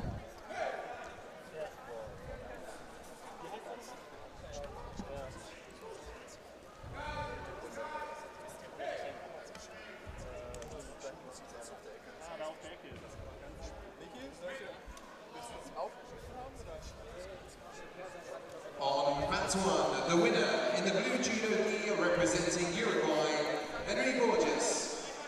So Vieira is trying everything to really do something with Oliveira, but now he's actually in hold down. So Oliveira just needs to take on for 10 seconds, and then also the time is ticking away in the whole contest time. Competing on mat one in the men's J1 under 60 kilo category. In the white judo gi representing Ukraine. So the Oliveira beating Vieira actually once again because they were facing each other before. And the Oliveira is securing his spot in the final. Really well done by the Oliveira. On mat three in the blue judo gi representing Brazil.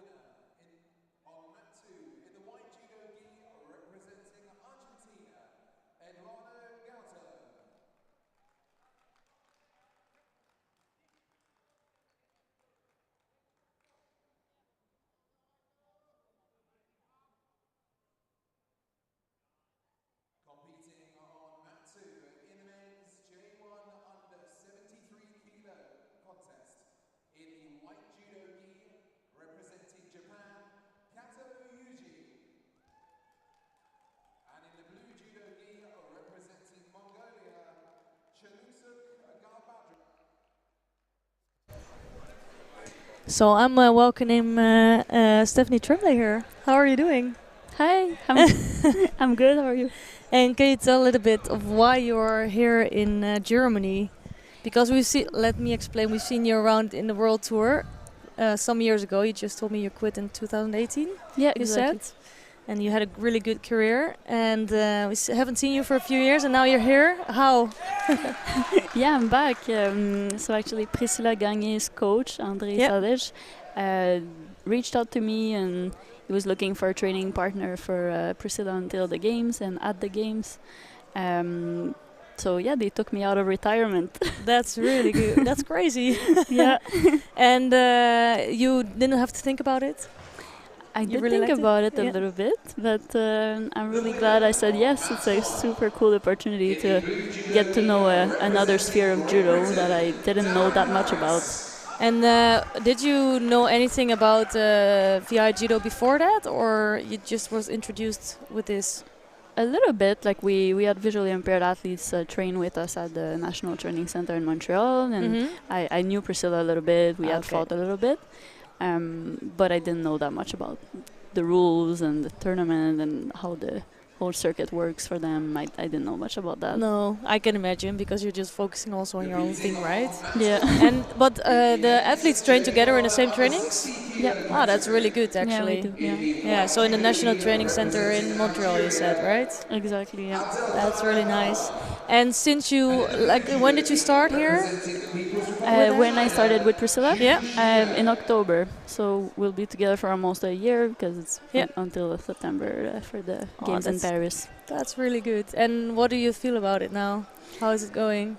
It's amazing. I remember in my last year as an athlete competing, I would really think oh, this is my last time in this country. This is my last time traveling here for judo. I recognize that. This is the last time I see all these people in this context, and it felt really nostalgic, preparing myself to be nostalgic or something.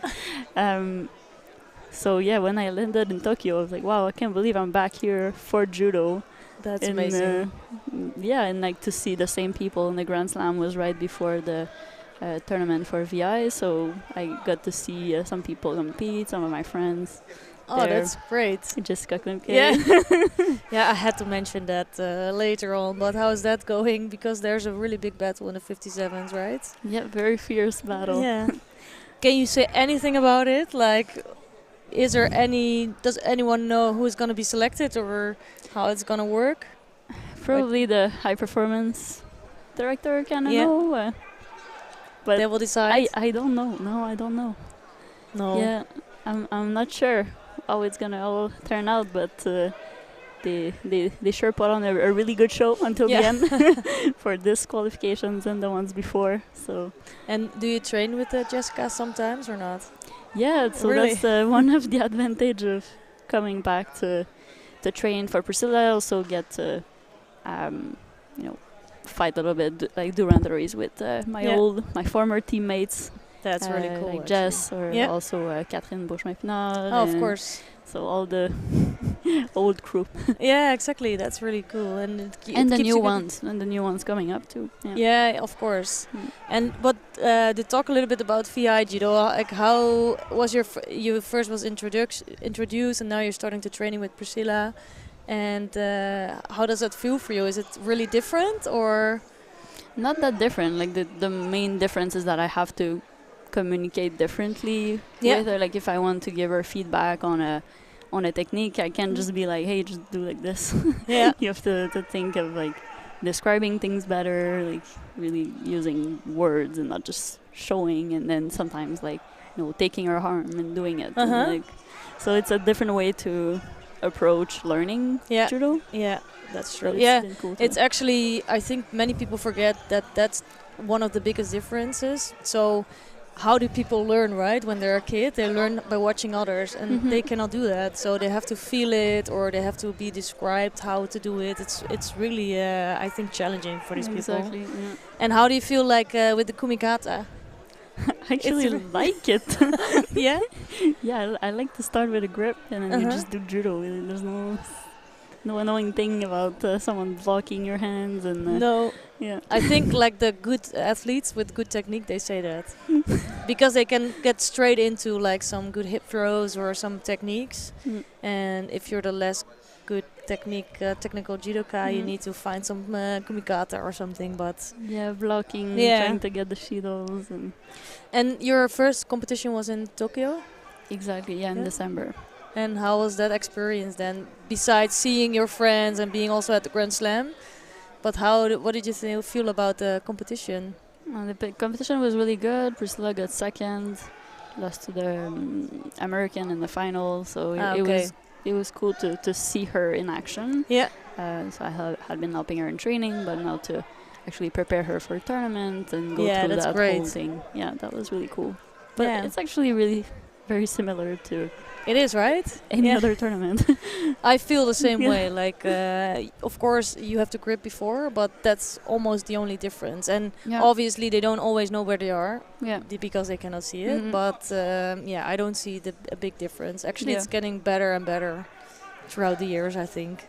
Yeah, the level is really strong. I was actually impressed in Tokyo, and haven't Cool. had the chance to watch that much here yet, but I'm sure the level is quite good Yeah, too. you'll be able to watch something tomorrow, Yeah, right? for sure tomorrow. Yeah. Yeah, so thank you for being on, and best of luck for the future tournament. So you have this competition, and then you go to Then Turkey, we're going to Turkey. Yeah. and then Georgia is left, right? Maybe Or Georgia. I think it's not 100% sure. Yeah. Okay. So, and tell Priscilla, of course, also the best of luck. Yeah, I will. All right. Thanks for having me. Thank you so much. Thanks.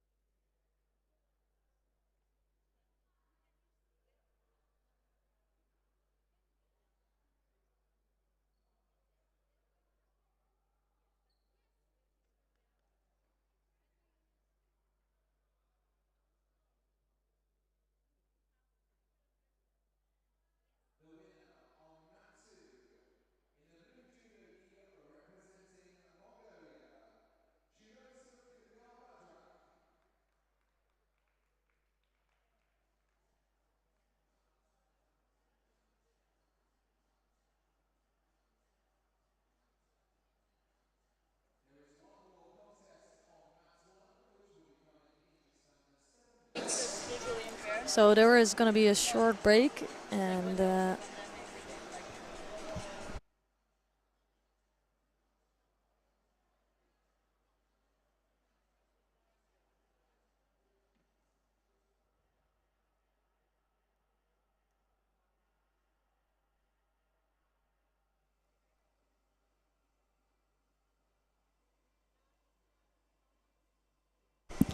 so a really quick explanation. There's just one more repetition art contest left in this morning block between Henry Borges and Darren Harris. And that's going to take place in 6 minutes or so. So we hope to see you then. And after that, there's going to be another short break before we enter the final block.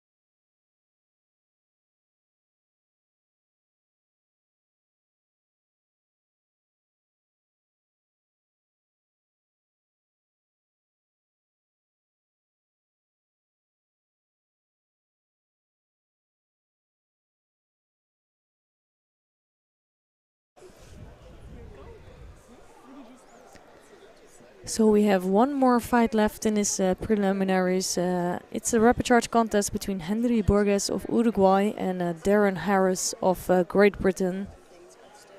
I think Darren Harris is having a good day, just lost out in the last contest. And Borges has always been one of the top contenders in his weight category.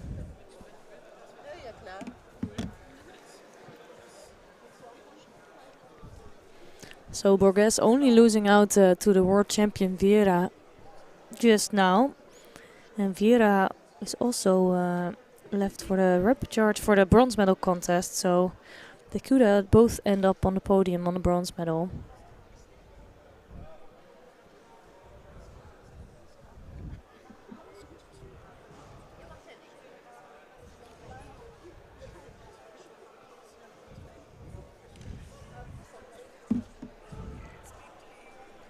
So a nice seonage coming from Borges.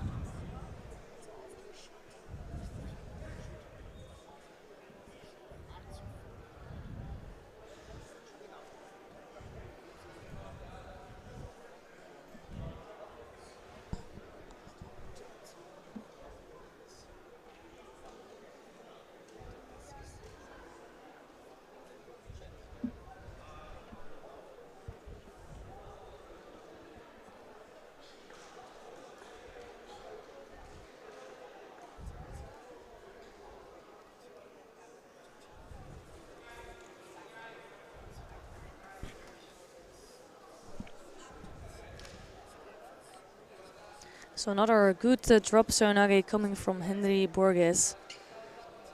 Just 3 minutes or 1 minute gone and 3 minutes left on the clock.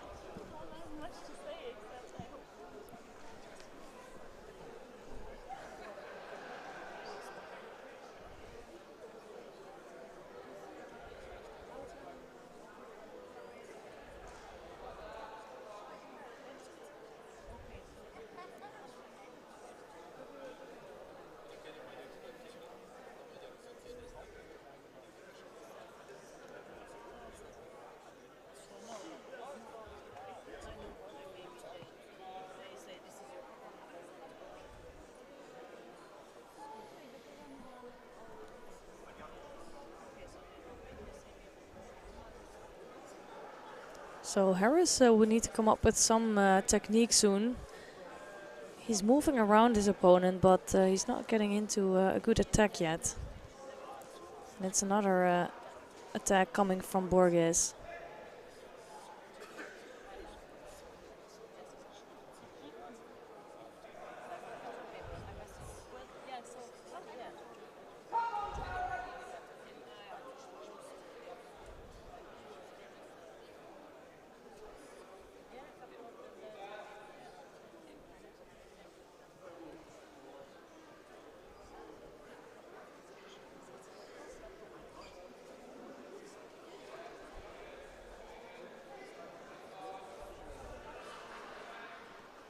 So Harris putting the pressure on Borges, but I think Borges is looking in control. So here's the first attempt coming from Harris.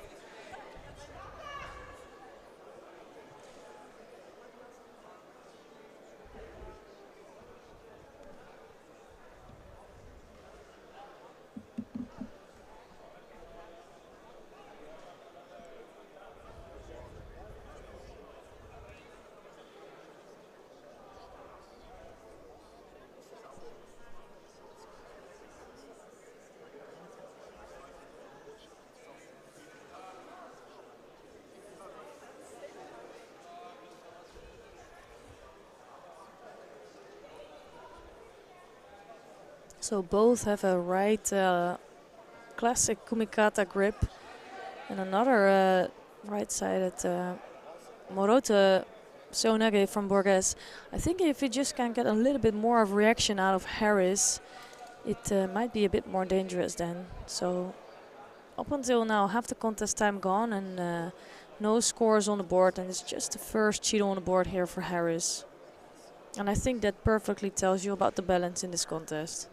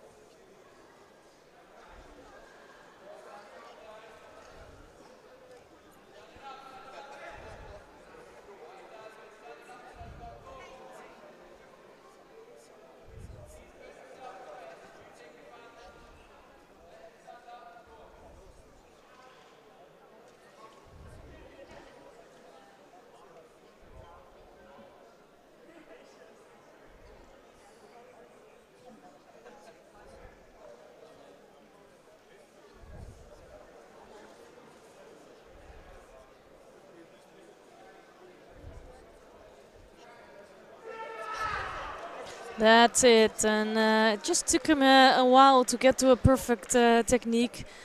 And with 1 minute and 10 seconds left on the clock, he scores another ippon in this competition today. Really well done by Henry Borges. And we'll see him later in the bronze medal contest. And that concludes this morning block, or let's say the preliminaries. And we're going to take a short break.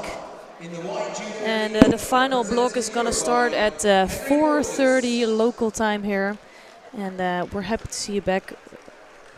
And hope to see you soon.